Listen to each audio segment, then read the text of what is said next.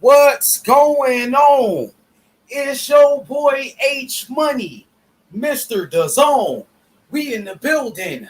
Let's get it. Andre Ward, my favorite fighter of all time. Andre Ward, Olympic gold medalist, first ballot Hall of Famer. Andre Ward, SOG, who retired undefeated, two division world champion, two-time unified champion, Andre Ward. You know what I mean? The animal. Andre Ward, the dog, the toughness, the skills of Andre Ward, man, made him a first ballot Hall of Famer. I want to take my time out right now to salute the greatest super middleweight of all time, Andre SOG Ward, man. You know what I mean? Every fighter he beat him. From Carl Froch, Mikhail Kessler, Alan Green. He beat them all. He beat them all. Sergey Kovalev knocked him out. You know, they try to hate on Andre Ward after the first fight. When Andre Ward, he showed heart in that first Kovalev fight. You know, Andre Ward came back. He came back. He got knocked down, but he got back up. And Kovalev couldn't finish him off because Andre Ward, too much of a dog. Andre Ward, he was a different type of animal, ladies and gentlemen. The last male American gold medalist in the sport of boxing. He's the last man to win a gold medal in the Olympics. Who else did it like that? Who else did it like Andre Ward, you know, who didn't lose a fight ever since he was 13 years old? Andre Ward, that man didn't lose a fight ever since he was a teenager, man. Since he was 13. The last time Andre Ward lost a fight when he was a teenager, nobody could beat him. Everybody they said that was going to beat him, they lost. Carl Froch, he beat Carl Froch with one hand. He fought with a broken hand, and he beat Carl Froch, dominated Carl Froch. He made Mikhail Kessler quit. He made him quit. You know what I mean? He made Chad Dawson quit. Chad Dawson, he was the lineal light heavyweight champion of the world. And guess what? Andre Ward made him quit. He made fighters quit. You know what I mean? He would take your heart away from you. Andre Ward would take your heart. He would take your heart. He was an animal. He was a dog. You know what I mean? The toughness of Andre Ward, the skills, the inside fighting on the inside. You know what I mean?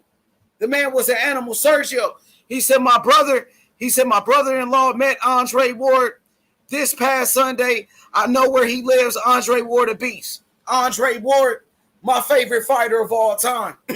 For those that don't know, Andre Ward, he's my favorite fighter of all time. I didn't say he's the best.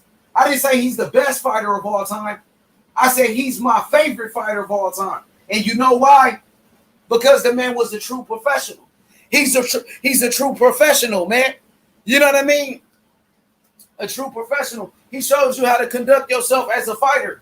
You know, he shows you how to be a professional. You know what I mean? A true champion in and outside the ring. You know what I mean? A true champion. A good example for the young fighters. A good role model for the younger generation. Andre Ward. You know what I mean? You know, a forgotten legend. Nobody could beat him. You know what I mean? He retired undefeated. And for those that don't know, Andre Ward, he fought with serious injuries. That's what I tell you about his heart, his toughness. You know what I mean? Andre Ward, those that don't know, this man was injured a lot of his career. He had a serious shoulder surgery, bro. Serious shoulder injury. You know what I mean? Andre Ward had a torn ACL. He tore his ACL playing basketball. You know what I mean? He dealt with injuries throughout his whole career, and nobody could still beat him. Just imagine if Andre Ward was 100%, man. And the Sweet Science Examiner, he knows exactly what I mean because that's his favorite fighter too. Shout out to Big Tank. You know, a true professional, Big Tank. He shows us, man, you know what I mean, how to conduct yourself as a true professional, bro. You know what I mean?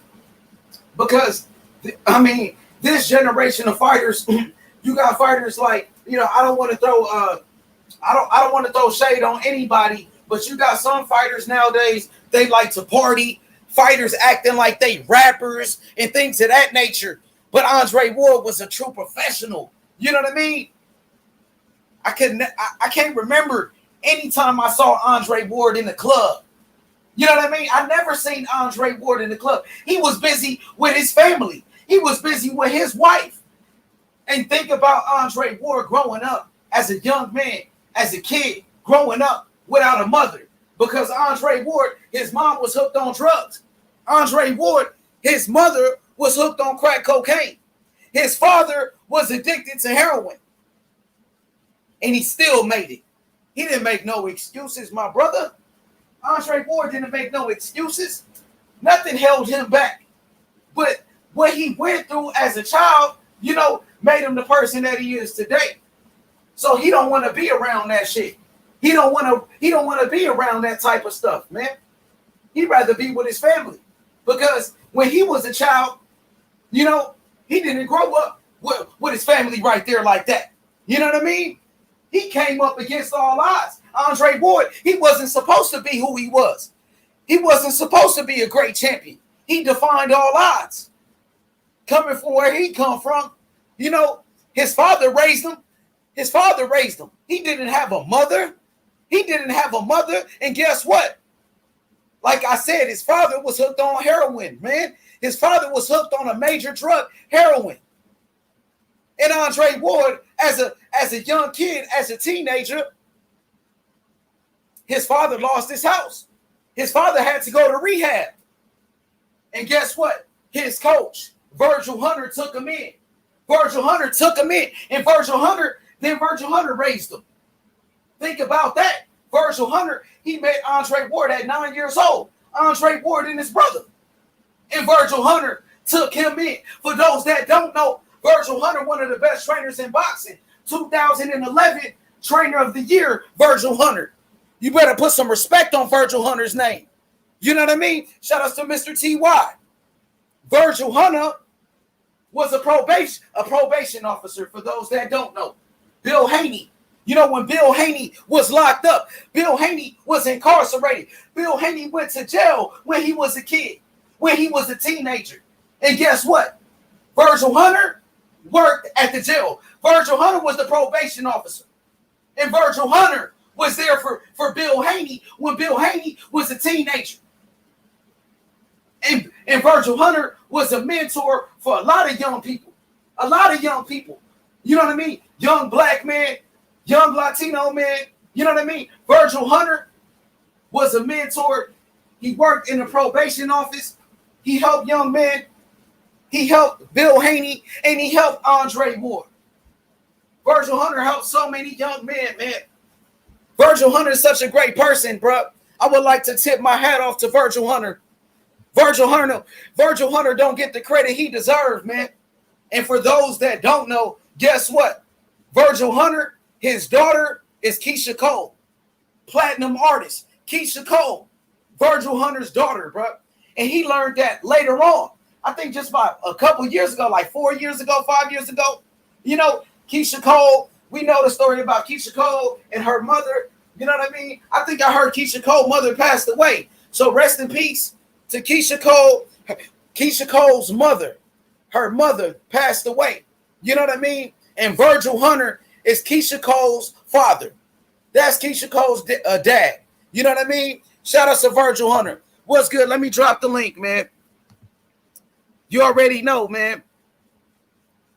And I think Andre Ward, he's a role model for young people in general, man. You know what I mean? I'm not a fighter. I'm not a boxer, but I look up to Andre Ward. Fighters like Errol Spence Jr. Errol Spence Jr. said he looked up to Andre Ward. Shakur Stevenson, he looks up to Andre Ward. Devin Haney, he looks up to Andre Ward. Just a great role model, bro. You know what I mean? Even like Floyd Mayweather, you know, he likes to party. He likes to throw his money around, you know, but Floyd was dedicated.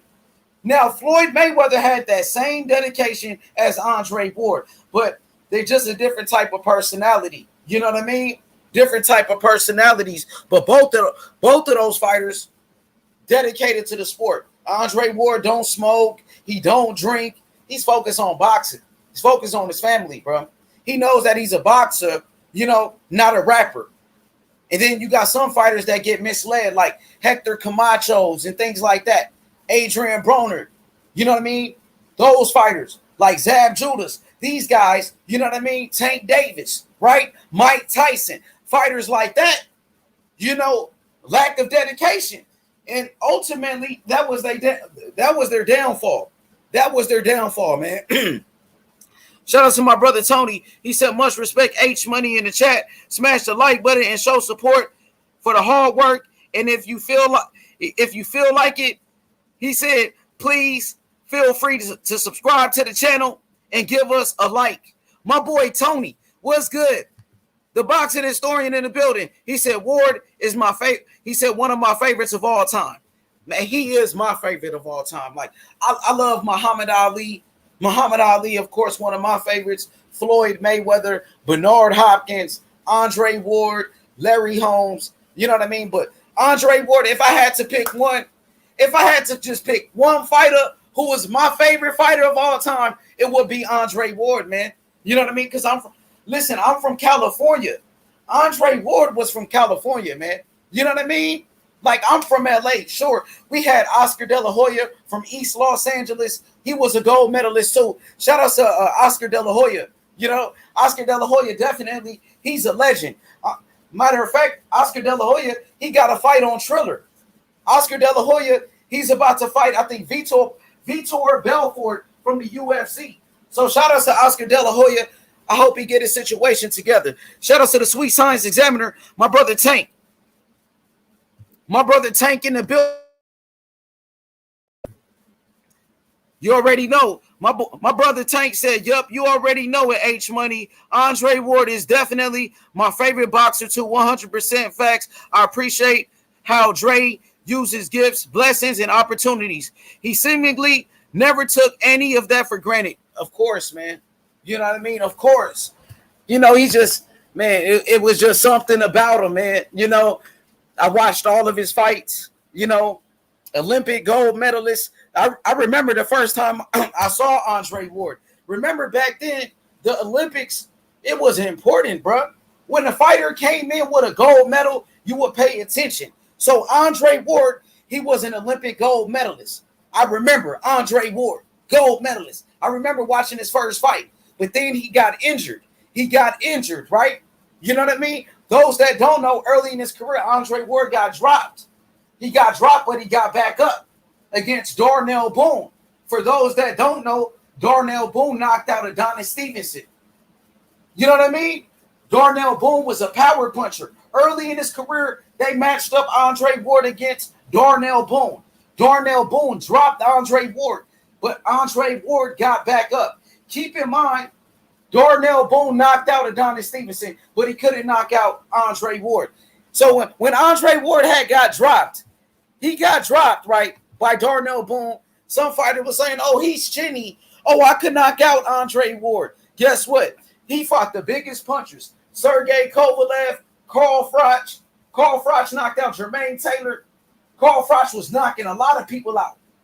You know what I mean? But he couldn't knock out Andre Ward. So that theory that they had, oh, he was chinny. He doesn't have a chin. Wasn't true. Never been knocked out before. Retired undefeated. Went against the biggest punchers. Edison Miranda. Nobody could knock him out. Sure, he got dropped, but he got back up. You know what I mean? He got back up. Muhammad Ali got dropped. Just like Virgil Hunter said in that Kovalev fight. When Andre Ward got dropped, right, he got back up. And Virgil Hunter told him in the corner. He said, Ali got back up. Robinson got up. Leonard got up. You got up. And he got back up, kept fighting, man. Just the animal, the heart, the dog. For those that don't know, the animal, man. He was a pit bull. You know what I mean? He didn't have to do that talking. He would let his fist do the talking. I know fighters like Muhammad Ali, Larry Holmes, Bernard Hopkins, Floyd Mayweather. They talk that talk, but they backed it up. Think about how many fighters talk that talk, but they can't back it up. You know what I mean? Think about how many fighters talk all that shit like Broly, but they don't back it up. How many fighters do all that talking, all that woofing, but they don't back it up? Muhammad Ali talked that shit and backed it up. That was the difference. You know what I mean? Earl Spence, he doesn't even do a lot of talking. Earl Spence, Terrence Crawford, they don't do much talking. They talking in the ring. What's good? My boy Boxing Historian, what's good? Salute. Salute, man. I had to just jump on just because of the title, man. Tap in. I want to get your thoughts on this topic. Andre Ward, man, you know, the legend, first ballot Hall of Famer, 2-time unified champion. Easily. Five-time world champion. You know what I mean? Olympic gold medalist, 2 divisions. Two-time number 1 pound for pound fighter in the world. For sure. Tony Boswell says Andre Ward in my top 10 of all time. Facts, all time great. Nobody could beat him. He fought the best. You remember he won that Super 6 tournament when he beat Mikhail Kessler, Arthur Abraham. He beat Carl Froch, Alan Green, Saki Obika. He beat everybody. He wiped out his whole division. Yep. Doing what guys ain't doing right now, which is clearing out whole divisions. That's why I always call him, you know what I always call him, man? I always called him Mini B-Hop, bro, because he did the same exact thing that B-Hop did. You know, he just don't have the same longevity or same amount of resume, but the way he did it, you know, it was like, man, there ain't no way you couldn't root for him. I mean, after the Super 6, after cleaning out his division, guess what he did? He went up, fought Chad Dawson. People be like, oh, Chad Dawson's soft and weak. Well, Chad Dawson was one of the top 5 pound for pound fighters at the time. Okay, he fought him at a catchweight, but Dawson was talking that smack. Yeah, but Dawson wanted to move down to 168. Right. He said that. He called him out. That's what I'm saying. He said he was gonna knock him out. And guess what? He got knocked out. You know, Andre Ward then moved up to like what 160, 168, then all the way to 175. Man, come on, bro.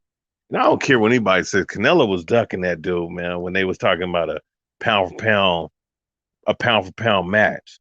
You know what I'm saying? They ain't what's call it at the time. His team didn't want no parts of Ward. All right. Then, you know, he moves up, beats up on Kovalev, man. Yeah, because Triple G was ducking him. Remember, Triple G was saying, I will fight anybody from Triple G said, I will fight anybody from 168 to 175. And then Andre Ward said, okay, I'll fight you. Then Triple G changed his energy. He ducked that fight. He knew it was gonna go down. He knew it was gonna go down. That jab, every time Triple G was gonna come in there, that jab was gonna be right in his face. And he's gonna clinch up, he's gonna bully him on the inside, and Triple G is gonna get mad. Triple G gonna get tired. Triple G gonna look like human. He gonna look human. He ain't gonna look like no hard hitting cat, man. You know what I'm saying? Like Ward, man, his IQ, man. It's just second to none. You know, moved up, made Kovalev look weak. He took Kovalev's soul out of the second fight. Kovalev was never the same. I mean, Ward is easily first ballot Hall of Famer. And then we got to, if we're talking about middleweights, regardless of which of the 3 middleweight weight class, he definitely in my top 50 middleweights all time. You understand? Because For sure. Hey, okay, so we got this comment right here. My brother Tank, he said, yup, H Money is right. That Darnell Boone fight prepared Andre Ward for what later happened versus Kovalev. Dre knew how to get up and continue to fight and win in spite of getting dropped. Facts. He showed a great chin. So we got Unique Dawn in the building. Shout outs to the Queen. My brother D Style Boxing, ACP in the building. What up, D Styles? What's good? YSM Sports Media out there in Philly. What's good, my boy? He said my favorite fighter as well, the Tim Duncan of boxing. What's good? Okay. Elijah, what's good, Elijah? So we got Taco K from the hometown of Andre Ward, Oakland, California. Yeah. What up to the real one, H, the real one, Money? You feel me? You know what I'm saying? We out here, we doing it live. This is a real chat. This ain't no chat for no suckers and no duckers. You know what I'm saying? You feel me? This is that real shit. You feel me? Spitting that real spit. So all y'all just get in line and fall in line. You feel me? If y'all with that hater shit, man, go in the back of the line or go to the next line. You feel me? You know what I'm saying? It's that real shit over here, that real smoke. You know what I'm talking about? Yeah. So, you from the hometown. You from Oakland, California. That's where Bill Haney, Devin Haney, Andre Ward, you from there. You know what I mean? So tell us a little bit about Andre Ward and what he means to the city of Oakland. Andre Ward means a lot to the city of Oakland. You feel me? He the one that brought boxing, one of the fighters that brought boxing back to the town. You feel me? You know what I'm saying? And the town is a good city. We have a lot of talent out here, but you feel me? We have a lot of other curricular activities out here too. So you feel me? It means a lot out here in Oakland. You feel me? For somebody to come out when our own come out, we support our own. You feel me? And when Ward was fighting in the town, sold out, sell out. You feel me? And it's going down. He brought the stars out. He brought the pimps out. He brought the hustlers out. He brought the killers. He brought everybody out. You feel me? And if they ain't in the inside, they parking lot pimping on the outside. You feel me? So you know what I'm saying? Andre Ward brought the life back into the town, man, because there's a lot of shit that go down out here, I'm pretty sure, just like in DC, just like in LA, just like in, you feel me, all the other cities and stuff that have different extracurricular activities that be going on. So yeah, man, he means a lot out here, man, and he did a lot in these streets, man. He helping a lot of kids out, doing a lot of different things. He have a lot of charities out here in the town, man, and he be in the streets, man. So you feel me? You could catch Ward in the streets, man. So he ain't one of those that just leave and don't come back. He in the hood. You feel me? Just like Bill Haney. Bill be in the hood, bro. Y'all try to talk, bro. Bill be in the hood, bro. Now, I got niggas that be like, man, he be pulling up in the Devin Haney promotion van and bro. None of y'all can't say Bill don't be in the hood. So you feel me? It's different out here. We support our own. We ain't like all them other cities and stuff like that. You feel me? We support. That's like I was supporting, you feel me, Barrios, you feel me, when he fought Tank, even though I knew he was gonna lose a Tank, but he went Virgil Hunter. So I gotta support my own, man. He from the town. I gotta support my own. You feel me? And if he would have listened to my boy Virgil, he would have pulled it off. So Ward mean a lot, man. Just like Devin Haney and Bill, man. They mean a lot to us out here. Facts. That's so Taco from Oakland, California. Hey, I want to ask you one thing though, because I've just been boggling my mind. Like, wait, you feel me? I'm gonna go on mute and let y'all cook for a little bit. I'm gonna hit my little bong. But hey, don't Canelo got a WBO? WBO belt? Yeah, he got one. He just beat Billy Joe for the WBO. So why isn't Andre just move up and force the mandatory belt, because the WBO gets a for sure mandatory? That's a good question, but Canelo said I would never fight you. Like, even if he did that, I don't think Canelo will fight you. He got to drop the belt then, or unless they're gonna make up something else for him. He would, he dropped belts in the past. He dropped the belt at 160. But he always, but and this is what Boo Boo. I don't know why Boo Boo don't do it though. Like if that was me, I would move up and force that challenge. Like, especially they talking about they fighting through negotiations off. Nigga, if you don't pull, nigga, I'm moving up. Like, nigga, I'm moving up. I'm taking my mandatory challenge. You got to fight me. And then if he gonna drop the belt, let him drop the belt. Yeah, I feel you, but when he went to Canelo and tried to talk about making a fight, Canelo said it would never happen. So, like, if he do that, like, you know what I mean? And Canelo vacated his belt at 160 when Charlo was the mandatory. Remember, Canelo vacated his belt at 160 when Triple G was the mandatory. But later, he fought Triple G. So, Canelo will drop a belt in a heartbeat. You know what I mean? Like, I ain't going to take nothing away from Canelo. He's a great fighter. But, I heard Canelo and Caleb Plant, like, the fight ain't going to happen. I heard Canelo had some crazy-ass stipulations in the contract and shit. That Caleb Plant said they gave him in everything he wanted, his biggest payday and everything. And Canelo was on some crazy shit. So Canelo a great fighter. I'll make that clear. He's a beast. He's a monster. One of the best in the world. But some of the diva tactics I don't agree with. So let's get my boy Bo Dollar in here. We got Bo Dollar. What's good? What's happening with it? I heard What's y'all good? cooking. Same old same. What we rapping about tonight? Man, I'm talking about Andre Ward, the legend, man. You know what I mean? The last man to win a gold medal in American boxing. You know, a fighter that retired undefeated, beat them all. You know, retired on top. You know, what's your memories of Andre Ward as a fighter? Oh man, dude, it's like just what you said. What I'm gonna say, you didn't say. You heard me? Legendary, legendary. You know, they from the school though, man. The school just changed to now everybody want to be a prima donna. These dudes is pop ups. You know what I'm saying? They ain't grinding to get there. They want to just pop up and be there. That's it. Ward one of the last dons in the game. You know what I'm saying? Man, he went through, bro, the Super Six, bro. People don't remember that, bro. That probably was the Right. last. Wait, was that the last? Wait, they was trying to have one at 135, right? But it didn't go through. Was that the last tournament we had? I think Right. they got something called the World Boxing Super Series, so that's like a tournament though. The World Boxing Super Series pretty good. Right. He went through that thing like nothing. Bro, they wasn't even hitting him, bro. Right. Bro, That people was don't his remember, bro. claim.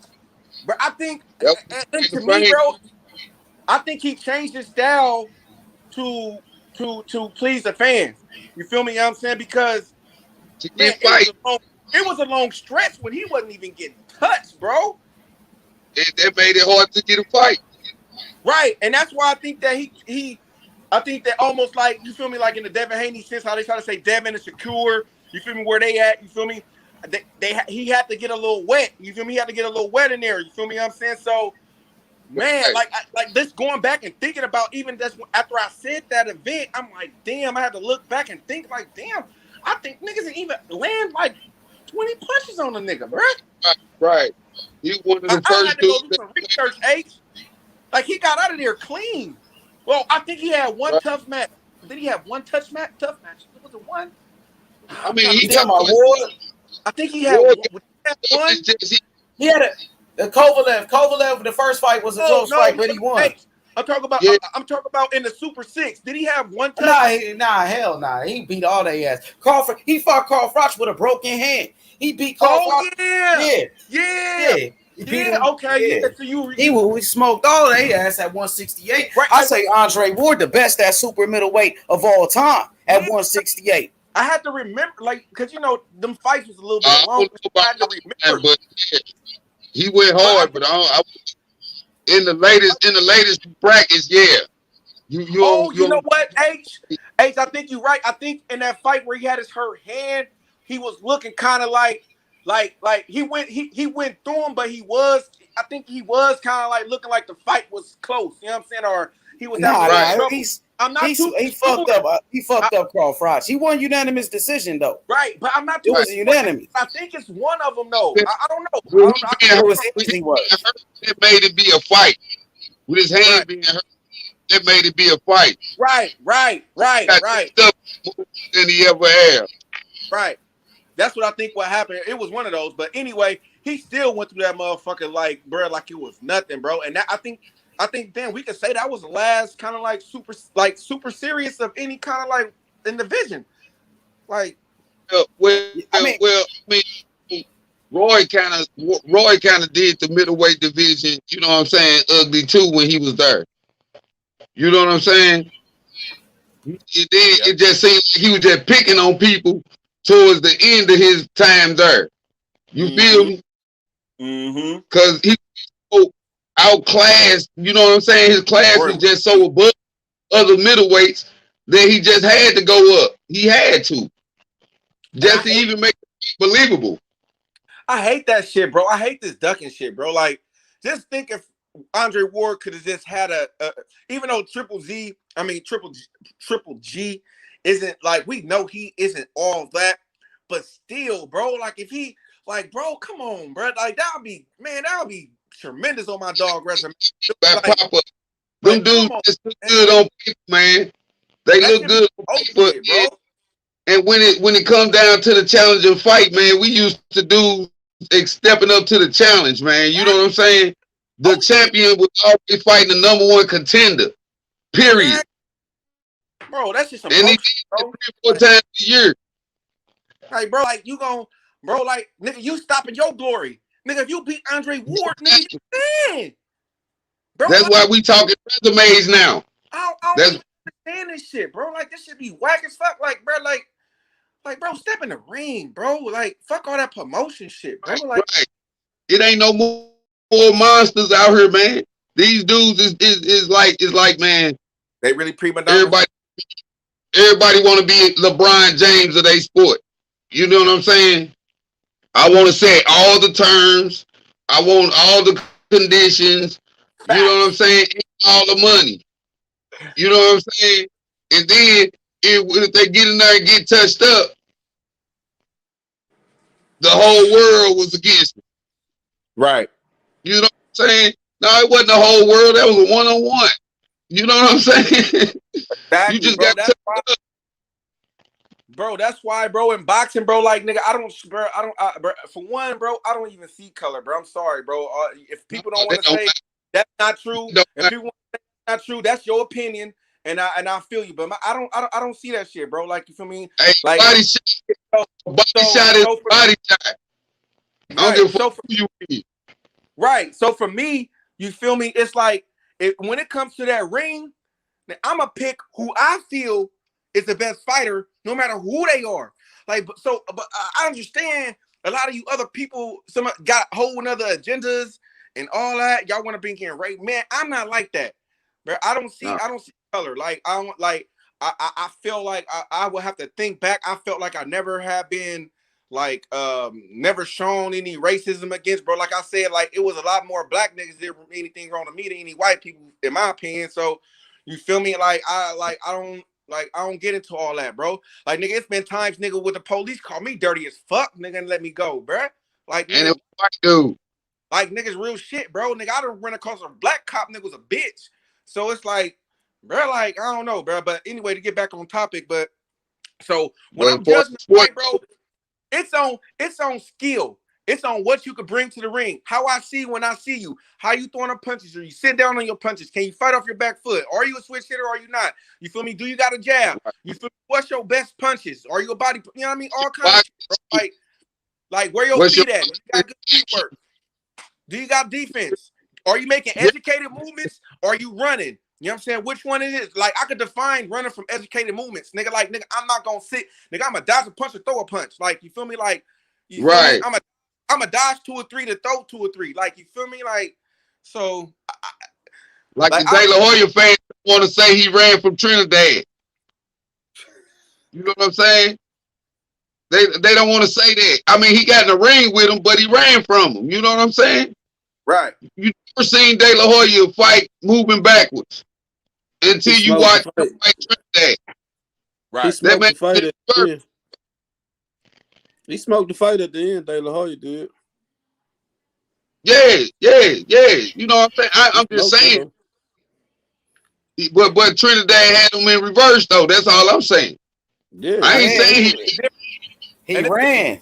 Like at first he was boxing though. At first he was doing good, but then he ran out of gas. Like De La Hoya would always get tired. You know what I mean? He was afraid of getting knocked out by Trinidad. Exactly. 12. He smoked that fight. 10, 11, 12 round. He smoked it. He gave it away. You see, people need to realize that going backwards is bad. Like, you can't fight going backwards. You can't like that. So if you can't fight going backwards, if you don't know how to plant going back off your feet and plant and throwing punches, or if you don't have no power off your punches, or you can't be balanced by throwing punches going backwards, it's a run move. Like that's a run move. Like, you know what I'm saying? Like if I'm just running around trying to get punched, like nigga, like that's different from me setting you up. You lunging in and me stepping back and countering your ass. You feel me? You know what I'm saying? Right. Things. Right. Like, people I mean, you know, it is what it is. It is what it is. I mean, I'm not one of those mesmerized boxing fans, which I am first, a boxing fan. But I'm not caught up on it. Like it hurt my heart to have to pick Lennox Lewis over Mike Tyson. when they finally fought. But I had to use common sense. You see what I'm saying? I still better than Mike Tyson, nigga. Shit. I couldn't do it. Mike was too old. You know what I'm saying? He was getting touched more than he ever did. He ain't had a move. Hey, I'm 30. I'm 30. I'm 36. Hey, I forget my age, bro. After 25, I just get it, bro. Like, I think I'm 37 though. So excuse me. So, I stopped a long time ago. Hey, so you know, Mike Tyson to me, nigga, Superman. They don't give a fuck. Like, you really? Right. Hey, like niggas said, I ain't going against Superman, but we all knew. You feel me? Like, if you was really in, like, even like boxing fan, like, you feel me, watching boxing, like I watch Tuesday nights, we watch Friday nights.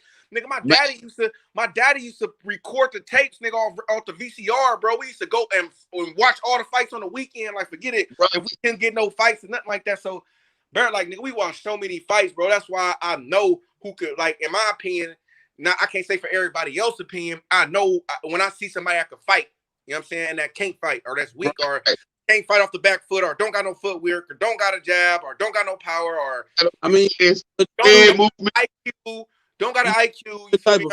Don't got no good coaching, no good fundamentals. You feel me? No corner. You got different type of fighters though. You got some and that's what I'm saying is with good boxing skill sets. You know what I'm saying? That you got fighters that sluggers like Madonna. Right.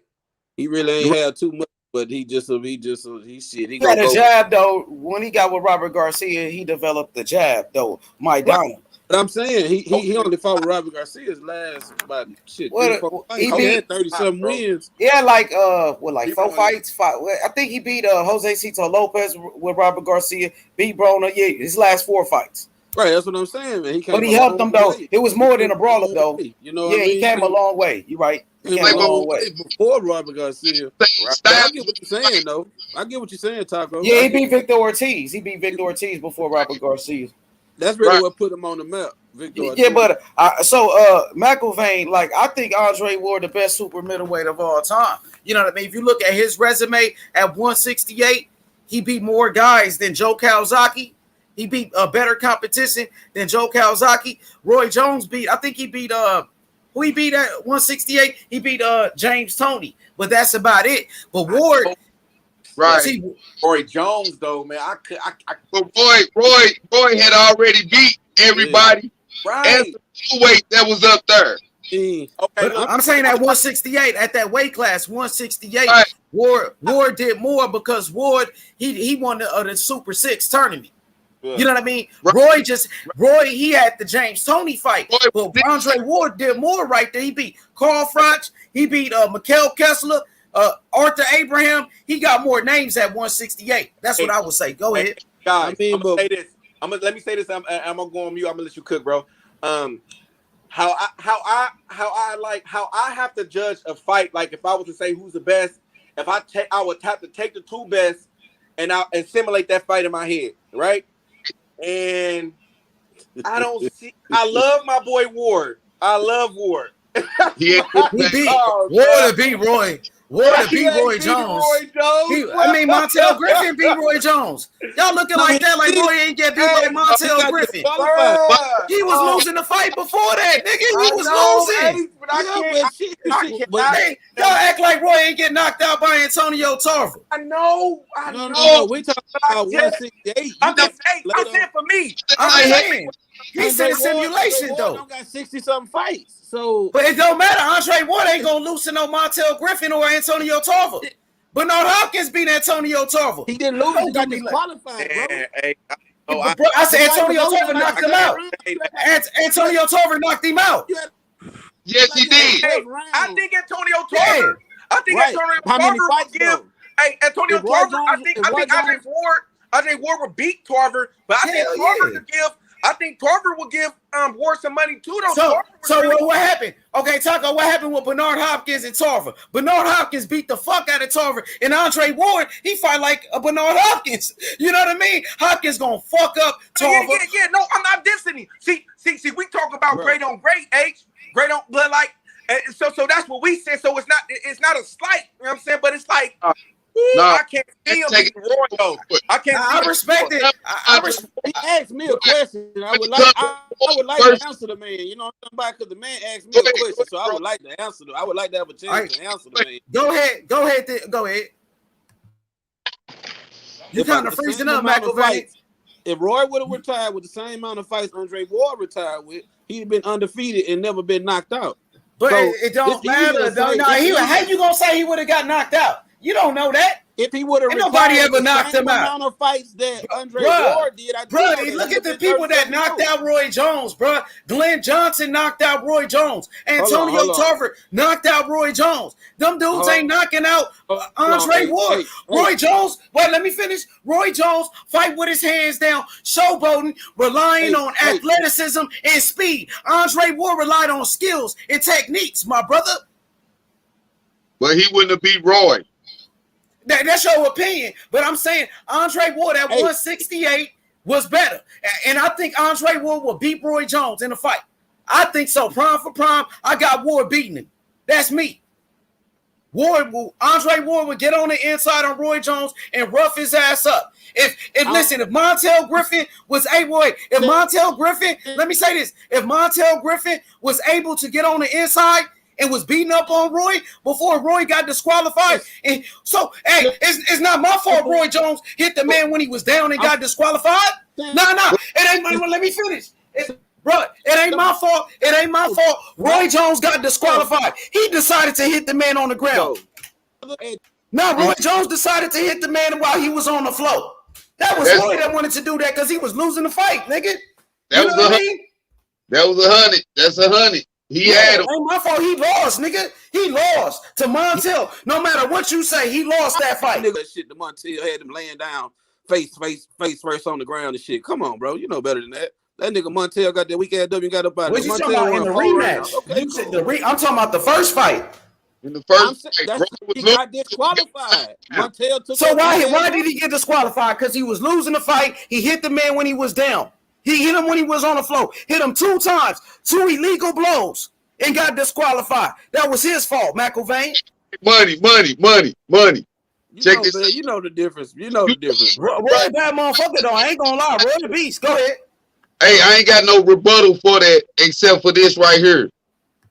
He hit him on the ground, but he knocked him down first. A clean knockdown. That was standing 8 count though, right? A standing 8 count. He took a knee. I think he took a knee. Montel took a knee, right? It was a knockdown. It was a knockdown. Yeah, you right. But still, the man was gonna get back up. But Roy decided to hit him while he was on the floor. And Roy was gonna finish that nigga ass. No, you can't say that. You cannot say that because Roy hit him when he was down and got disqualified. He finished him off like he had just got up. Nah, that was his fault, but that's a foul. That's a foul. Hitting the man when they was on the ground like my boy Anthony Durrell. No, Andre Durrell. Remember Andre Durrell took the knee and Arthur Abraham hit him when he was on the floor? Come on, bro. That shit ain't allowed in boxing. Bro, but nigga, it was if you go back and look at the knockdown, you know them punches that Roy hit him with while he was on the ground. Who was winning the fight before? Who was winning the fight before the disqualification? Montel won it was 4 rounds to 2 or 3, bro. It wasn't like Montel was winning the fight, bro. Montel was winning the fight. He was winning the fight, but the thing is that he was winning he was winning the fight. That was all Roy's fault. I can't take that from you, bro. That's 100. He was too professional at that point to make a mistake like that. So he did it on purpose. You see what I'm saying? But the way he destroyed him in the second fight, he wasn't gonna win that fight, bro. Montel Griffin wasn't gonna win that fight if Roy didn't disqualify. We don't know though. See the thing, Bo Dollar, we don't know because he decided to hit the man when he was on the ground. You know what I mean? And he was losing. The reason why he hit him when he was on the ground because he was losing, and he decided to hit him while he was on the floor. I give you that, bro. I give you that. I agree 100% on that. Hey, I agree with that. The thing is, fuck, bro. Like Roy was fast as fuck, though. Like I don't think Andre Ward faced somebody that's fast like Roy Jones and athletic. Andre Roy Ward was different fast too, with that right nigga. hook. He Bro, fast that right too. hook, I don't, bruh. Like, and then so when I had to like if we match all the skills up, it's just I don't know, bro. Like, I feel like Roy. I feel like wait. Let me finish. I just feel like, in my opinion, in that fight, which I know Andre Ward could do because I know he could stick to a game plan. That's not even a question. Like, so we already know that. So that's a check in the box already, right? So we know Andre Ward could box and gonna stick to that game plan. But my thing is, like, damn, if he don't have anything to like feel like that could push Roy back, man, it's a long night. He gonna push Roy back. He gonna rough Roy up. Andre Ward, man, is an animal. Wait, I do know because Andre Ward.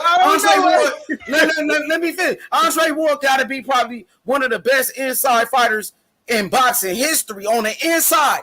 Montel Griffin was able to rough up Roy Jones on the inside. If Montel did it, I know Andre Ward gonna do it on him. I know Ward gonna rough his ass up. He gonna make it a rough and tough fight on the inside. Roy gonna fold, bro. I got Ward. 12 round, but the thing is Andre gonna be able to take his? I think that Roy Jones have way more power than Kovalev and in the wit educated. Oh, I don't know. I have to get that. He got power. Roy got power. But I gotta give that to Roy. Hey, it's a slight, and that's not a slight on Andre Ward. Nigga, that's an all-time great. So please, people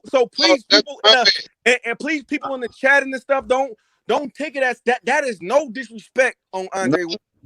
None. So it's your opinion, though. I respect it. I just have to give that. Like, I don't think that nobody else could beat him in that era, but Roy, in my opinion.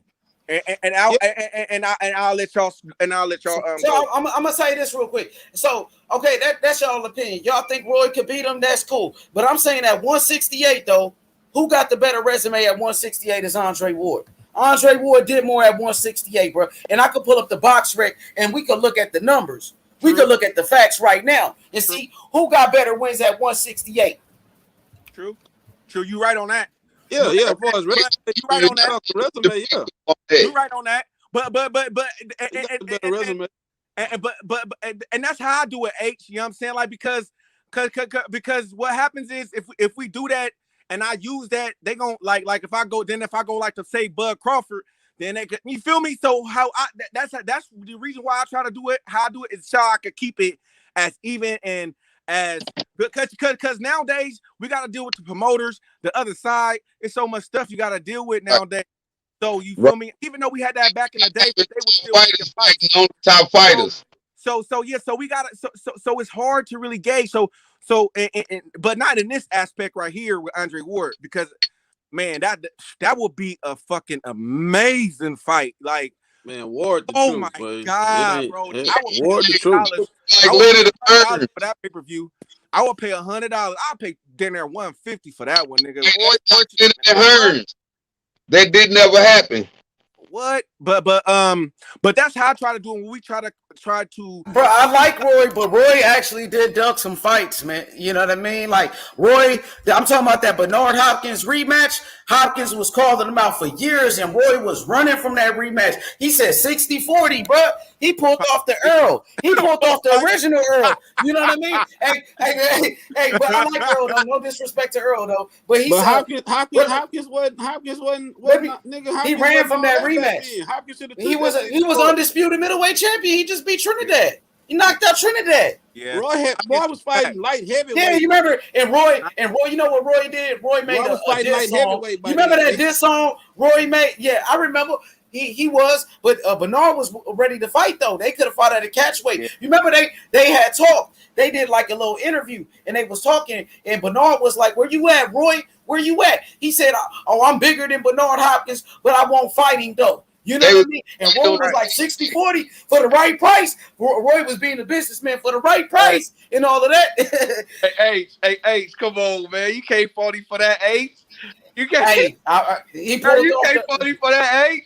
he Hey, said hey, the You 60 know, man, 60-40 if you want to get it Hey, over.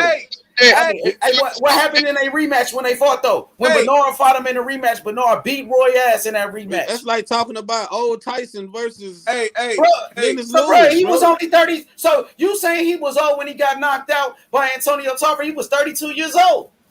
Nah, I didn't say he was old when he got knocked out by Tarver. That wasn't the conversation. Hey, Oh, okay. Hopkins. Hey, I was at the fight. I'm gonna tell you like this. Hey, I watched I'ma the tell fight, y'all nigga. like Hey, this. Hopkins, my nigga. Hey, Hopkins, that's my nigga. Hey, He fucked him up, nigga. Hey, Let's go. Hey, look you, at this. Hey, Hey, you look, know look. boxing, so you know that age don't correlate a nigga prime. But you know Hopkins old older than boxer. Roy. Hopkins older than Roy though. Hey. And if you heard the statement I just Y'all said, I can't- said, you know, age doesn't correlate with Yeah, a y'all person can't being blame- in their Bro, prime. I'm not. Bro, Or I'm being not. boxed. Excuses, You know bro. what I'm saying? When it comes to boxing. Excuses, bro. Hey, look, check this out. If I beat a nigga ass and I know, you feel me, like nigga, like you know, nigga, I'm pretty sure we all had fights, and nigga, you feel me, when you had that close fight, nigga, and you, but you know you won, but you like nigga, shit, nigga, I ain't trying to fight that nigga. Right, Shit, right. nigga. But nigga, I'll fight you if I had to though. But nigga, shit, I ain't trying to fight that nigga again though. You feel me? So. Bro, Right. like nigga, Well, I see that as that. You know what I'm saying? Like nigga, shit, nigga, I beat your ass one time, and then nigga, fuck that, nigga. It's on to the next, nigga. Fuck. After Roy got knocked out by Tarver, we all know he wasn't. That nigga was never the same. I don't give a damn what his age was. That nigga He was the same. He was the same.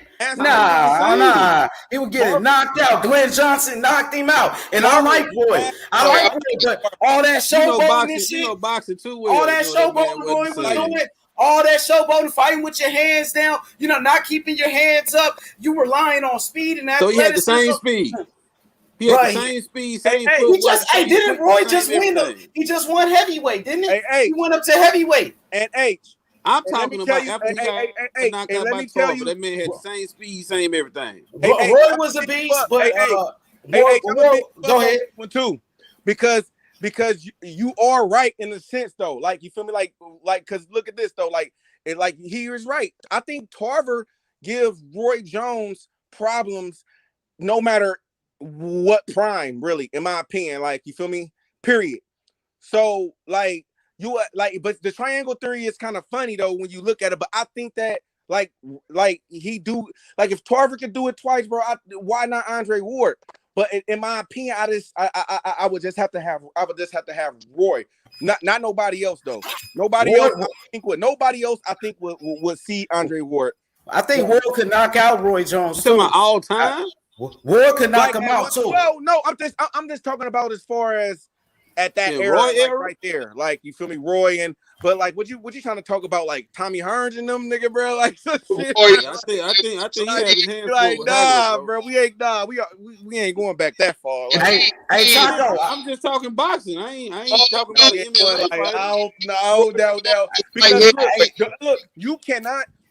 I don't care what nobody says. You cannot simulate that era because the thing is, they punch output was they was throwing like 200 dinner punches around, bro, like 100 punches around, bro. Yeah, so you can't discount them for that. Bro, it's not, bro.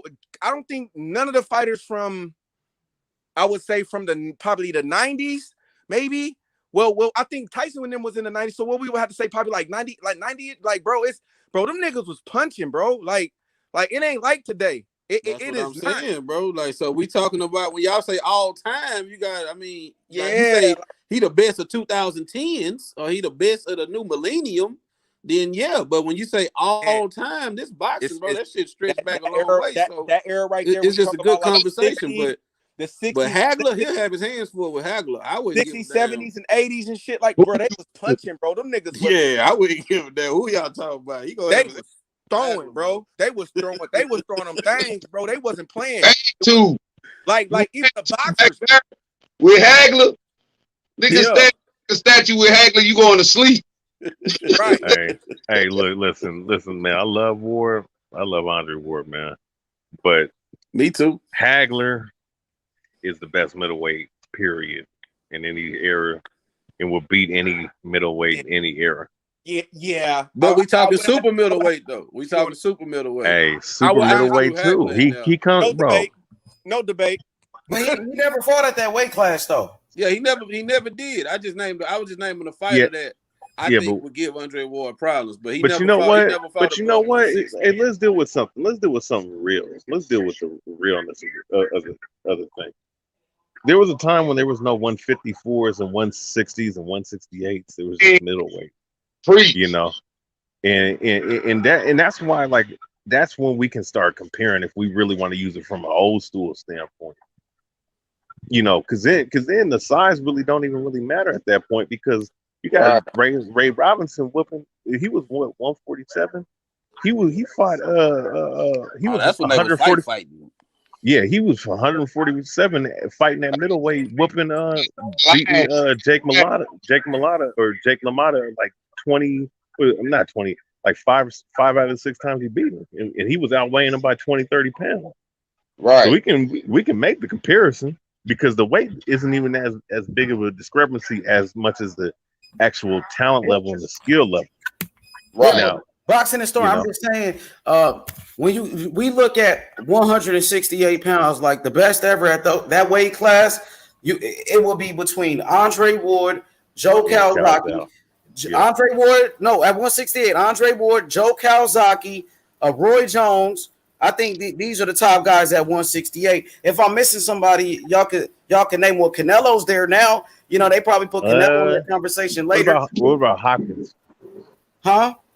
Hopkins never fought at 168. He fought at 160 and 175. So it was 160, 160. Okay. Yeah, 168. Andre Ward. He if you look at his resume, it's better than Joe Calzaghe. It's better than Roy Jones. Roy Jones did beat James Toney. He gets credit, but Ward got more wins. He won the Super 6.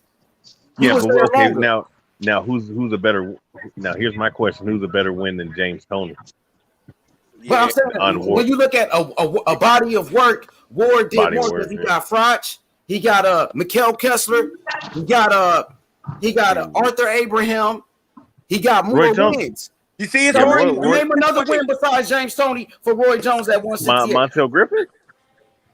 He lost to Montel Griffin. That was at 175. No. Oh, it was okay. That was at 175. Yeah, that was at 175. No, but he avenged that loss and he knocked him out the second time. That first loss was a DQ. You know. That's why I do it the way I do it. That's a lot of work, man. That's why I say, like, I just gotta put him in a ring, like, you feel me? I just have to simulate it in my head and put it in my ring, like tell her to take. If we put him in the ring, if we put him in ring wise, I don't look, if Roy did Hopkins and James Toney dirty, he's gonna do Ward just dirty because Ward a different type of animal, man. Ward is when Roy beat Bernard Hopkins, remember Bernard Hopkins was fresh out the penitentiary. Yeah, he was. He didn't have experience at that time, so he beat a green Bernard Hopkins. What we saying? Who Andre Ward would have beaten in those times? We saying at 168. We talking about who got the best work right there. Who got the best resume at 168? Who got the best win? It's between those four. Who did more? Everybody agree. Ward got the best resume at 168, but we're talking about Roy. You had to think. Listen, I'm not big enough no Joe Calzaghe. I'm gonna pick Ward by default. I'm about to get ready to get up out of here. I'm gonna leave y'all for a little minute and everything, but yeah, man, H Money, man, you the real one. Everybody up here, I appreciate all y'all. You feel me? I'm saying I got respect for all y'all. You feel me? So y'all keep rocking, man. Keep doing y'all thing, and I'll see y'all in the chats, man. For sure, Taco. Much love, Taco. Yeah, we love hearing your opinions, Taco. You actually make sense, unlike them Deontay Wilder dummies that was on the other day. As far as the Andre Ward thing, and I think I'm not sure who said it about. I think you probably said H that Bernard Hopkins didn't fight at 168, but on all he fought with 160, went to 175, and some of the guys did come from 168 to 175, and he made it look easy, I believe. And then the guys that did fight at 160, some of them did go to 168, and it's again. James Toney, he went to heavyweight. You dig what I'm saying? And he became a champion. He was successful. He had success in his career against some great fighters. James Toney beat a Holyfield. And in my opinion, I could never see Andre Ward beating Evander Holyfield at 25-2 with the age he retired. You see what I'm saying? It'd be just too much relentless power. You talking about James Toney and Andre Ward? Come on, man. James Toney got beat by Montel Griffin 2 times too. Yeah, but James Toney, bro. Come on. That's we gotta. We had to respect I got great you. James Who Toney beat the was. heavyweight belt? John Ruiz. Andre Ward beat John Ruiz too, my brother. You said Andre Ward beat John Ruiz? Yes, the same dude that James Toney beat for that belt. Andre Ward beats that type of dude too. Now, you said he beat him or he would beat him? He never. Ward never moved up to heavyweight though. He never moved up to heavyweight, but Ward wanted to fight AJ though. He did call out AJ. He did. Yes, he did. I mean, he wanted to fight Tony Bell. What's his name? Tony Bell. Something? Yeah, but I'm saying James Toney was a great fighter, but James Toney, you talking about a guy that was missing weight. He wasn't really dedicated outside the ring. You know what I mean? But James Toney, money. I'll tell you. Look, let me say something real quick. I just want to say this. Let me make this clear. I'm saying James Toney is a legend, all time great. But he did struggle to make weight at times. He wasn't the most professional, and he did get beat by Montel Griffin 2 times. Yes, Once again, if Montel Griffin and let me say this. Griffin beat James Toney, I know Andre Ward could beat him too. But go ahead. Let's say real quick. Let's deal with this. Because James Toney was one of my top 5 favorite boxers. Period. Yeah. And so is Ward. So Ward is one of my top 10 favorite boxers all time. Now listen. I agree. I watched all his fight. I got his whole fight on his whole career on DVD. I seen his whole fight. When he was on, there's few guys like on his best days. There's only a few guys that could beat James Toney at any middleweight division. Now, but there was times where with James Toney, there was one fight where it was some dude, it was a white dude. It was in his hometown, and he actually was outboxing James Toney. He was a no name, but they gave the fight to James Toney. James Toney did have lapses against guys that was not of the same caliber as him. You know what I'm saying? But he also pieced in Iran Barkley, Mike McCollum. All right. Who else did he? I think Iron Barkley would have gave Andre Ward troubles. Oh, Iron Barkley gave anybody trouble. I mean, you have to respect style. You have to respect style. Let me finish. Roberto Duran came up from 135 and beat Iran Barkley, bro. Stop. You know what I mean? Let's be real. Iran Barkley had like 10, 15 losses, bro. That doesn't mean anything in boxing. You have to respect style. You have to respect style. Andre Ward would have beat the shit out of Iran Barkley. He wouldn't have been able to. He wouldn't have been able to. He wouldn't have been. It would have not. You're gonna make me play. Okay, I'm about to pull up all the resumes then. Let's go to Box Rec then. Hey, just put it. Hold on, make sure. All right, so H, but we want to see is a super middleweight. No, that's it. No, super middleweights. All the super middleweights. Iron Barkley gave anybody. We're gonna look at all those losses and see all those dudes that beat. I want to see all super middleweights and light heavyweights. That's what I want to see. Iran Barkley give anybody. Iran Barkley, bro. Iran Barkley was not an easy walk in the park for anybody. Roberto Duran was way past his prime, and he was a little dude that beat Iran Barkley. But it's still boxing skills play. Barkley can box. He's not. It's not to the same scale. It's hard to duplicate. It's hard to duplicate to how skilled the fighters were back. And around those times, that was damn near that was like a golden era of guys that really had skills. Like they turned their punches over. They used their feet. Guys today are so damn lazy. And guys, that's why I would say today Floyd and Ward had an advantage because they really were students of the game. A lot of guys back then, Barkley would have picked guys apart. He put his punches together. Real quick about Floyd Mayweather, man. Well, Floyd Mayweather, James Toney, Bernard Hopkins. I'm gonna use those guys as an example. Those guys used techniques from the guys that fought back in the 30s, 40s, and 50s, which is that shoulder roll, shell defense. They, different variations of that shell defense. A lot of those guys back then were using that on a daily.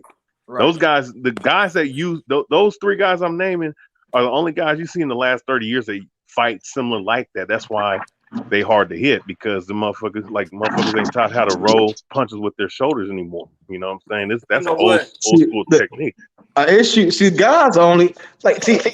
Exclusive said every time he saw Iron's face, it looked like episode of Martin. But that's because you're not really watching the fight. If you really study Barkley, I'm trying to think he was getting his ass whooped, bro. I mean, but that's neither here nor there. If you Ward is the best. You putting Ward in there is a total different fight, because what Ward would have to do to win the fight, what Barkley would have to do is do damn. Barkley could have beat Durant if he would have just did certain things a certain way. Again, he beat Thomas Hearns, he did beat Thomas Hearns, who was the champion at that time. He knocked out Thomas Hearns, boy. And then he outboxed him the second time.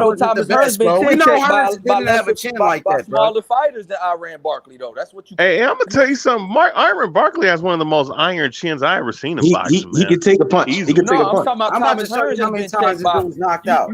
Thomas Hearns, we can't even say Thomas Hearns had a weak chin, because the guys that hurt him with punches. I'm not saying he had a weak chin. What I'm saying is he been stopped at lighter weight classes than when he fought Iran Barkley. Who stopped Thomas Hearns? Sugar Ray Leonard stopped him. Sugar Ray Leonard was a light heavyweight champion as well, though. Yeah, but Sugar Ray Leonard became a light heavyweight champion. What are we talking about? Was a finisher, though. He wasn't a power puncher. Sugar Ray Leonard was 5'10" with a 75-inch reach. He was a fucking walking light heavy.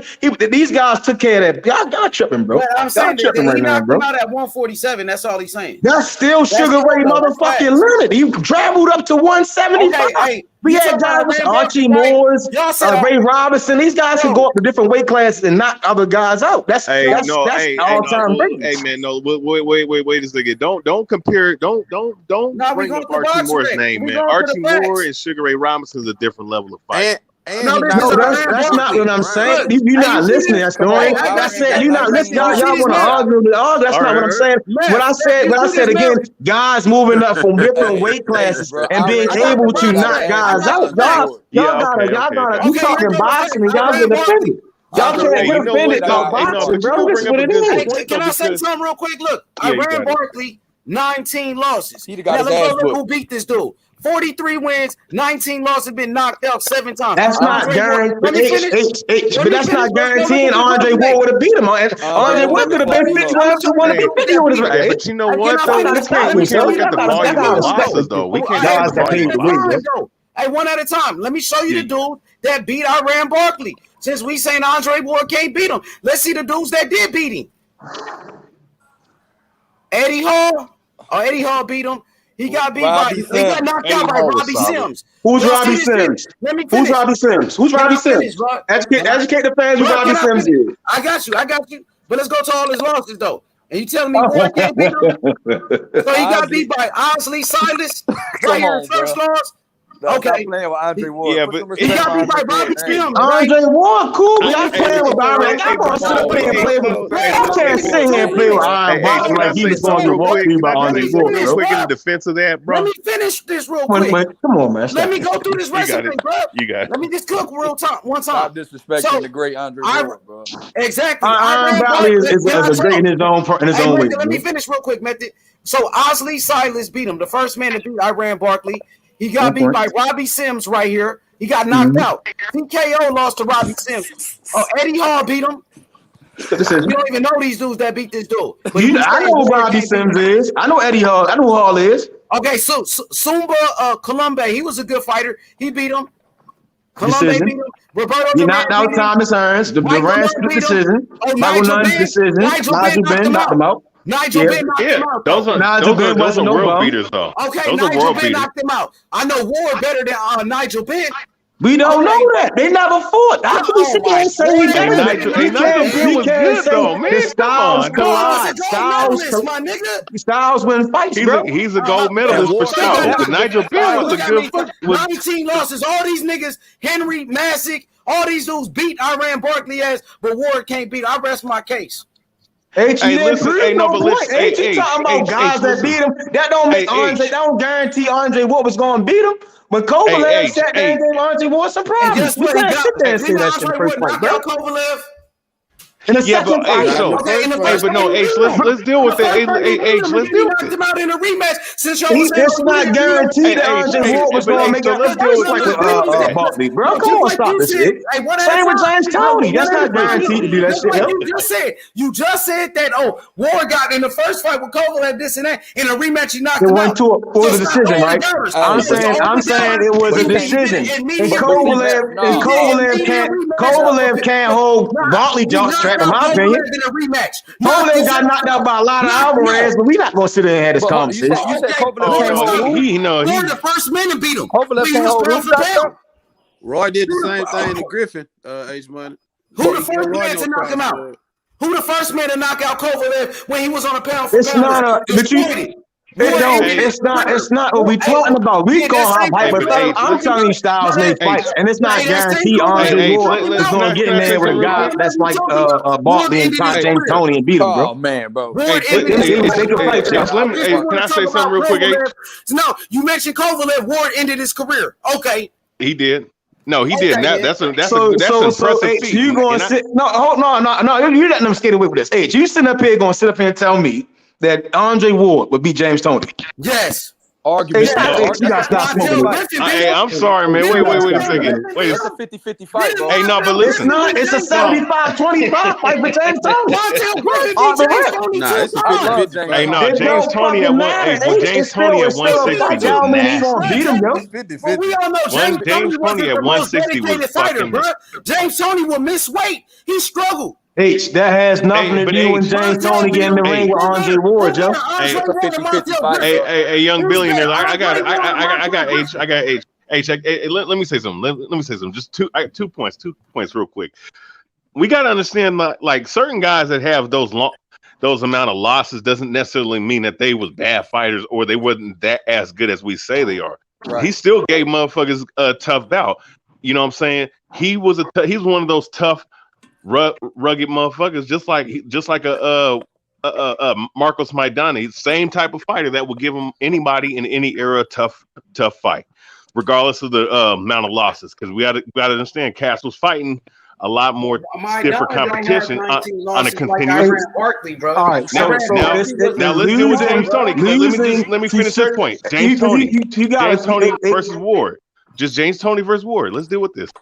If we're talking about prime for prime, both at their best, it'll be a very good fight, no doubt. And I would say, listen, if depending on which version of James Toney, Ward has a chance to win, James Toney has a chance to win as well if he's on his game. Like I said, look, James Toney, if he's focused and his ass in shape, not too many guys in the middleweight division in history could beat that man. Yeah, and let's just deal with this. If we did a fight, undefeated, all that other shit, that shit don't mean nothing. Right. It's when you put that guy with James Toney, you put him in there with Bernard Hopkins and certain guys. It's not the same fight. I got you. It's not the same fight. Montel Griffin beat James Toney in his prime 2 times. It don't matter though, H. It don't matter. Styles make fights. You got Andre Ward entire game plan has been rough and tough. You're not great out rough and tough, James. Hey, here's a good question. Here's a good question. What fighter in any weight class has Ward faced that has the technical skills, the defensive skills, and the punching ability of a James Toney? He fought anybody on the. He never fought James Toney or Iron Box. He got along with Roy Jones in his prime. Stop this shit. Kovalev would get knocked the fuck. Listen, James Toney was bullied. You gotta respect the legend, though. Yeah, Chad Dawson is Chad Dawson was good, but he is nothing like James Toney. Nothing like James Toney, yo. You just said he was on a pound for pound list. Y'all do it don't. It's still with the. All right, nobody is discrediting Andre Ward. We talking again. This is all. Again, all this shit is hypothetical, right? So again, it's hypothetical shit. when you truly put them guys from the fucking 80s and 90s, and some of these guys coming off Olympic teams, and it was great boxers, yo, and they came against other guys. Like James Toney had to fight Roy Jones. So one of them motherfuckers had to lose. Andre Ward is not beating James Toney or Roy Jones in their primes, my guy. It's not happening. Like He would have came out. He would have been. He would have been. If Andre Ward did beat one of them, he might have beat Montel Griffin. He might have been Montel Griffin at that time. Got beat by Montel Griffin in his prime 2 times. Hey, that's still not guaranteeing Andre Ward beats James Toney. James Toney even say he would beat him, bro. Who the fuck did Andre Ward fight that's close to James Toney? Please explain to me that. Nobody. Damn, James Toney got that. Kovalev is nowhere. Kovalev is not James This shit, man. Kovalev ain't got the footwork to no damn James Toney, man. It's not this shit. Kovalev does not have the defense, nor does he have the technical. Name one person James Toney beat on the level of Andre Ward. Mike McCollum. Bro, Mike McCollum he came up from 154, and Mike McCollum was past his prime at that time. We all know that. And he still was a good fucking fighter by that time. He wasn't Andre Ward level when he fought him. He was. Hey, you gotta peep. Y'all talking about prime for prime. This whole conversation is giving Ward his flowers, though. I understand, but I love Ward, man. It's a good conversation. I keep saying we gotta respect the whole school, yo. We gotta respect the whole school, yo. We gonna beat Andre Ward in Iran. I just showed you his resume. That's some bullshit. As resume, that's that nerd shit, that new school nerd shit. You put them niggas in there, that shit not gonna come out the way you think it is, baby. Andre Ward, if y'all talking about Andre Ward is not stopping Iron Barkley, my God. It's not happening, yo. No. The fact is, Iron Barkley and Andre Ward goes 12 rounds. Hey, I'm gonna tell you something, Reggie. It goes 12 rounds, yo. Hey, Reggie. Hey, wait a second. I forgot about Reggie Johnson. I forgot about Reggie Johnson. Reggie Johnson's just as good as anybody, any of the best fighters that fucking War fought, man. That's some bullshit right there. That's some bullshit. A good fighter. Yes, he is, bro. That's some fucking bullshit, dog. No, it's not. That's some fucking bullshit, bro. Y'all niggas need to leave that K2 alone, man. You think Andre Ward gonna pop up in the night? Iran Barkley gonna beat Andre Ward. That's some straight bullshit, dog. Andre Ward never. So name. Niggas saying resumes don't mean shit. Resumes it don't make fights. Resumes don't make a fucking fight. It don't put you in the goddamn ring with that motherfucker. They had to really fight. We talking hypotheticals. Let's go. Iron Barkley gets in the ring with Andre Ward. Andre Ward will be on the fucking back foot. He's not going to be in the inside with no damn Iron Barkley. That's a stupid game plan, yo. Exactly, it's a stupid game plan. It don't fucking Iron Barkley's style is all wrong for Andre Ward. I'm telling you, yo. All around, yo. You act like Andre Ward a one-dimensional fighter. He got one of the best jabs in boxing. Period. Who? Andre Ward. That don't mean shit. Y'all niggas talking crazy shit, man. Wait a second. James Toney against most guys, right? Against most guys. It don't mean shit when he was Iron Barkley. He's going to take it away, yo. He's going to take it away. Y'all crazy, yo. Y'all crazy. I have a question. Can Ward hurt Iron Barkley? If he can't, Iron Barkley will Y'all niggas need to stop smoking. Y'all niggas need to peel some film study up and then watch. That fight would be a terrible fight for Andre Ward. What are you talking about? Hey, wait a second. No. If Ward cannot hurt Iron Barkley with he's going to fucking sleep. He's going to sleep. Iron Barkley's going to press on him. He's going to keep coming. Y'all don't understand boxing, my nigga. That shit look good. Iron Barkley is not no fucking Kelly Pavlik. He's not Kovalev, bro. You talking about a nigga with some soul on his feet? That nigga gonna keep coming, my nigga.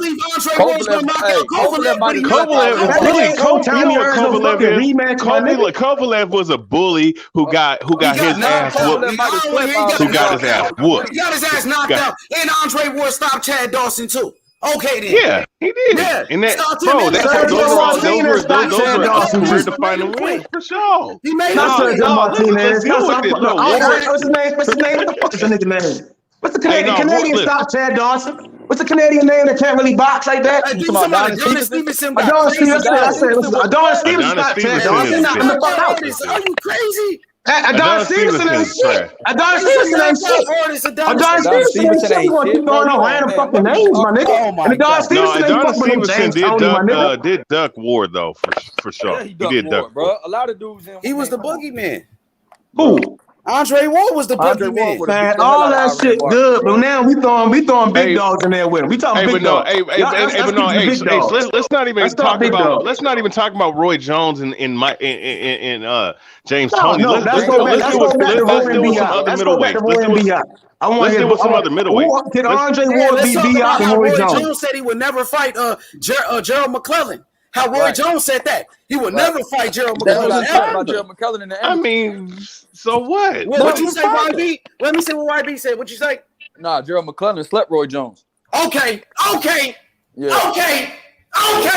He Yeah. slept and win. And What Gerald McCullough, hey, you know what? And you know what's Knock cold? his Gerald ass McCullough out. slept Win. my guy Julian Jackson. So what the fuck Yeah, does Yeah, that Roy mean? Jones I know. been I'm not getting saying knocked that out, he ain't- nigga. I'm not Andre saying Ward- But that Andre don't mean Ward fucking Andre around and Ward knock out gonna do Roy that Jones' shit. ass. Y'all Andre talk- Ward so- knocked so- out Hey, Roy wait, Jones. because Gerald So McCullough can Andre, actually so knock now, out so Roy now Jones. Andre Ward will go up there and beat Gerald McClellan.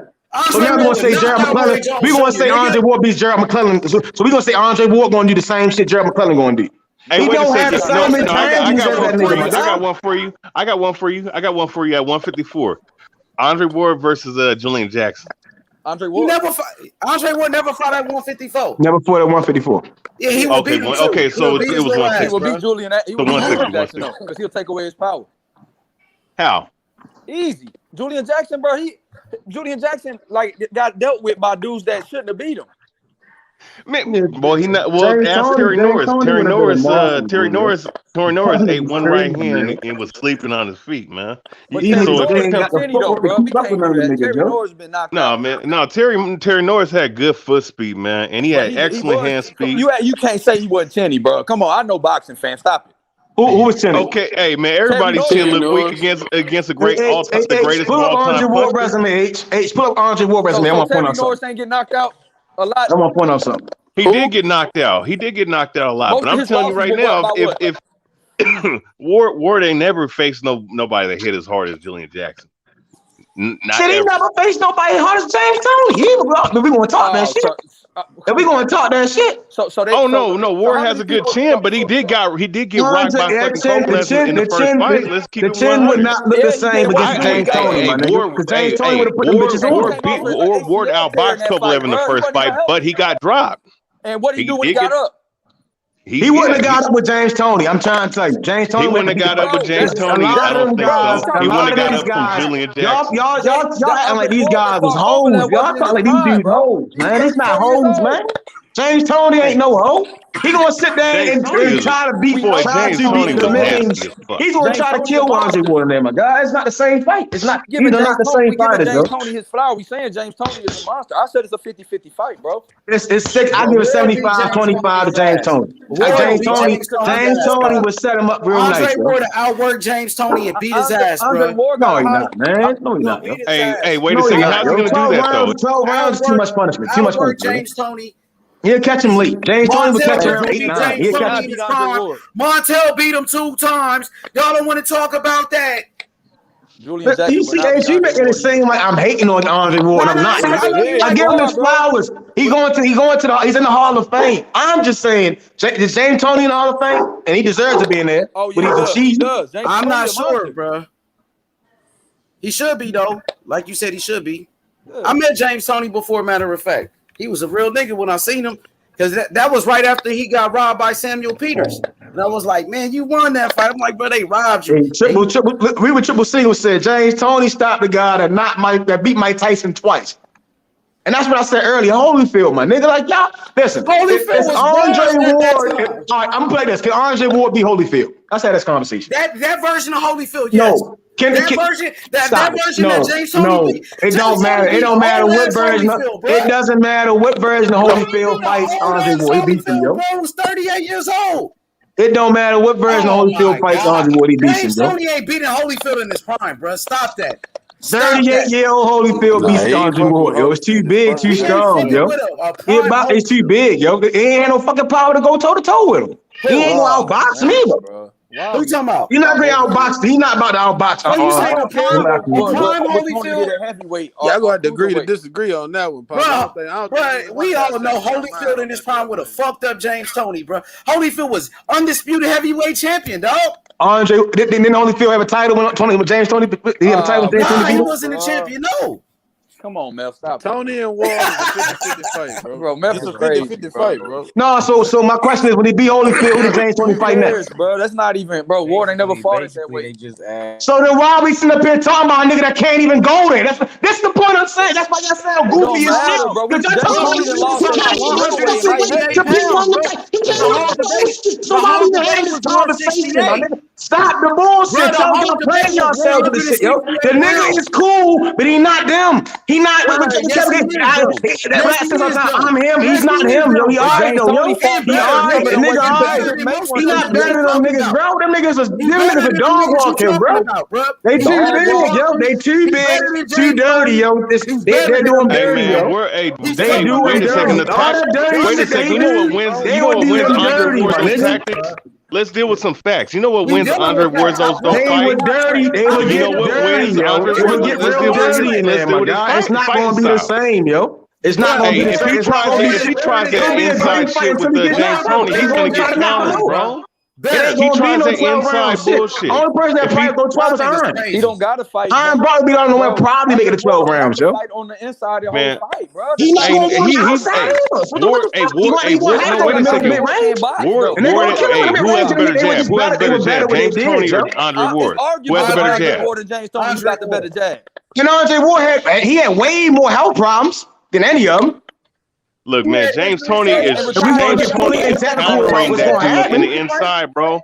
That dirty boxing bullshit that Andre Ward is not gonna do. it's not working with James Toney. He's gonna get man. Come on, man. I'm trying He to gonna tell you. get countered. I He gonna get can countered literally see how every it fucking play out, yo. time.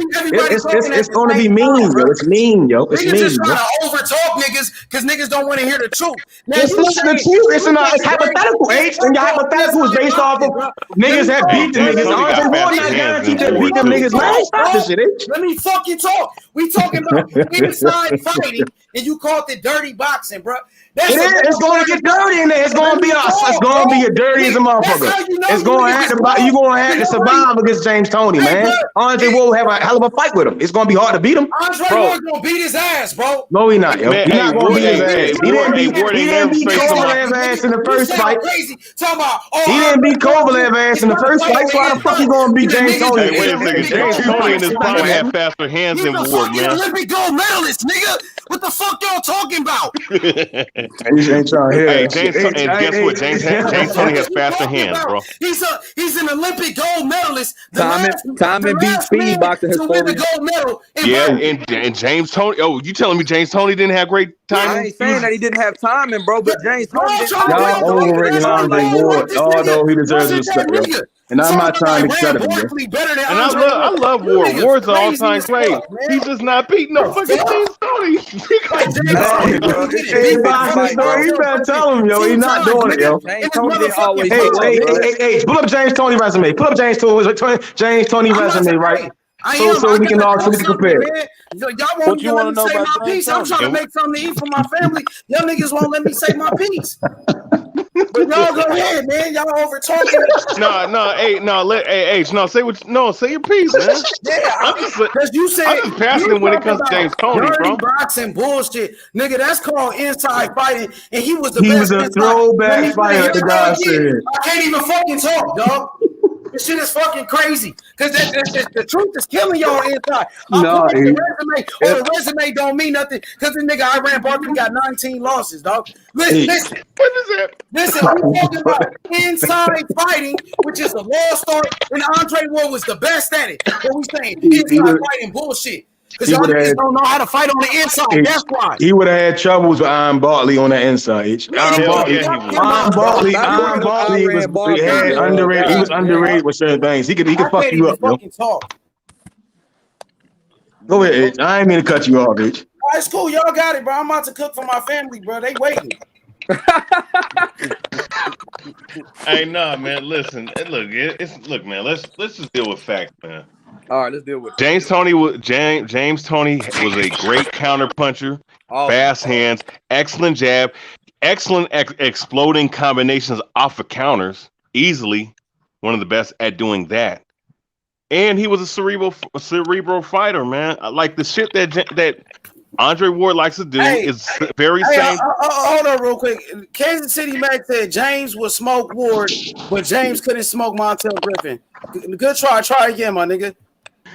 Hey, but you're acting like Montel Griffin's a bum or something. You Come on, nigga. I mean, look, Oliver McCall knocked out fucking Lennox Lewis. That don't mean that Oliver McCall would. I don't mean that fucking Lennox Lewis wouldn't sweep everybody up in this heavyweight division now. Yeah, I seen Rockman. Yeah, you're right. I mean, like, you know that. Yeah, That's Dude, all I'm Lennox saying. Lewis Is style. popped the All floor I'm with every saying, rep. I'm saying styles make fights. I'm saying James Toney style will be treacherous against Andre Ward. There's certain things that Andre Ward would have to do amongst 12 rounds would not work. James Toney would have way more success what he wanted to do because it's just how they were back then. You throwing a guy who's again, Andre Ward is a dog in his time, but the dog that James Toney, Roy Jones, and all hot and them guys were, as we seen, he can go all the way into the late 2010s and shit and box, my nigga. Like these guys would, man, it'd have been a field day. These guys, Bro. I mean, look, Ward. Look. Okay, let's just deal. Okay, with all these, you know, who he beat and all this other stuff, because we're going right for like Ward and we're going right for like Hopkins, James Toney, and what you call it.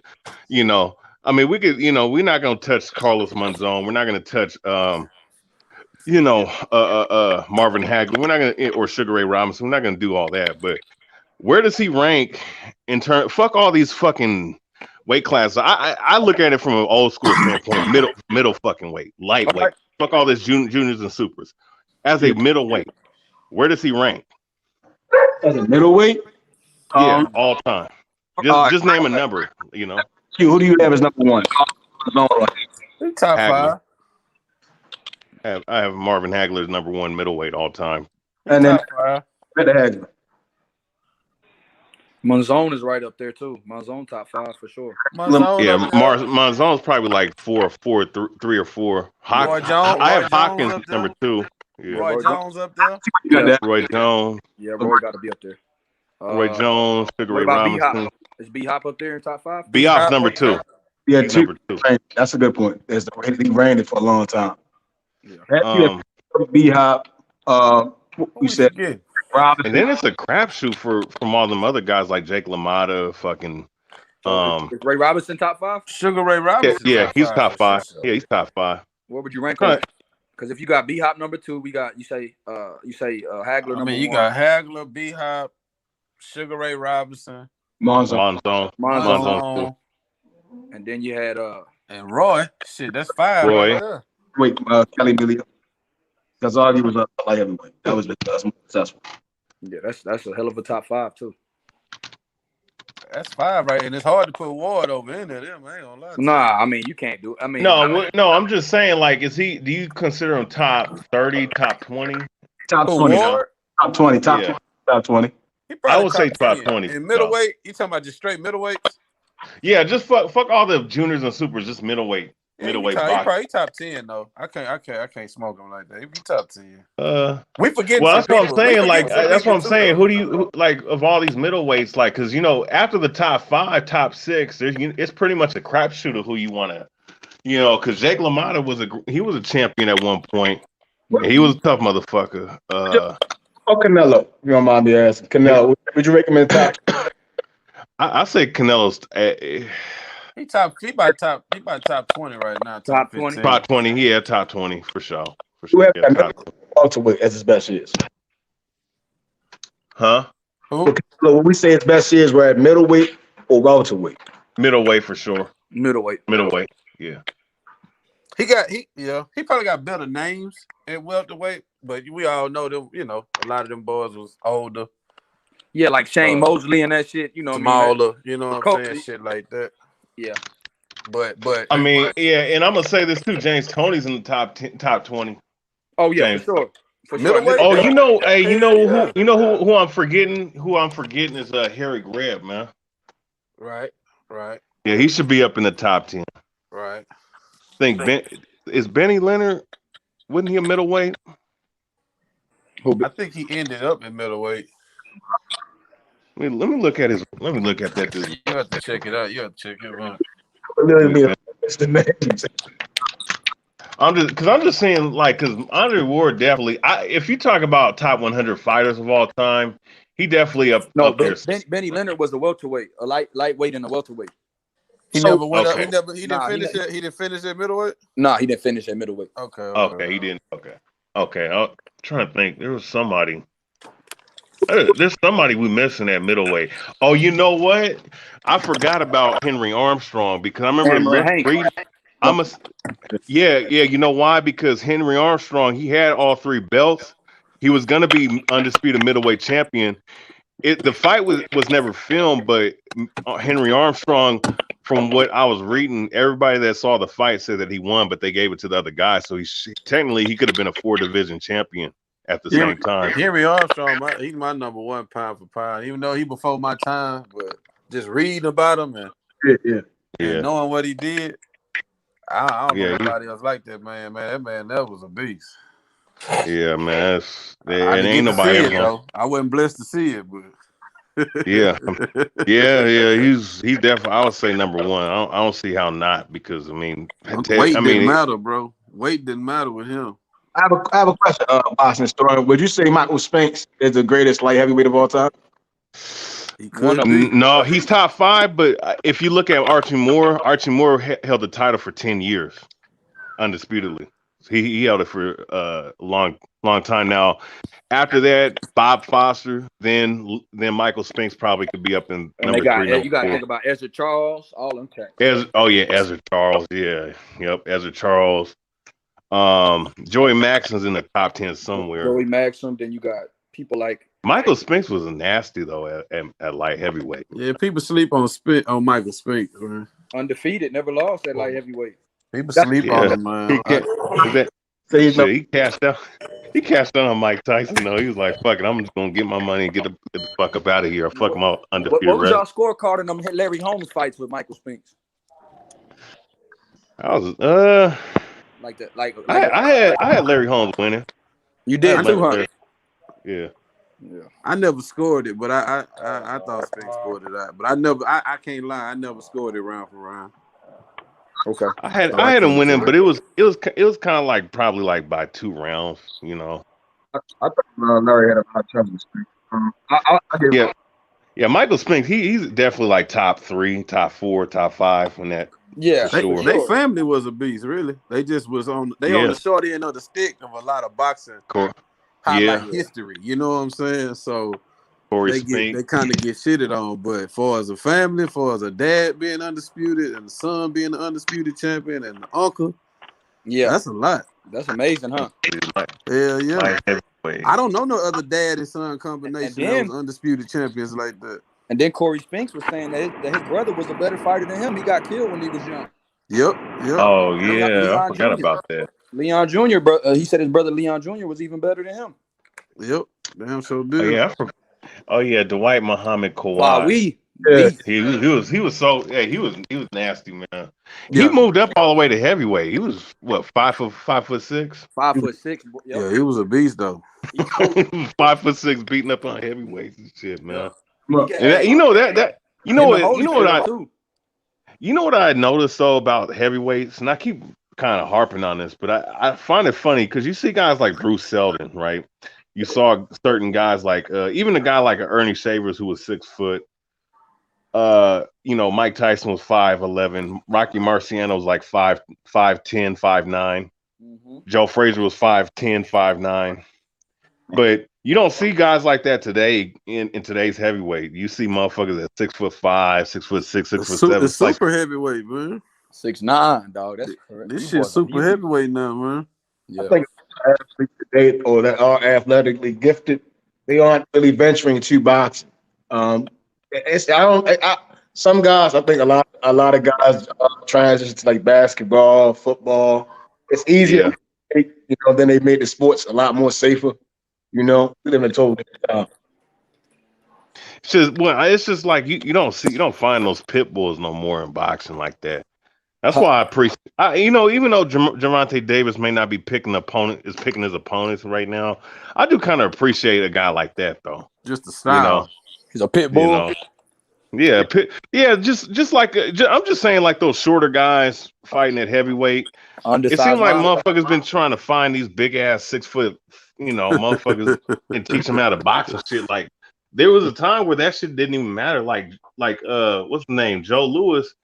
He fought a dude named Primo Carnera back in his day, man. That dude was 6'5", 270. He was like the Klitschko before the Klitschkos came around. He knocked that motherfucker out.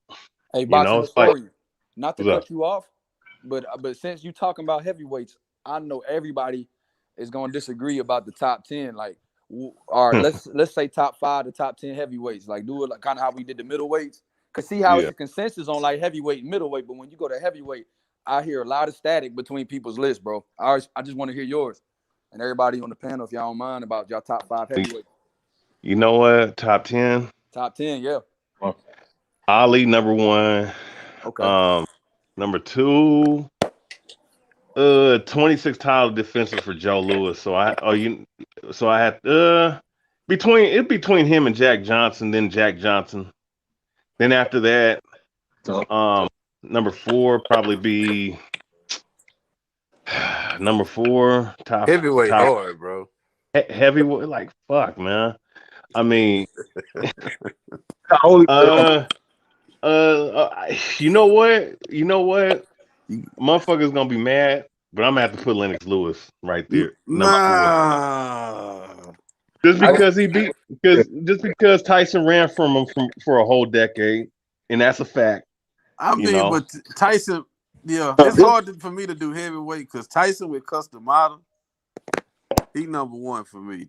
Tyson with Customata, literally, or Kevin Rooney. Or even Kevin Rooney, when he had Kevin Rooney, he was still doing the same thing. It's just he wasn't as disciplined though. He wasn't waking up hitting no miles before the sun come up and getting them 2 days in and all that kind of shit. But that was after he got rid of Kevin Rooney. When he got rid of Kevin Rooney, that's when his whole career the head movement stopped. He became a headhunter. He still was he was on a smaller decline with Rooney. Yeah, it was smaller. But yeah, of course, after Rooney, it was very obvious then. You know what I'm saying? But you know what? So Lennox, I'm sorry. I know I gotta I'm gonna put him in there just because his accolades and he beat a young Vladimir. He beat a young Vitaly Klitschko. Yeah, cleared out the heavyweight division. He beat up David Tool. He beat up all them motherfuckers, man. Then he got Holyfield on his resume. He got Holyfield, Mike. He fucking beat that overrated motherfucker Michael Grant. He beat Tommy Morrison. He beat Ray Mercer. He beat everybody. Razor Ruddock. Everybody. Razor Ruddock. Yep. Yeah, Shannon Briggs. I was looking at Maestro's intro, man. That shit. I forgot about that knockout. That shit was so funny, man. And he avenged his losses. You know what I'm saying? That's one thing I give him his card on. Yeah. Right. So I'm gonna have to give him that, and then after that, number 5. Ooh. Damn. They get tricky. Number 5, because the number 5, man, like. Do I say fucking Larry Holmes or do I say George Foreman? Do I say Joe Frazier? I mean, I don't think you can go wrong. I would put Foreman ahead of Joe. Yeah. You know what? Joe. You know what, George? I'm gonna have to go with George Foreman, number 5, because of what he did to Ron Lyle, what he did to Ken Norton, what he did to Joe Frazier. Well, no, this motherfucker made Joe Frazier in the second. We saw what he did in the first fight. Joe Frazier in the second fight literally tried to counterpunch this dude. He had no choice, bro. He changed his whole style, man. This motherfucker, Hey, I'm sorry, man. You doing some shit like that to make a motherfucker change his whole style? Then he the oldest heavyweight champion. Got to give Kane back. Knocked out Michael Moore. Yeah, man. Yeah, Mike knocked out Michael Moore. You know, I mean, he took, man. If he didn't take that, well, how long he took a 10-year hiatus, right? Yeah, he took a 10-year hiatus, man. I think it was after that fucking Jimmy Young. After he lost, it was a Jimmy Young fight. Yeah, Jimmy Young gave him a piece of man. Yeah. Yep. Okay, so and then Joe Frazier. I have to say Joe Frazier number 6. Then you think Joe Frazier? 7. You think Joe Frazier had a Larry? That's a tough one. You think Joe Frazier had a Larry Holmes? That's a tough one. You know what? If I look at resumes, if I look at the top dude, like those guys in the 70s were better than the guys in the early 80s. You know, Tim Witherspoon, he was good. Jerry Cooney, he was good, even though people call him a bum back then. He was good, but right. You gotta put Joe in there. You gotta put Joe in there. I mean, Joe, really off of that, off of whooping, he the only person really to whoop Ali close to right. Yeah. Hey, man, how he did Jimmy Ellis though, man, how he just fucking overwhelmed his ass. And Joe Frazier's only losses are to Ali and Foreman. Right. He beat up Jerry Corey. He beat up Joe Bugner. He beat up Oscar Bonavea. Like all the guys you can think of. He beat up everybody but those 2 guys. His 4 losses are two apiece to Ali and Foreman. So I understand why you would rank him so high. I just was like, man, out of him and Larry Holmes, because Larry Holmes his jab was so pristine, man. I was just like, man, so that'd be what. So that's 7. So I got 3 more, right? Yeah. See, then it becomes harder, man. Like. I'm sorry, I can't put the Klitschko's in there. I'm sorry, dog. I'm sorry, man. I feel you on that, bro. Fuck, I mean, you know. Hey, Mel, what you think, big bro? What you think? I was 6 when Foreman came back. I was 6 years old. I thought I was older than that. Hey, you know who was? Oh, you know what? What about 87. What about Jersey Joe Walcott? He was a heavyweight champion. What about Marciano? Would you put Marciano in there? I got Dempsey. Marciano.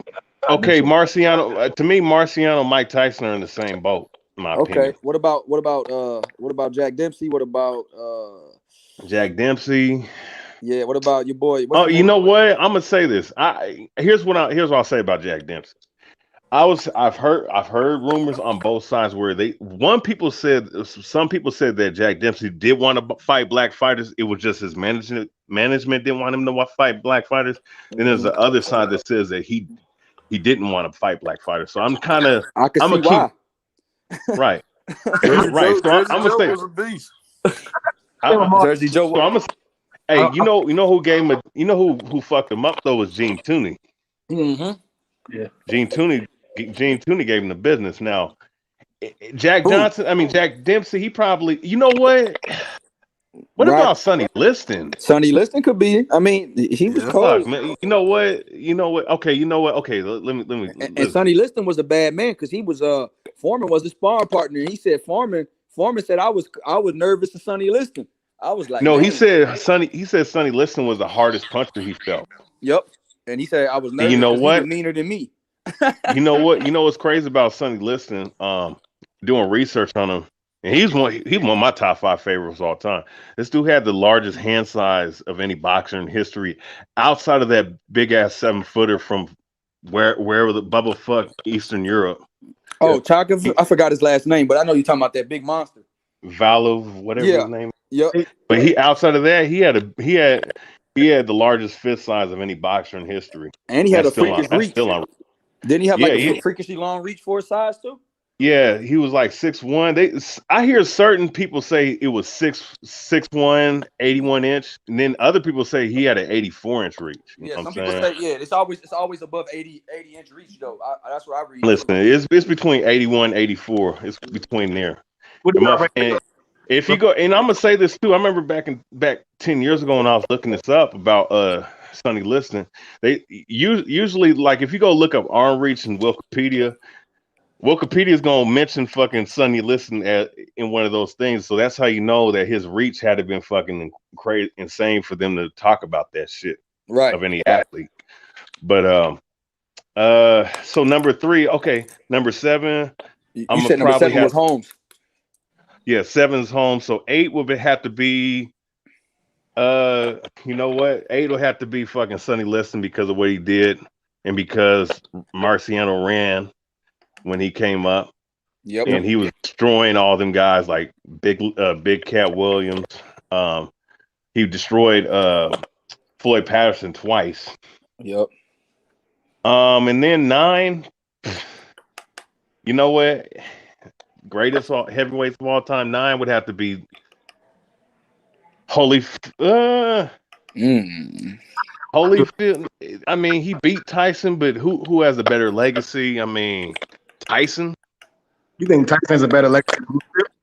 No, well, that's what I'm saying. I mean, like at that point, it's like who the fuck else you pick, man? Like Tyson, Holyfield, Rocky Marciano. Yeah, Ezra Charles was heavyweight champion at one point. You know, Charles. Yeah, I mean, that's a tough one, bro.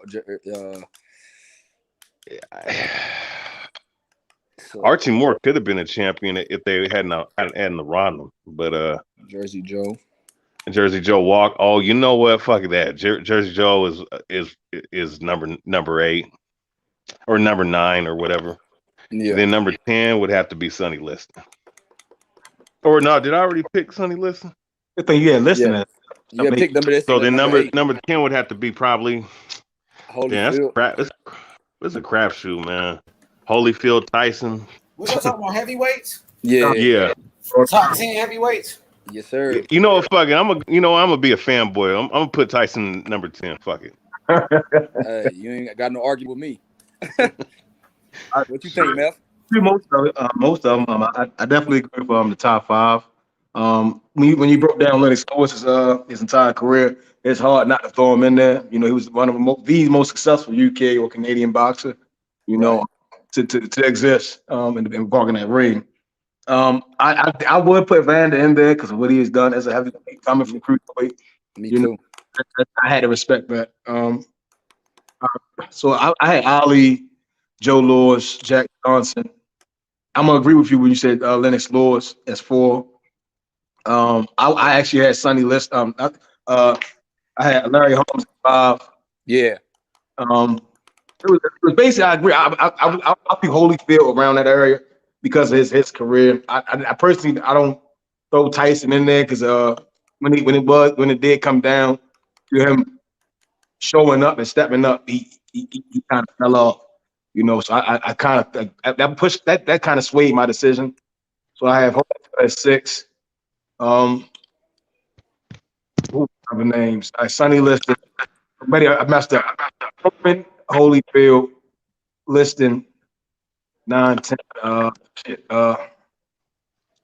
See, my person, I put Dempsey in there at number 9, and at 10,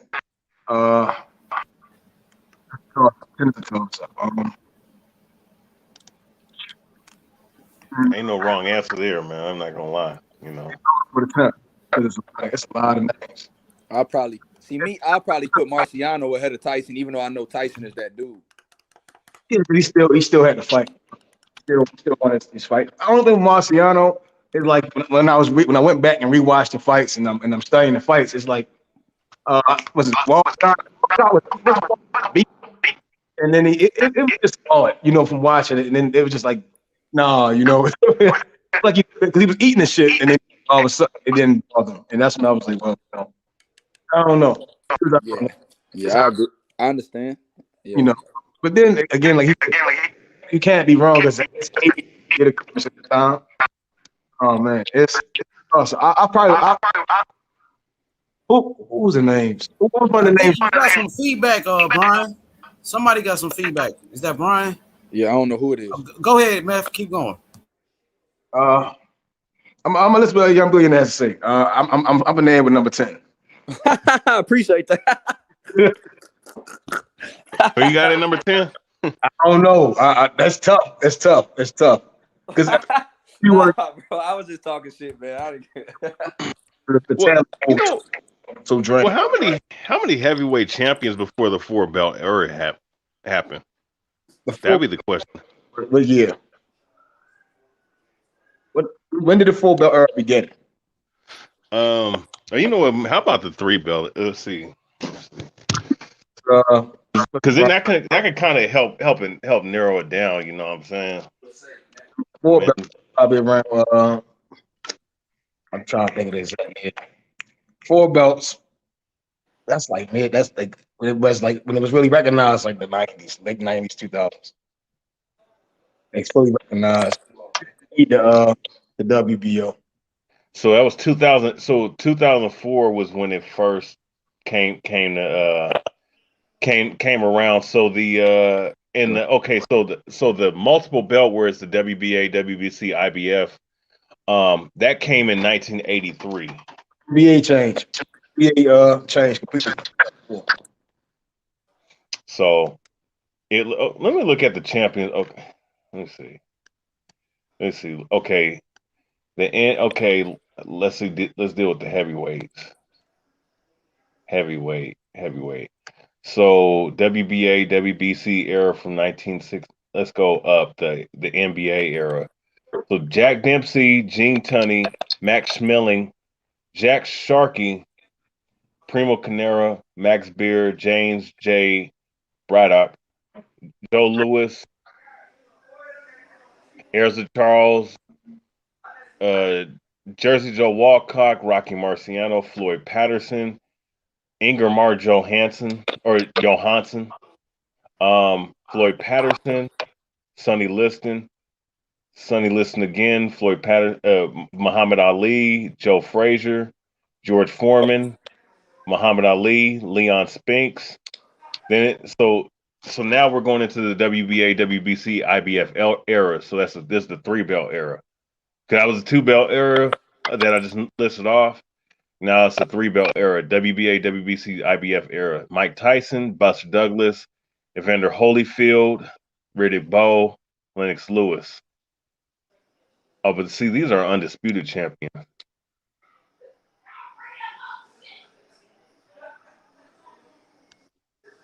Those are all undisputed champions. But those are some of the names you can if you need help picking. I left out Joe Frazier. It was Ali, Joe Louis, Jack Johnson. Ali, Joe Louis, Jack Johnson. Sonny Liston, George Foreman, Sonny Liston, Holyfield. Muhammad Ali, Joe Louis, Jack Johnson, George Foreman.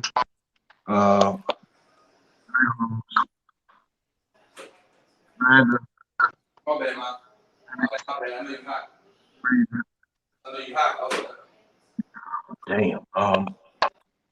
Sonny Liston at number 10, Jack Dempsey. Jack Dempsey. Yeah, I'm just gonna throw him in there. I'm gonna throw him in the bit. Okay. Yeah, he was from the Queens. He was before the Queensberry rule. But no, he was the first official champion under the Queensberry. So.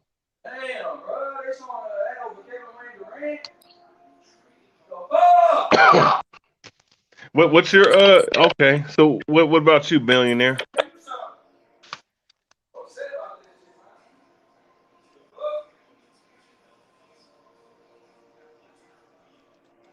What about you, young billionaire?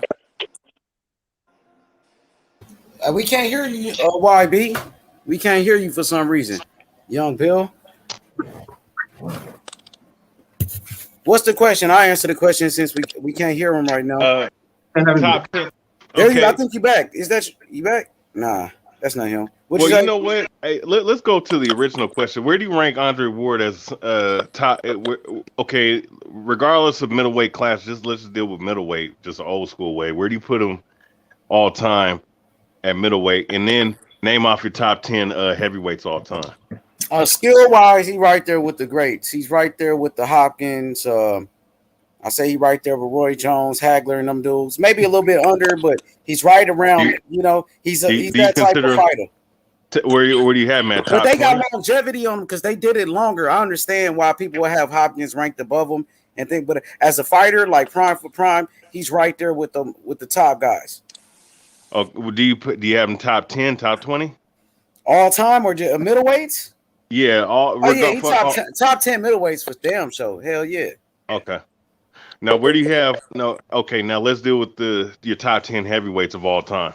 Ali number 1. Muhammad Ali number 1. Number 2, I'll probably say Larry Holmes. Larry Holmes would be number 2 for me. Number 3, damn, that's hard. Number 3, that's probably like Joe Louis or somebody. Probably be like one of them. Joe Louis. Who else 26 title defenses, man. Yeah, Joe Louis. Damn, who else you got? He still got that record too. He still got Jack Johnson, but that's like way before my time, and that's like way back. He got Jack Johnson and shit. She got Lennox Lewis. Lennox Lewis. Oh yeah, damn. George Foreman, Joe Frazier, and them dudes. They gotta be right there. George Foreman, Joe Frazier. Well, how do you number it? You said Ali number 1. Ali number 1 for sure. Number 2 probably would be like I said, Larry Holmes. Number 3, Joe Louis. Number 4 probably be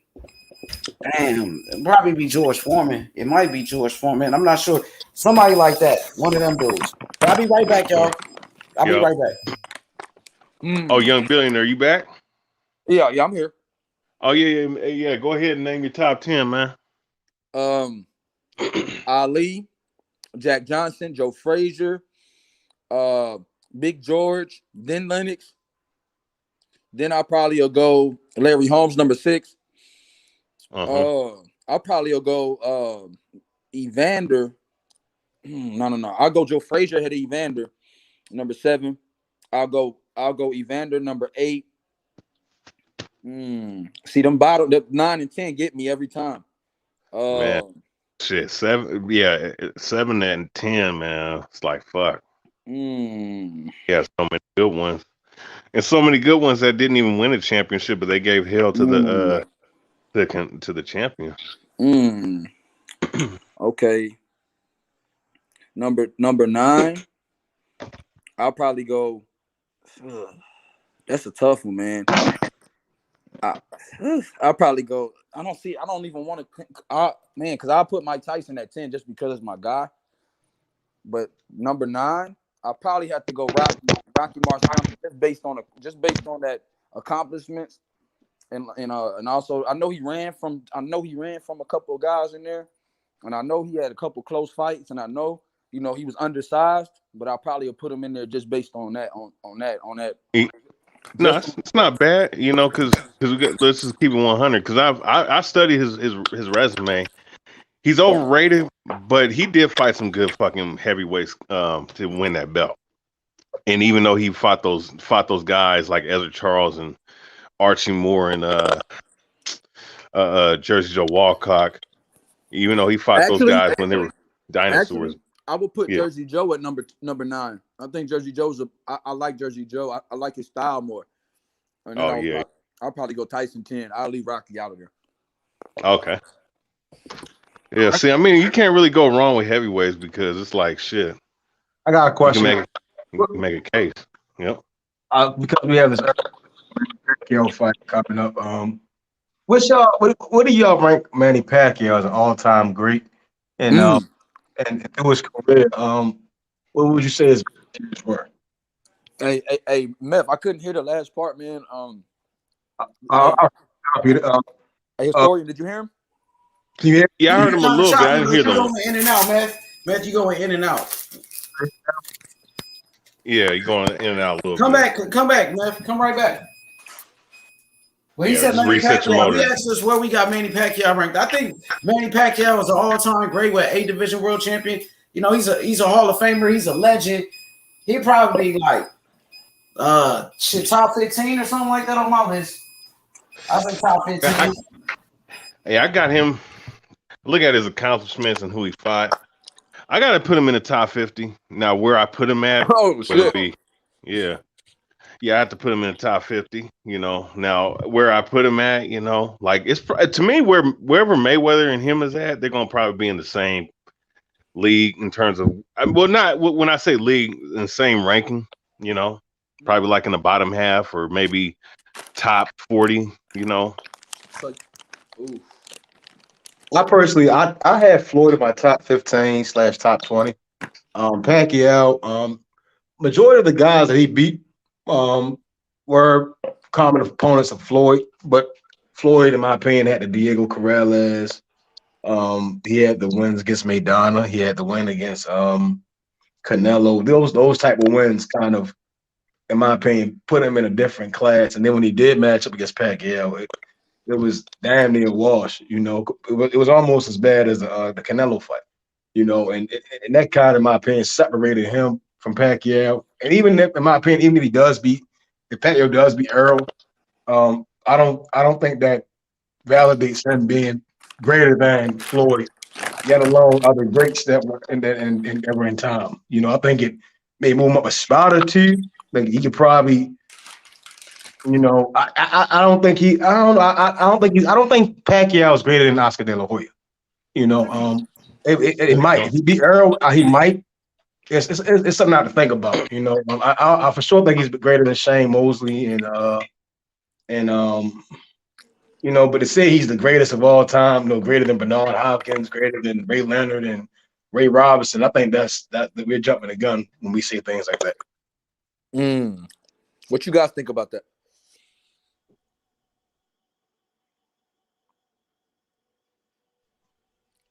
Hello?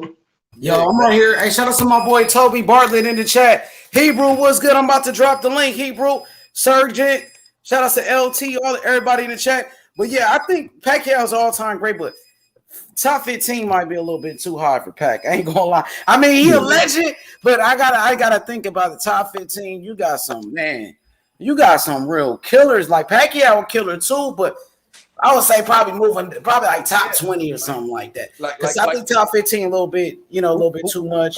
He up there. He probably like top 50 or something, like top 20, top 50 or something like that. See, I disagree with what Kelly Melia says and Sargent. Barrera and Morales, I don't think Barrera was greater than Diego Corrales, greater than Diego Corrales in his time. And Morales, I can't even compare him. I think he's great, but it's not a greater win than when Floyd beat Canelo. You understand what I'm saying? Because again, you would have to say that Morales is greater than Canelo. And no one today will ever say, well, Morales, Marquez, even most people say Canelo is the greatest Mexican fighter of all time. And that's what's being stated now. You see what I'm saying? And Floyd, the Errol Spence win, in my opinion, isn't greater than the Canelo win. And even if alone, I don't think Manny would have beat Maidana because the styles collide. Maidana would have been on Pacquiao's ass. Bro, Earl's about to destroy Manny Pacquiao. Did y'all see the face-off? Did y'all see, like, when they met up, man, Earl Spence talking crazy Pacquiao, like, I'm going to beat your ass. Ain't nobody just talking Pacquiao like that. Yeah, no respect for Pacquiao. Hey, man, Errol Spence about to give fucking mollywop. Man, Earl Spence got beat out of Pacquiao. What up, though, Fight Doctor? Yo, Fight Doctor's in the house on Rick James status as always. Good evening, gentlemen. What's up, Fight Doctor? Cocaine is Fight Doctor. Where you from, bro? I'm from Chicago. Okay, yeah, you sound like Catholic Chicago. He from the hometown of Montel Griffin who beat up. Yeah, actually, Montel Griffin is friends of my cousin.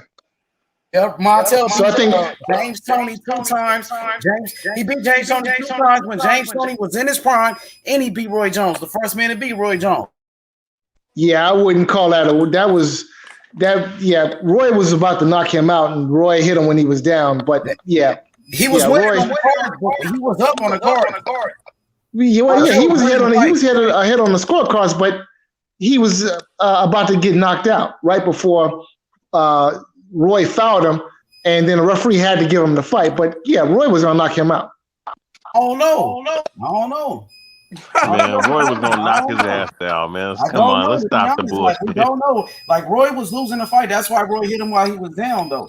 Because Roy was he hit him. He was desperate. I mean, it happened. Roy knew he was losing, so Roy got desperate and hit him while he was down. Bro, it happens. Come on, dog. Come on. Shit, I remember what's his name? He used to do it all the time. Hey, what's up, boy? He used to do it all the time. Terry Norris used to always hit people when they was down. Hey man, if you ain't cheating, you ain't trying, man. That's old school boxing, though. That's what they used to do back in the day. Man, they still do it, man. Like, oh, wait a second, Wilder, he be punching people in the back of their heads. That's how you be getting all them knockouts. Hey, so let me ask y'all, like, so you gotta tell me about this Pacquiao. So if Pacquiao beats Errol Spence right now, what where do you rank that win on his resume? Like, is it a top 5 win on his resume at this age? That's just, bro. That's definitely a top 10 win because top 10. You got to think about it. 42 years old. If I'm 42 years old, knock out a young prime. Well, is he young? No, he's in his prime. Yeah. This prime champion, who everybody's saying is the best at 147 supposedly.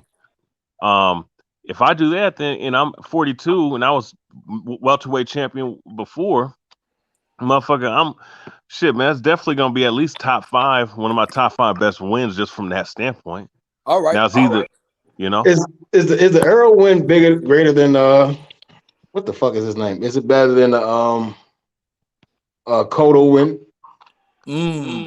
Yeah, Cotto was 1 fight removed from having been knocked out by Margarito. So yeah, it's better than that. Yeah. What about the Margarito? Is it greater than the Margarito win? Yeah, Margarito was 1 fight removed from having been knocked out by Shane Mosley, and was coming off a long layoff, and was weight drained. So yeah, and had the bad eye. Yeah. So let me ask y'all: Pacquiao versus Aaron Pryor. Aaron Pryor destroyed Manny Pacquiao, knocks him out. Aaron Pryor fucking. That's a tough fight. Aaron Pryor would the shit of Pacquiao, and he probably would beat Floyd too, man. Like my nigga Bernard Hopkins said back 10 years ago, he probably would have lost to Aaron Pryor. So if there's a possibility that Aaron Pryor could beat Floyd, he gonna beat Manny too. Listen. Aaron Pryor put his head. That's only flaw you had. Listen, Pacquiao's resume. Somebody got an echo. Yo. Go ahead, yo. I don't know who it is. Yo. Say something, Billy. Do I got an echo? Not. Think you good. Y'all just keep going. Go ahead. Yeah. I believe one of y'all was saying something. Yeah, well, here's the thing, man, about Pacquiao, man. 8 division world champion. I mean, of course, all these added weight divisions, that's still an impressive feat. I mean, that's still very impressive. And we got to keep remembering that the man came up from literally 118 or 126, and he's fighting these guys at welterweight that naturally would be bigger than him. Now, forget about all the steroid HGH allegations, whether I feel a certain way or not. The man is still impressive. Now, excuse me. Now, if we deal with the fact that Pacquiao has fought these guys, he's fought these world champions, and of course, cherry pick. He cherry picked these opponents, and like Shane Mosley, like Miguel Cotto, had these weight drain rehydration clauses. We understand all this, but we also can't take away what he did to the Mexican legends that he fought before, man. Like Marquez. Marquez may have got robbed a couple fights, but he won. He won majority of those fights. What about the Timothy Bradley win? The Timothy Bradley win is good. It's definitely good because Bradley was a solid opponent. Was he the best at welterweight? No, but definitely a solid opponent. Trying to think who else did he beat at that time? Ricky Hatton. He destroyed. He ended Ricky Hatton's career, and people will say Ricky Hatton. No, you can't say that just because you lose. No, but listen though, you can't see. And this is the modern day. Look, if guys get destroyed by somebody, that's one thing. But Ricky Hatton still came back and won his next 2 fights, and one of them was against Paulie Malignaggi. He fought Pacquiao and he got destroyed. We can't say that one loss. Yeah, we can't. But here's the thing, though. Knocked out though. Floyd, the first man to knock out Ricky Hatton, he was never the same after getting knocked out by Floyd. But we can't. But you're not. But here's the thing, though, about boxing, we're not damaged. Fighters are not damaged goods just because they take one L. He will. Okay, you know, he was. See, here's the problem, right? Here's the problem. Manny Pacquiao, his career above 147 is littered with Floyd leftovers. Okay. You can make a case on a certain level. Yeah. Right. Okay. And above and beyond that, it's not like Floyd and Hatton was a competitive fight, because it wasn't. Right. Hatton was never in the fight. No. Hatton was never in the fight. Right. And well, no, it was competitive. It just Floyd was winning. No, listen. Floyd beat Hatton fighting Hatton's fight. And it wasn't competitive. That was not a competitive fight. No, it looked competitive only because Floyd was engaging Hatton in a brawl instead of boxing. Okay, they gave the illusion of that it was actually a contest when in reality it wasn't. Hatton was not in that fight. Period. And evidence of that is how it ended. Hatton walking right into a left hook. Okay, no, it was competitive. It wasn't. It was going Floyd's way, but it was competitive. It wasn't. Up until that point, Hatton may have won one or two rounds. He still was pressing Floyd. Floyd was giving him the business. I mean, I'm just saying. To me, from what I remember from the fight, it was competitive, but Floyd was winning for sure.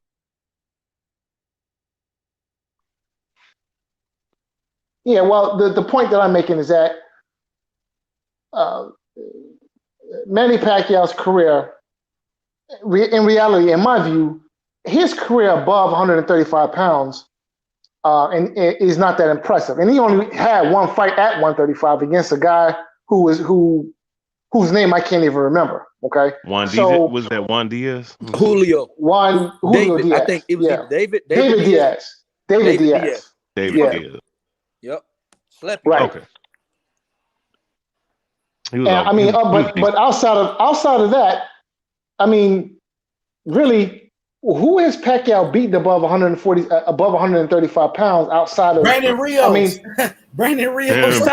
Right. Wait, he fought. Oh yeah, he did fight Brandon Rios. He lost to That's correct. Pacquiao did some bullshit too, though. Hey, you know what? Hey, let's look at it. Let's look at it though. I got to pull it up. Okay, David Diaz was the light. Okay, and then he fought before De La Hoya, right?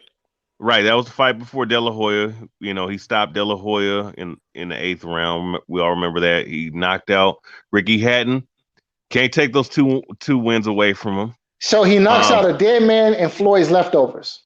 Listen, Ricky Hatton was still a good fighter. Look, Ricky Hatton. Floyd leftovers though. Yeah. I mean, but here's the thing though. If just because somebody loses doesn't mean that they're here's the thing. De La Hoya was De La Hoya was past his prime before he fought Floyd. So let's just put that in context. Ricky Hatton, you can use the angle that it was Floyd's leftovers, but Ricky Hatton came off fighting 2 fights.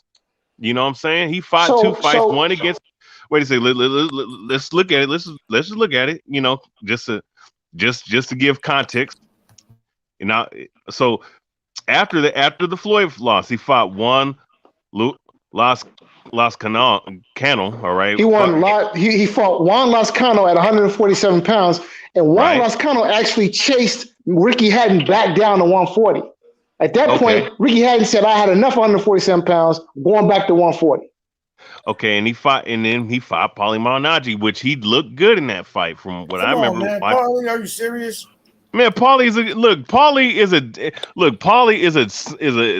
was a decent fighter at one point. He wasn't great. He wasn't no world beater, but he was a guy that can give that. You know what I'm saying? That's a name. Man. Paulie ain't Come on, man. Bro. Paulie is just as good as fucking Danny Garcia in his prime. Danny Garcia way better than Paulie, bro. Man, he's the same fucking caliber. Champion, though. Paulie ain't never been a unified champion.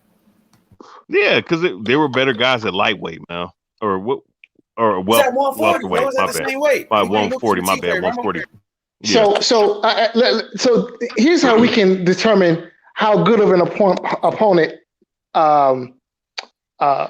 Ricky Hatton is post Floyd Mayweather. Who did Ricky Hatton beat what's his best win after the Mayweather loss? Ricky Hatton. Who did he beat? Post Mayweather. Paulie Malignaggi. That's not saying a whole lot. I mean, a build-up fight. I mean, Paul Malignaggi ain't no fucking pushover. Motherfucker can box. He was one of the fastest boxers at the time. You know, he wasn't great, but he was a guy that you can still build your resume off of. I mean, okay, come on, so Ricky that was before the Manny Pacquiao fight, mind you. Right. So Ricky Hatton, he fights Juan Lozcano at welterweight. Lozcano convinces Hatton to drop back to junior welter, where he fights feather-fisted Paulie Malignaggi. He gets knocked out by Manny Pacquiao, and then he retires.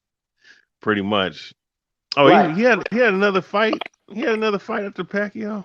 Yeah, and he lost that fight. Got knocked out. Let me ask. I didn't know that part. Let me ask some guys about Pacquiao versus Azuma Nelson or Pacquiao versus Salvador Sanchez. Salvador Sanchez probably knocked the fuck out of Pacquiao, man. The reason why I say that is because Pacquiao, what's going to happen in that fight, Salvador Sanchez is going to fight him in the pocket, and where Pacquiao's offense is going to get stifled, and he's going to come forward, and Pacquiao's going to eat a left hook to the body, man. You're going to keep eating it until his legs give out, and it's going to be over. Yeah, I've been like the 10th round. The fact that Sanchez did what he did to Wilfredo Benitez, woo. I mean, not Wilfredo Gomez. Wilfredo Gomez. Yeah, because he one of the best 122s ever, Wilfredo Gomez. Yeah, no, man, look, if you're talking about featherweight, Pacquiao, he's probably top 25 in that category, but if you're talking about the very best featherweights, even like Pac a legend, though. I give it to him, man. I want to take nothing away from a great fighter like Manny Pacquiao. He's a legend, Right. Yeah, but all this talk about him beating Errol Spence and if he beats Errol Spence, he should be regarded as better than Floyd Mayweather. All that talk needs to stop. Look, this is the same guy. I heard. This is the same guy. I'm putting $300 on Pacquiao. Let him finish. Let fight doctor finish. Let me see. I want to hear what he got to say. So, prime Manny Pacquiao got outboxed by a past-it Eric Morales. The same Eric Morales who in his next fight would lose on points to Zahir Rahim. Facts. Yep. Okay? Prime Manny Pacquiao. Hey. So all this talk about Manny Pacquiao, if he beats, first of all, he's not going to beat Errol Spence. And all the people who are feeling nostalgic and all the Pacquiao fans who are feeling nostalgic, please put your money on Pacquiao. So when I lay my bet on Errol Spence, I'm getting the best odds possible. And they not going to bet on Pacquiao. They'll say, Pacquiao win, but they ain't crazy to put their money on him. They know Spence going to fuck him up. I'm putting $300 on fucking Pacquiao, nigga. You crazy, bro. Don't do it, bro. I'm telling you. Not only did they say he would be better than Mayweather, they said some channels are saying Pacquiao would be the GOAT if he was to beat Spence. That's some bullshit right there. That's propaganda right there, bro. That's not real talk. Hey, no, man. I like Pacquiao when he was in his prime, but that shit when they was talking about him being the modern day Henry Armstrong and him being better than Durant, that shit was some fucking propaganda bullshit. Yeah, that's too many drugs. We need to stop drinking and driving. You know who'll be doing that? That'll be the Mayweather hater channels. People that hate Floyd to say shit like that. That's narrative. Yeah, narrative. I remember those fucking channels back in the day, man. Them motherfuckers was saying a lot of dumbass shit like Manny Pacquiao's better than fucking Ali. Like, nigga, what are you talking about, motherfucker? Pacquiao ain't fought nobody great. Didn't fight nobody that on that level, and he fucking cherry picked. He cherry picked at welterweight, kind of similar to Mayweather, but Mayweather started the cherry picking. Fucking Bob Arum and Pacquiao. You started cherry picking with Sugar Ray Leonard. He was the one that started that bullshit. Sugar Ray, but Mayweather still fought the best. He fought the best. I'm saying this. I'm gonna say this. No, Mayweather brought a certain version of that cherry picking into the 2000s. Who he got it from? He got that from Sugar Ray Leonard. Then but it wasn't the same. Started to do that. But it wasn't. But I'm just saying he took it. Yeah, Leonard did the shit. He did the same thing. You know what I'm saying? Although I will say this about Leonard. He did have a detached retina. and he didn't, and that may be the reason why that Aaron Pryor fight didn't happen. But he did do some little shit, you know what I'm saying, back then. Mayweather created another version of that. Then Manny Pacquiao and Bob Arum, them motherfuckers, they took that shit to a whole nother level with that damn rehydration clause bullshit. Okay. That's what Canelo is doing right now to this day. Yo, I can't say I know he did that back. See, he did that back Canelo in 2013. Bullshit. Canelo, the biggest diva in boxing. You see, he just fucked up that Caleb Plant fight. Yeah. You know, man, no, Caleb Plant did no, man. That's no. You gotta blame the quote unquote face. That was Canelo got his biggest payday, bro, on the pay-per-view. He got everything he wanted. No, we're talking about Caleb. We're talking about Caleb Plant, right? But Caleb Plant agrees to all terms. Caleb Plant putting out a statement right now, bro. Caleb Plant talked about how Canelo's getting his biggest payday. He's getting all type of endorsements. He got everything he wanted, but now Canelo got some type of health stipulations or some type of bullshit ass shit in the contract, some bullshit ass clauses. Yep, sign Canelo. Man, I gotta see, man. Bro, this is too much. About it on the Boxing Voice. Yeah, I didn't see it. Canelo with that foolery, bro. The PBC gave this man his biggest payday. How you gonna turn down your biggest payday? Come on, bro. No, I remember Canelo was doing that punk ass shit back in the early 2010s, early to mid 2010s. I'm not saying he wasn't doing that then, but I would say now he wasn't doing that shit. But I had to look into that in that Caleb Plant bullshit. Now listen. Without question, Alvarez is the most protected fighter in boxing, and all you have to do is look at his last 3-4 fights and who he's been fighting, right? I mean, so Kovalev, that was obviously a cherry pick, okay? I mean, he could have fought Andrade at middleweight for undisputed, but he wanted to fight Kovalev. Man, Andrade been running from everybody, man. But nobody. Come on, boxing historian. That was supposed to be an undisputed fight between Demetrius Andrade and Canelo went to fight Kovalev, bro. No, I'm not saying he didn't cherry pick Kovalev, but I'm just saying anytime you bring up Andrade, I'd be like, man, I've been hearing Andrade's name since 2009. This motherfucker ain't fought nobody. Bro, but listen, you can say that all you want, but at the end of the day, Andrade was a champion in the same weight class as Canelo. They could have fought undisputed, but Canelo ain't want to fight him. And what Canelo's saying right now, y'all will never fight you. You're a horrible fighter. How are you a horrible fighter? Man, what is Yildirim? If Andrade is a horrible fighter, what is Yildirim then? What is Billy Joe Saunders? No, Billy Joe Saunders. No. He was a champion. Billy Joe was a champion. Billy Joe was one of the champions. He tested positive. He was going. Him and Andrade were supposed to fight, and before he tested positive, he still was fight Andre before that Canelo fight. Actually. Yeah, Andre was talking. No, and he Billy Joe. To be honest with you, I thought Billy Joe was gonna give him a hard time personally. No, he was giving him a hard time. But hey, LT, I'm not taking nothing away from Canelo as a fighter. Canelo's a great fighter. He got a lot of skills, but I'm saying he could have fought Andrade for undisputed at 160, right? That's what we're saying. Could have been he could have been attempted to be undisputed. Go ahead. Go in and out, Meth. Go ahead. Shit. Hold on. Talking to the mic, Meth. Go ahead. Somebody go ahead, Meth. Yeah, I'm clear now. Yeah, go ahead. Yeah, I was saying Canelo could have been undisputed. And I think I was either the Fight Dot or the boxing historian said it best. He's one of the most protected boxers in the sport of boxing. He wants to be bigger than the sport. And in my opinion, at that time period ended with Floyd, the only fighter that was actually bigger than the sport, and we still see it today.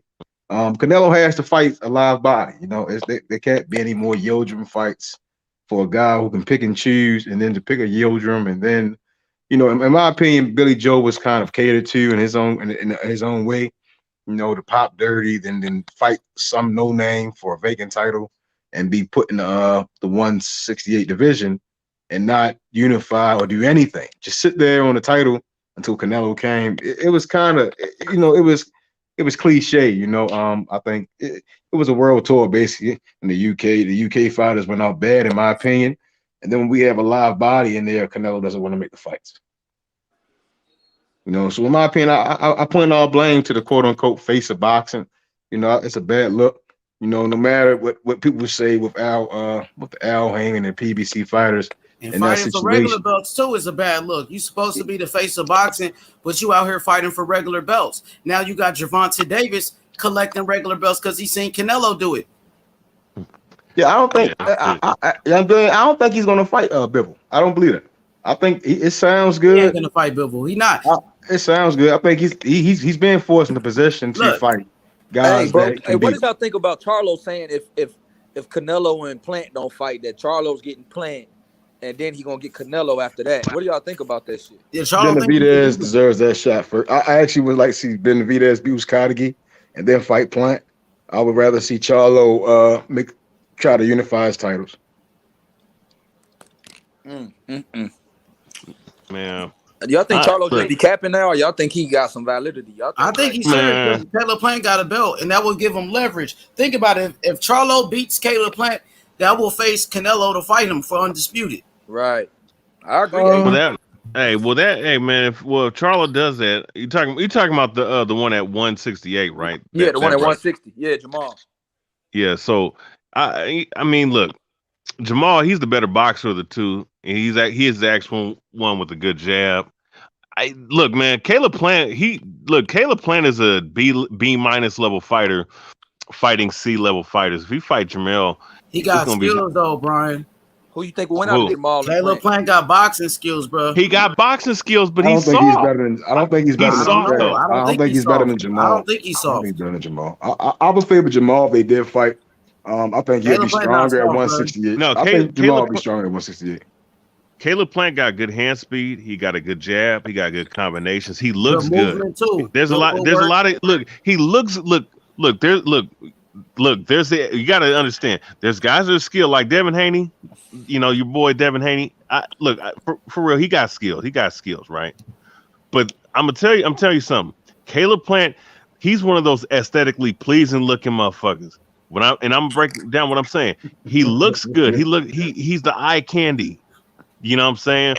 But I guarantee you, he get up in there with somebody that don't give a fuck about all that shit. You're gonna see the softness come up out of him. I guarantee you. I agree. That's kind of what I've been saying. Sometimes it looks, as you said, aesthetically good. It may appear to be the sweet science, but then when you put a guy that's a dog in there, they're gonna beat the shit out of him. You see what I'm saying? You're gonna prove that shit just it's like that's that amateur shit, and I'm gonna show you what being a pro is about. And that's how I take it. So you know who we can compare that to? Ryan Garcia. He looked nice. Caleb Plant to Ryan Garcia? No, I'm just saying. Caleb got way better skills. I'm just saying from a similar standpoint. Looks good. Everything looks good, but let's see what happens when he fight a dog. Well, at least Plant won a world title though. Ryan ain't even did that much. You know what I mean? Yeah. Caleb Plant, like he's an underrated fighter, but he got a lot of skills. He got speed. He can move. You know, he got good footwork. He has a very. I want to believe IQ.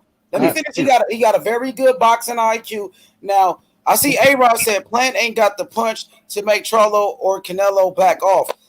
I think he got underrated power. I think his punches sting. Like he got stinging punches, and on top of that, like Lara, he didn't have a power for Canelo to respect him, but Lara was still outboxing Canelo. You know what I mean? So you really don't need like superpower. Canelo can be outboxed. Mayweather don't even have power. What happened? Well, but Floyd, he had power. He had power back in featherweight. No, I'm saying at 47 though. At 47, at 147, he had stopping power with that right hand, which made motherfuckers not come back. He's fighting against a bigger guys like Floyd. Last knockout was against Victor Ortiz, and that was some people say like a sucker punch and shit like that. That wasn't a real knockout. Floyd wasn't the biggest puncher. Look, Floyd wasn't the biggest puncher. He outboxed Canelo. Same thing with Lara. Lara wasn't knocking people out. He outboxed Canelo. But that's Canelo. Yeah, but I had that's Floyd Canelo beating. Mayweather, I had though. Canelo beating Lara. I didn't think Lara did enough. It was too. Lara beat, man. Lara was, man. He Canelo, let bro. Canelo was stealing rounds. Canelo will always steal Canelo was certain rounds. missing. That This was the dude was problem. throwing wide hooks, and he was missing, and he was getting countered off that jab and off that straight left by. So let me ask you a question in Boxing Story. Who won the first Triple G Canelo fight? Triple G.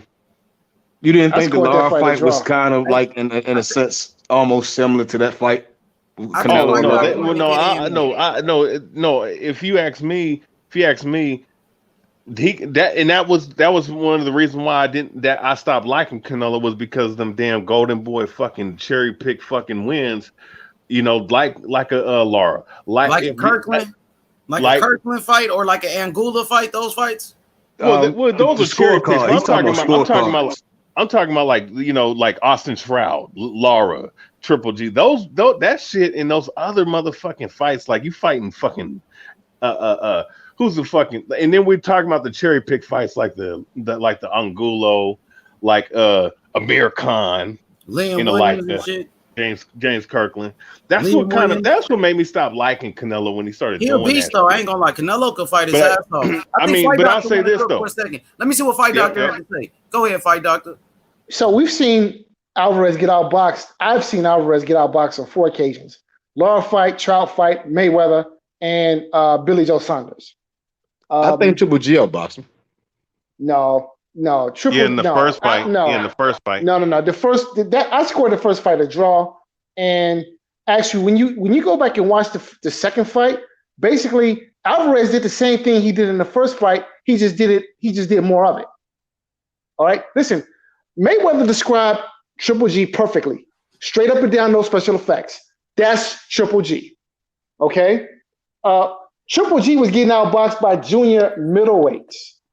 There's a reason why you saw him fighting the same kind of fighter, guys who didn't display any type of slickness or defense, stand right in front of him so he can look good knocking them out. Okay, but if you go back and watch the Kassim Umar fight, Kassim Umar, a junior middleweight, was outboxing Triple G, made him look bad. Okay, this guy, there's nothing special about him. He hit hard, and that's it. Whoa. So if you stood in front of him, or if you let him fight his fight by backing away from him, he would look good, hunting you down, coming after you. But listen, Alvarez was very smart.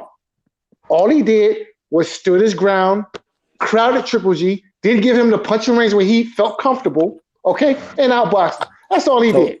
Hey, so Fight Doctor, if Triple G would have fought Lara at that time, who would have won? Listen, I think Team Golovkin was smart to duck Erislandy Lara. Okay? And what would have happened? I think Lara could have walked away with the decision, to be completely honest with you. Okay? Because, listen, go back and watch the Kassim Umar fight. I watched it. Golovkin does not like southpaws. In fact, I'll take it a step further. He does not like slick fighters. Okay? But if you a slick southpaw, that's Golovkin kryptonite all day long. And you know what? And he hit, and we also gotta give credit to where credit is due. Lara can hit. And you know what? Historian and Fight Doctor, when Triple G was fighting Jacobs, remember when Jacobs turned the fight around in those rounds, he went southpaw. All right, so what do y'all think about the Jacobs Canelo fight? Man, Jacobs won that fight, man. He won that fight against Triple G. Jacobs Canelo. Oh, I thought. Oh no, Canelo. Listen, add the Jacobs fight to my list of. I'm sorry. Go ahead. Continue. Go ahead, Fight Doctor. I didn't know. My bad. No, I was going to say add that fight to my list of fights where Alvarez got outboxed, but Jacobs did not outbox Alvarez. Alvarez outboxed Jacobs. So I just wanted to correct myself before I made a mistake. Okay. Yeah, Alvarez definitely he was the shit. Look, listen. Right now, I think what Canelo has accomplished, he deserves the #1 pound for pound ranking. All right. Okay. Now, if just based off his resume. Now, if we deal with some facts about Canelo, doing the cherry pick or back in the day, or those gift decisions that he had against those 3 boxers that we just named, I would say with Canelo, like, for me, it's like there's no reason for me to dislike him, but I dislike the shit that he was dealing with when he was with Golden Boy. But one thing we can give credit to him for is him fighting 4 times a year. But if this Caleb Plant thing that happened, if this is true that Caleb Plant is saying, then we got, I got to investigate this shit, because there's no reason. Like, I mean, this is gonna be the 3rd or 4th time undisputed championship has been stopped this year, man. Because fuckery. I can't give him credit for the Yodrum fight, and I truly despise the Billy Joe fight. It's basically from how Billy Joe moved into that situation. I just saw, because in my opinion, I at no point did I feel as Billy Joe was a threat, or did he? It didn't seem like he even came. Sometimes I didn't even think he came to win, because he was trying to. It was like he was doing certain things. It was just like he was just in there for the check. As I looked at it, it's been fighters before they have had, in my opinion, some terrible injuries in the ring, and they still stuck it out. And as soon as a little bit of adversity struck Billy Joe, he took that. He took that knee. He bended the knee. And that Yodrum fight to start the year off was terrible. And it's I think it could have been several other fights that could have been made. And I truly would never understand how a fighter such as Canelo was going around. He would pick this fight, then that fight, then all of a sudden, when it's a division where it's a lot of some green guys that's green still, and it really hadn't really picked up heat as we saw with 154. 140, where it kind of picked up some heat. Canelo went in there. He kind of took advantage. Again, I'll give him the Caleb Smith win. I would say that's a decent win, since Caleb did win the Super Series. But the Yodrum and the Billy Joe, and now the Plant fight falling through, it's a bad look. What's happening? What's up? What's up, Jose? Not very much. I was just listening to this talk, and I just wanted to tell the historian I agree with the Triple G fight, or the Trout fight. I had Canelo winning clearly, dropped him, and he was hurting him the whole fight. Now Trout was a warrior though. Trout wasn't no slouch, so it's not like Canelo was just gonna walk right through him. But I thought he beat him pretty easily, maybe 8-4. He dropped Trout and he hurt him a couple of times, multiple times that fight. What do you think about the Lara fight? The Lara fight, that looks bad because Canelo was missing a lot, but however, Lara wasn't doing much either. He was just throwing some pity-patty punches, and also in the second round there was a knockdown that wasn't counted for Canelo. Canelo hurt Lara in the second round, and he actually cut him. He busted his eye open, and Lara, he was going down, and he ended up holding with his left hand. He ended up holding the ropes, and that's what hold them up. That's why I held them up. Kind of like how Jamel held the ropes against Castaño. Nah, it was even worse, because at least Jamel, he didn't held. I didn't see him holding on to the rope. Nah, his butt. Just his body. They held him up. Lara actually held up with his hands. He actually touched the ropes and freaking got up. Like, it was crazy. I don't know how the referee didn't call that a knockout. This was in the second round. Well, you pet. Okay, I'm gonna let you continue what you're saying. Here's my question though, like, because I've been planning on this for a couple months. Do you think it'd probably be best if we all just watch the fight at the same time? Oh man, I had Canelo win. Yeah, but like I said, here's the thing, bro. It's a boring ass fight. I didn't watch it when it happened live, but like I heard so many people talking about it. It was back in 2013. I wasn't really into boxing like that, so I didn't watch it. And so I watched it a couple months ago. Man, I don't want to watch that shit ever again in my life. Lara was just running. There was a couple of rounds where it was 1 minute left, and Lara hadn't thrown a punch. I never seen shit like that in my life. He hadn't thrown that one punch. And yeah, Canelo was missing a lot. But Canelo, I think, only landed like 5 or 6 punches that round. I forget the round. but it clearly stuck out to me. Canelo only landed like 5 or 6 punches. He threw a lot. He was missing a lot. But Lara, he only landed like 2. So who's gonna win that round? Canelo looks bad for missing a lot, but Lara didn't do himself any favors. He didn't do himself any favors. He was he would get real. It wouldn't be a lot of work going on. It was similar to my opinion. How I always said the Shakur's latest fight. How he wasn't doing any work, and it's just a bad look in a championship fight, especially when Lara. It was a bad look in my opinion. Lara could have done a little bit more to keep the round sealed if he did, do the pop shot. He was going to do the pop shots, at least finish the round with some pop shots. At least within every minute, throw at least 7 punches, try to land 5, at least try to land 15 punches. And at least stand your ground a little bit. In some of them rounds, he didn't stand his ground at all. And I was like, man, like for me, I had it a draw. I had it 6 rounds. Well, you know what? No, you're right. He didn't stand his ground on some occasions, but the fact that look, I know cats like to say hit or beat. It's the game is the whole purpose of the game is to get hit and to hit and not get hit. Right. But look, I rewatched the fight, like a month or 2 ago when I was talking about this with Styles and on HCP. I was rewatching that right when they was talking about it, and I was like, you know what? I scored the fight a lot closer the second time around, but I still had the same man winning. I had Lara winning 7-5. Look, it was a close fight, but the only issue I have is just that all of those close fights always went to Canelo, and or inconvenience, it became a draw. So that it wasn't a fucking loss on Canelo's record. So that's my only issue. Like the Trout, look, it's like this with Trout. Trout said, like any man that says that the other guy won deserved to lose the fight. You know what I'm saying? For him to say that shit, that didn't look good on you. Yeah, he was like, Lara, knocked down SJ. You know what I mean? I think I lost. I fought hard. Yeah, he said that shit too. I remember that. So yeah, who would y'all say is Canelo's best win? Like clear cut win. Triple G. Golovkin and Jacobs. No, there's a couple actually. Jacobs. Number 2, Jacobs.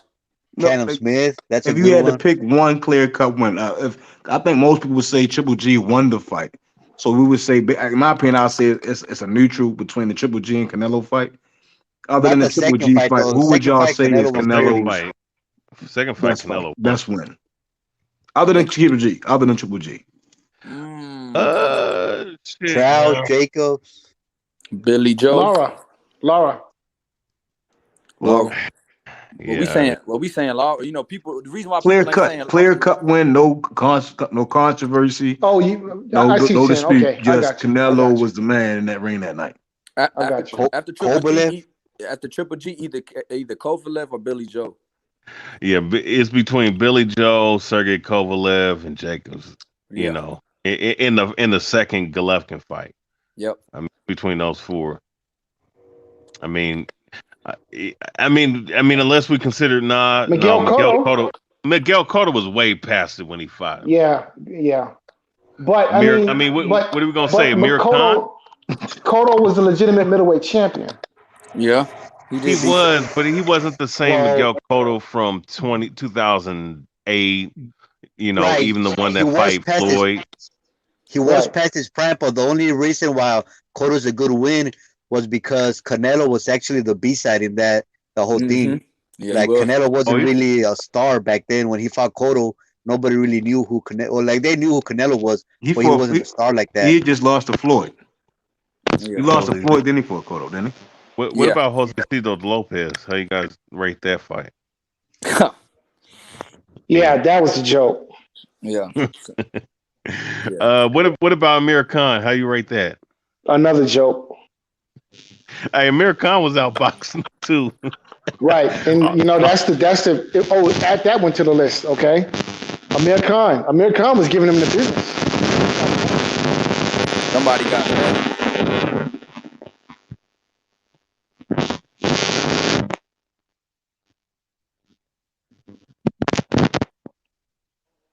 Yo. fight, doctor. I think there's something wrong with your Yeah, mic, hold on bro. a second. Let me hold on. I'm gonna mute myself and see if I can't correct my technical issues. Hold on. You sound clear, right? See, it's funny when you sound clear right there, but yeah. Julio Cesar Chavez Jr. Is that somebody that hey Julio Cesar Chavez? That's a great win, wasn't it? No, I actually, when I first heard about it, I mean, because I came back into boxing at a certain time, and then when you hear people say, "Well, this is a great win," and then when you go check out the fight, you dig what I'm saying, and you're like, "Well, who the fuck is this guy?" And you go back and watch who he's fought, and then this the entire fight, and then to see who Chavez Jr. is today and how old he is, it's like, damn, you know, it raises a lot. Canelo as a boxer, you know, I think he's talented. He does what he does good, right. But it's too many. He raises a lot of eyebrows to me. You know, I think there are a lot of fighters in the game that deserve way more credit. You know, and a lot of, in my opinion, a lot of Canelo's praise comes from the Floyd fight. Yeah. Well, listen, real talk. Take the fame, yeah. Yeah, real talk. If Crawford beats Porter and looks good doing it, I'm making Crawford my number one pound for pound. He's my. I'm expecting him to knock Porter the fuck out. He's my pound for pound right now. If he knocks Porter out, then at that point there's no question in my mind who should be number one pound for pound. Yeah, man. Listen, man. I look at it from the only problem with that is that Porter has been beat multiple times, so Crawford's not really doing anything that somebody else hasn't done, and Canelo has done that multiple times. Canelo has beat multiple fighters that nobody else has beat. Well, now, hold on. If that was Spence in there, then yeah, no doubt Crawford would be number one. But Porter lost a couple of times. He lost to some dude named Diaz. I forget his freaking first name. Julio I remember watching Diaz, that fight. Julio Diaz, that was a draw. Remember at 154? I remember. Yeah, and it was a drop. They called it a drop, but he had lost. Like some crazy shit happened. I can't remember what really happened. Like some crazy shit happened in that fight. He lost to Cal Brook. He lost to Keith Thurman. Ugas said that was a close fight. He lost to Spain.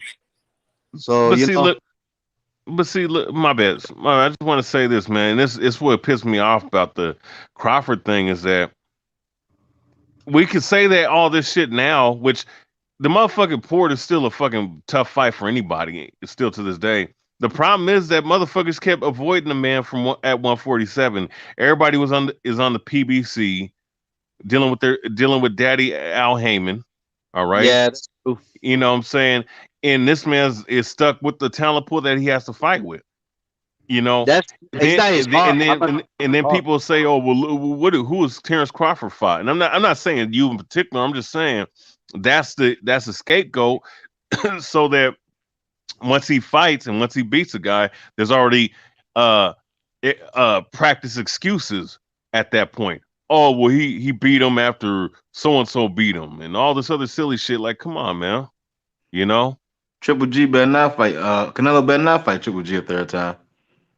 Oh hell, he better not do no shit. Who the fuck want to watch that shit? Listen, this guy is the most protected fighter in boxing, so don't be surprised. In fact, that's what I was predicting. I was predicting that this would be his next fight, Triple G, or he would fight Triple G after the Plant fight. Who's the most protected boxer? Who? Man, Alvarez. Alvarez, yeah. If Alvarez fights Triple G again, he's back on the Mayweather bullshit again, man. Yeah, I mean, he's gonna be back on that. It might be Triple G actually. It might be Triple G and Canelo. So you guys don't Triple G ain't did nothing. So you guys don't think Callum Smith is a good win? That's the only one that I could easily. The only reason I say I question it again is because of Callum. He never unified. Billy never did anything. But Billy never did anything. Was a tough out though. Benavidez, none of the four, right? That's why I said earlier, none of them mixed it up. A lot of them were still green in a sense. Plant really just got on the map. He didn't really get the time to get settled as the title holder. I'm not gonna call him a champion. Benavidez, he was on and off weight, drugs. Billy Joe, he didn't do anything. He didn't fight anyone truly at 168. He just sat on that title for years. Callum, he was the only one that was, in a sense, sort of active when he won his title, but then he was Was it John Ryder? John Ryder, yeah. You see what I'm saying? And these guys were kind of still. A lot of them were still young and green. Except for Billy Joe, he probably was the eldest of the three. And Canelo, we went and fought Rocky Fielding, then disappeared to 175, and then he waited it out. And then Benavidez lost his title on the scales. Then all of a sudden, Canelo was gifted the WBC to fight for the WBA Super. It was a lot of things that was abnormal going on once he came around. And again, that's the politics of boxing. And I've never seen Callum fight the way he fought against Canelo. I've never seen him do that in a day of my life. And Canelo never got the knockout. It was kind of Canelo raises a lot of eyebrows to me. It's always a question to his wins. It's like, why the fuck Callum ain't throwing his hands? And it's just weird. It was a lot of weird stuff, and I never understood why none of the guys at 168 ever mixed it up. None of them trying to unify with each other. It was just weird. And even at 175, we barely can get undisputed. We still seeing guys holding on the titles for months, damn near years. Right. H Money putting on that Andre Ward motivation. Hey, there you go, H. put on that. Hey, but let me ask you, Meth. So okay, I'm gonna be devil's advocate right here. So if Canelo goes up there and beats Bivol, what's the panel gonna say? He still gotta keep fighting. He still gotta keep fighting. It don't stop at Bivol. Canelo is 31 years old. No, I'm saying would that be a good win? He still got some work to put in. For me, for me, congratulations on the win. Keep on going. Beat Beterbiev or Joe Smith. Just he'll stop Joe Smith. Can continue to do instead of trying to sell me that the greatest would stop. You know what I'm saying? I don't want to see him fight Bivol, then jump down to 160 and go fight Tim Tszyu or some shit. You see what I'm saying? That's some weird shit. That's the type shit Canelo does. I think he'll fight Bivol and then come back if Charlo and Plant fight the winner. That's kind of weird though. Again, that'd be weird as shit. I would be very surprised if fought Kovalev, then he came down and tried to get all the belts at 68. Yeah, he went for the pads the way of. Hey, listen. I'll say this, right? If he beats Bivol, man, that is a very good win, and that enhances his resume. I would be very surprised if that fight would have come off. Well, if he can't see it, Bivol wants to fight. He doesn't want. Bivol doesn't want to go undisputed. Bivol was acting like he wants to give away his titles. So I really don't care too much for Bivol. I think stylistically, Bivol is all wrong for Alvarez. I don't see any heart in Bivol. A lot of people speak highly of him. It's after his latest fight. He didn't say, "Oh, I want Beterbiev. I want Joe. I want to be undisputed." It was nothing. I didn't get a champion from Bivol. First thing came out, I'm ready for Canelo. I'm like, that's stupid. You have Beterbiev right there, and what? It was weird. But let's keep it 100. Canelo is the big money making fight at this point, though. That's probably why. Who does Bivol fight for? DAZN match for him. Yeah. Yep. Exactly. Yeah, you see what I'm saying? And that's again, I don't know, because I think DAZN and Top Rank can make the fights. I just didn't understand why he didn't push for. Again, as you said, the money could be against the reason, but then it makes you question the integrity in a sense that the titles are there and the fans are saying that's what we want to see, and the first thing that come out your mouth as a title holder at 175 is that you want to fight Canelo. After that type of performance, it was stupid to me. They need to start stripping. Look, listen. If you're not fighting your mandatory, like there should be like motherfuckers need to be stripped, man. Motherfuckers be hogging the damn titles for a whole 2 years, kind of like how Keith Thurman did, held them damn belts hostage and didn't fight nobody, man. Injury or not, you have to have mandatories. And you have to have a deadline of when you fucking supposed to fight. Otherwise, give up the fucking belt, man. Like, that should get on my goddamn nerves. Like, there ain't no real champions in boxing right now. At least most of them. The thing about the mandatories, though, we have some fucking sorry-ass mandatories. Like, look at Jermell Charlo. They're talking about they can't have the rematch because he has to fight some dude that, let's be honest, nobody has ever even fucking heard of. Or how he even got that mandatory. Right? Which with IBF? Yeah, the IBF mandatory. Yeah, the IBF mandatory. It's not just Charlo. It happens all the time. Like I think that they need to fix how the mandatory system works. I think mandatory should be respected. Even with Crawford, there was a point where freaking they said Porter was a mandatory, then they said Ugas was a mandatory. Then somehow even fucking Virgil Ortiz said he was a mandatory. No, Virgil was never the mandatory. I never remember Ugas being a mandatory. It was I'm not sure of how Garcia, they said he was a mandatory. Danny. Which one? Danny. Yeah, exactly. You're correct. Danny was the mandatory. He passed it up to fight Ivan Rakic and then go on to fight Errol Spence. And that's kind of where a lot of people, such as myself, try to bring light to that situation. Danny, in the PBC fight, that's how they get down. They keep the fights in house. Danny could have fought Crawford for the title, but he did not take the fight. And then Sean Porter was the mandatory. He declined initial offers. He dragged it out. And then recently we have the mandatory fight being mandated. Virgil, he was in a decent position. Again, I don't think he'd ever be ready to beat Crawford. He has to get past Kavaliauskas. And then I think at the Crawford beats Porter, then he probably would have a time limit that has to be set. Then Ortiz, if he does beat Kavaliauskas, well, he'll be mandated. The WBO hasn't been shady compared to the WBC. The WBC is the artist of the bunch. We be capping. Yeah, the WBC, WBA are the two of the most. We be capping. So let me say this. So if Canelo goes up there and beats Bivol and fights Better Beef, or Joe Smith and beats one of them guys too, and then fights Big Charlo, like is that enough? Oh hell yeah! If he was to do all that, then yeah, he just can't throw no Yildirim's in there. He can't have no pad stories. He can't have no fuck ups. You see what I'm saying? Keep it clean, keep it boxing, and just stop the diva shit. No robberies. If he getting his ass put by Bivol for 8 rounds and he win the damn fight, he might as well just throw his belt, just throw himself in the trash, because it'd be people would be fed up. Because it's a lot of money in the line, and some guys do put the work in.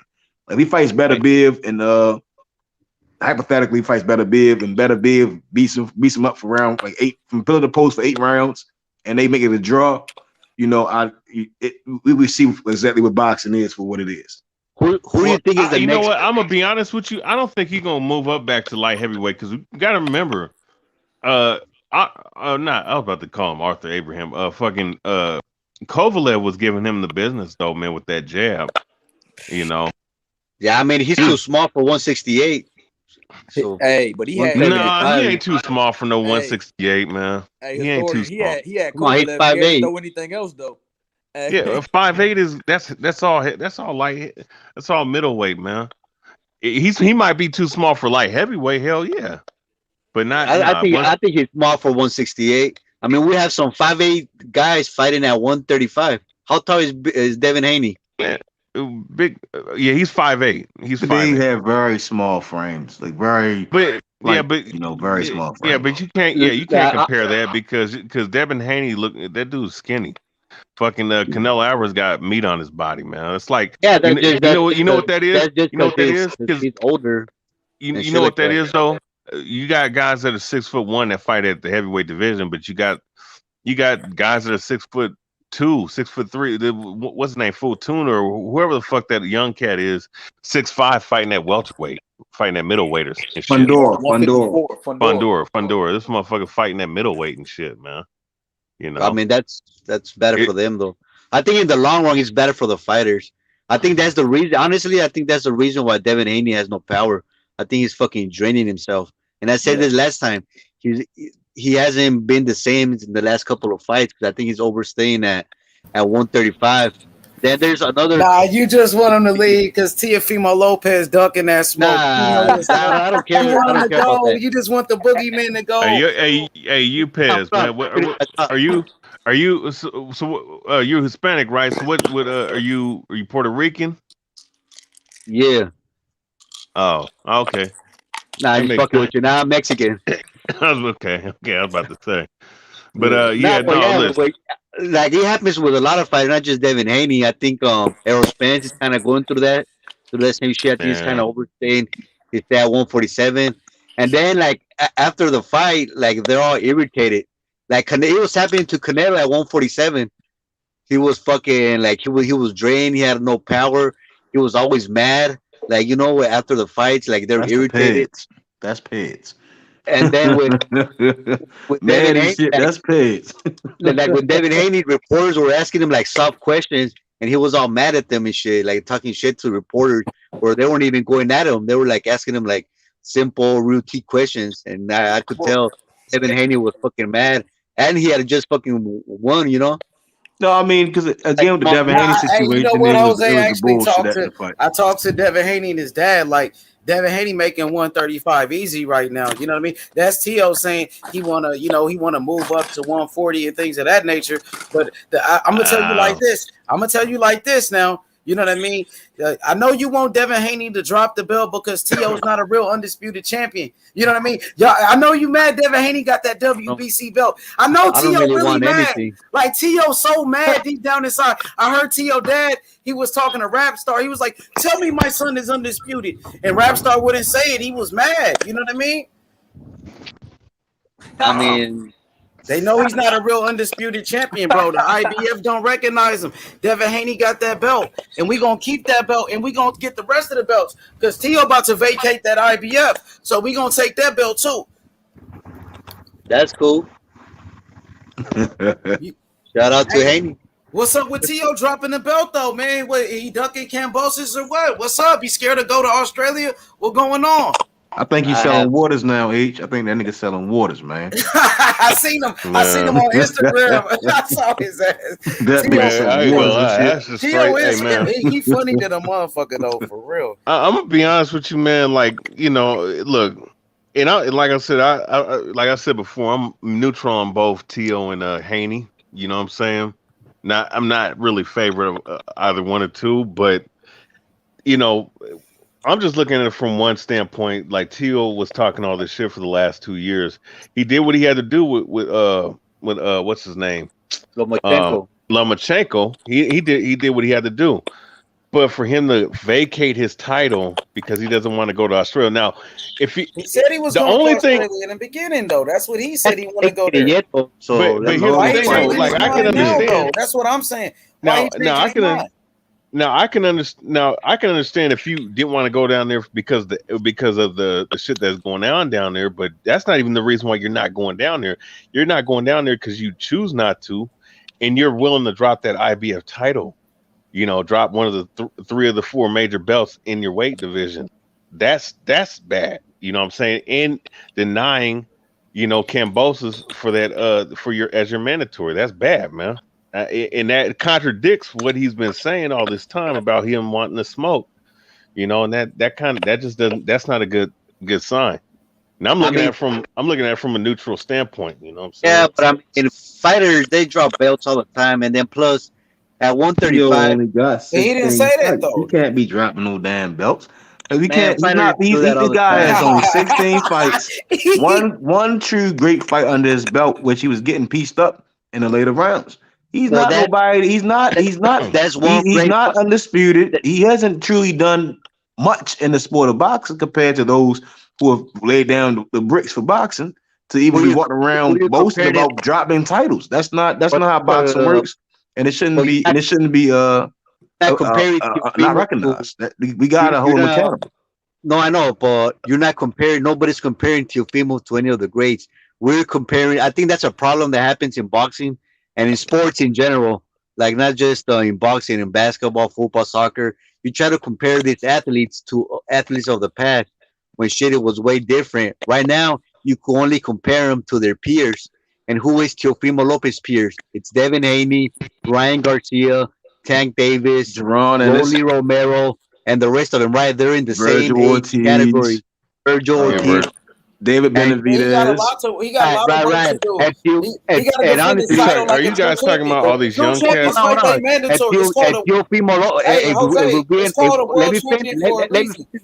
to go to Australia in the beginning. Hold on, we heard you like 100 times already. I'm saying, why are you trying to go get the belt now, bro?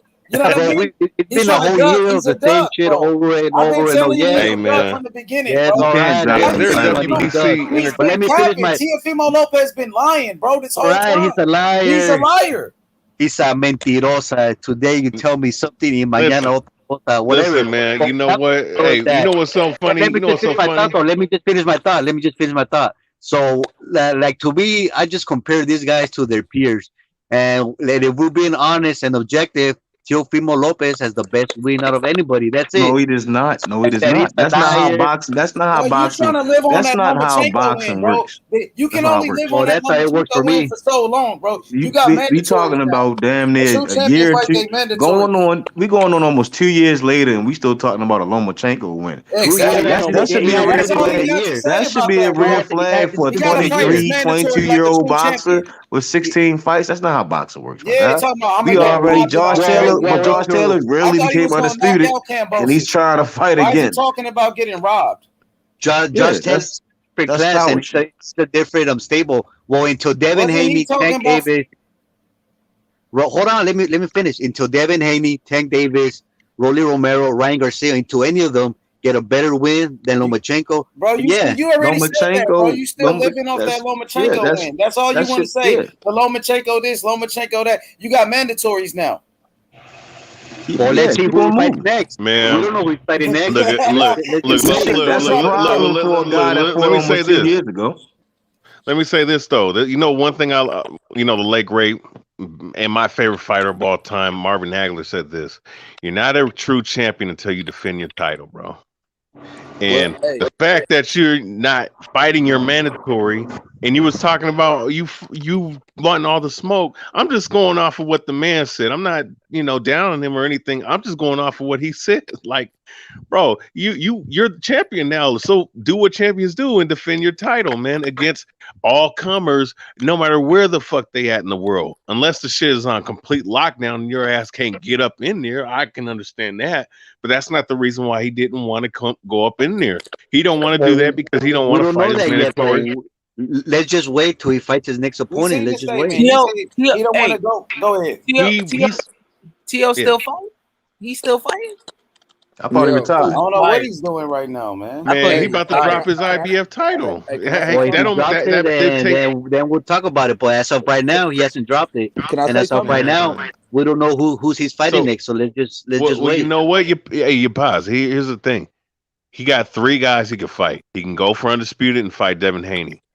He can go give Lomachenko a rematch, or he can fight his mandatory Kambosos. Pick your poison. So let's just wait. So exactly, right? So if he don't fight any of those 3, then he don't want to fucking fight. That's what that means. Yeah, but that's a big if though. So right now we're just speculating. What do you mean we don't know yet. It's been going on a long time.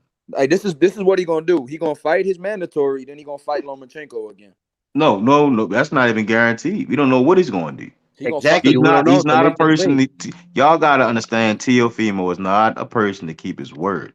So when a person don't keep their word, you got. You see what I'm saying? Everything he say, you got to take with a grain of salt. What person in boxing does? I mean, Ali. As much, I think we were saying earlier. At least Devin keeps his word. The fights Tank say he's going to make. Tank makes the fights. Andre Ward kept his word. You see what I'm saying? Them young guys make the fights. You see what I'm saying? It's a pattern though. Ryan Garcia, Teofimo, these guys, they not in it. They in it for the notoriety. In my opinion,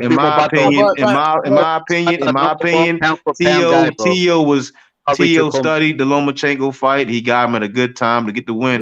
But he knows deep down that the dogs are coming for him. T.O. ain't fight nobody though. T.O. fought people. I don't like to do no more, but he fought people. That's not who did he fight? Richard Comey not an easy fight, bro. Richard Comey in the second round. Robert Easter beat the shit out of Richard Comey. Richard Comey was a favorite in that fight. He knocked him out in the second round. I was just gonna say that, bro. I was just gonna say that Oh, Teofimo Richard Lopez. Comey was beat already by Robert Easter, though. No, it doesn't matter. Hold on. No, but he's still the same fighter. Comey comes in with no defense and all. He's okay, but he's not no world beater. Like, I don't think Comey is a more accomplished fighter than Jorge Linares or Jose Pedraza. IBF though he had. You guys see how you predict yourself? How you guys saying who did Comey beat though? I'm just asking. No, hold on. Let me say right? He ain't beat nobody, right? So he's a earlier, good fighter, though. He got power. Hold on. So earlier, I said the same thing about Porter when you guys were talking about Crawford. That would be the best win. No, that's not what I'm saying. I'm saying and now Crawford you guys already. You can't compare Tio and Crawford. See, that's the see what I'm saying. You trying to put no, Jose, you trying to put Tio, a guy with 16 fights, who ain't fought, Jose. Tio hasn't fought since last October. Jose, he hasn't fought. He's bet to have a fight 3 times, right? Crawford has fought at 3 divisions, been a champion in 3 divisions. I'm not and it's being avoided till this day as a champion. It's not the same with Tio. Tio has a lot of fights that he could have made by now. It's a total different situation. We're still talking about Comey, who's a C+ fighter, and then Lomachenko, who beat Nakatani. Nakatani wasn't shit. He got his ass knocked out by Loma. He was a fucking bum. Because Loma is a bum. Nakatani is a bum, bro. No, Nakatani ain't no bum. Nakatani's a bum. He's a fucking bum. He's a bum. Struggle with Nakatani. Nakatani, though. He went up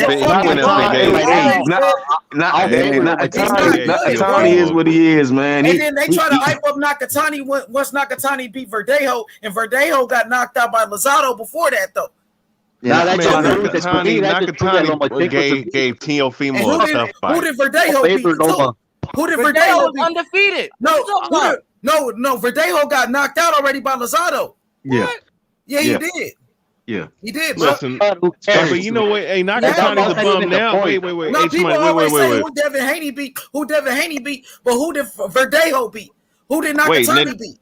Wait a second, Nakatani. Okay, let's deal with Nakatani real quick. Devin Haney beat Linares. There ain't too much to say about Nakatani boxing. He ain't did shit. He's a fucking Nakatani. Wait a second, he's a bum now. I'm just asking. They one champion Comey beat. He was a bum. No, everybody's saying he's a bum now, but people were saying that Nakatani. I'm just asking. Raymondo fucking box rig. Beltran, I think Beltran was he didn't beat Beltran for the belt though. Beltran wasn't the champ. He did. He I think he took the belt from Beltran. You know, he took the belt. It was a vacant title. It was another dude. And another thing you have to give Lopez credit for, when he fought Comey, he was the underdog. Comey was favorite. I don't give a damn about none of that. I think Comey and Nakatani both put their heads in the line of fire too many times. Even in the Marinez fight, if Marinez wasn't a lazy ass fighter, he could have carried Comey to a unanimous decision. He was just fucking lazy. Comey's okay. I said when the fight was going on, I said Marinez kept his hands too low. He fought lazy. Comey is okay, but again, he's. Nakatani ain't a bum either, man. Come on. Nakatani is the coldest bum. Comparing it, treating him like a bum, right? He's a fucking bum, yo. Man, Nakatani gave fucking Teofimo a tough fight. He ain't no. That should tell you about Teofimo. That's what I'm saying. He struggled with that bum, Nakatani.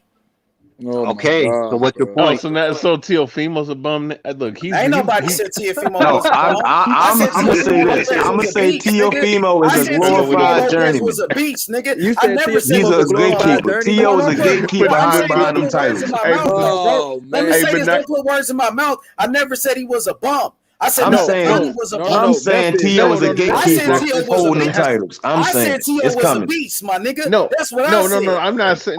No, here's what I'm trying. No, I'm saying he's a gatekeeper, and them titles is being held on real tight. Nakatani, we're not talking about you. Okay, my bad. I'm saying Tio is a gatekeeper. He holding them titles to prolong Devin. He's prolonging the ass from Devin. I'm telling you like it is. He's a gatekeeper. No, all I'm saying is Nakatani gave him a tough fight, and you can't be a bum and give Teofimo a tough fight, man. That's all I'm saying, bro. I'm telling you, he struggled with that bum. He struggled with him, Nakatani. That's what we saying. He's not good. He should have never struggled with him. And then after the fight, he said, "We ain't fighting no more tall fighters." That's what they said. Tio's a gatekeeper. I'm telling y'all like it is. No, he holding them titles away. He got blessed with that win against Loma. He know Devin on his ass. When Devin beat his ass, Tio gonna be a gatekeeper. Once Devin beat his ass up, rematch. Let me break this down. Let me just break down what homeboy say. Okay, so Tio is a gatekeeper. You're probably just calling him trash. Cool.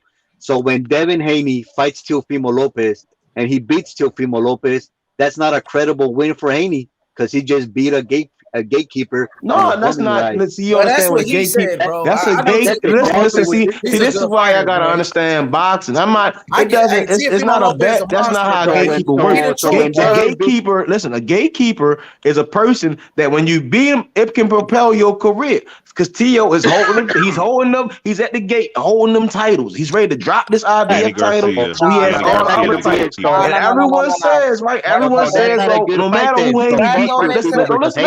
No, hold on. No matter who Haney beats, everyone gonna keep saying that same bullshit about, or he ain't beat Tio, or he ain't beat this guy. Even if Haney was to beat Loma, they're gonna say he ain't beat Tio. You dig what I'm saying? Look, so again, in my eyes, Tio is that gatekeeper. That's prolonging the success. And that's why. Hey, you know what? But see, that's why. We need to see. That's why we need to see all these guys fight each other, man. That's why all these guys gotta get up in the ring and see who the best fighter is of all 4 or 5 of these motherfuckers. No, we don't. We just heard that Tio. No, yes, we do, man. Fuck all this shit, man. Yeah, that boy holding them titles hard. We need that fight so we can see, so we can prove that Haney's the real champion at 135. There you go. Forget Tio. No. Them belts gotta come home. You see what I'm saying? The belts do gotta come home. No, I don't forget shit. Then what's the hey? You know what? Fuck all this. What's the point of being a champion if motherfuckers ain't gonna be defending their titles, man? Like, that's all I'm saying. That's some gatekeeper type shit. Like, no, you can't get an opportunity because I'm scared. I disagree with you. Like, Tia, you got to give him credit as a fighter. I don't have to give the boy nothing, H, if he's not gonna make the fight. But he's not. Can I finish what I'm saying, my brother? He got to make the fight. Can I finish what I'm saying? Y'all can hear me?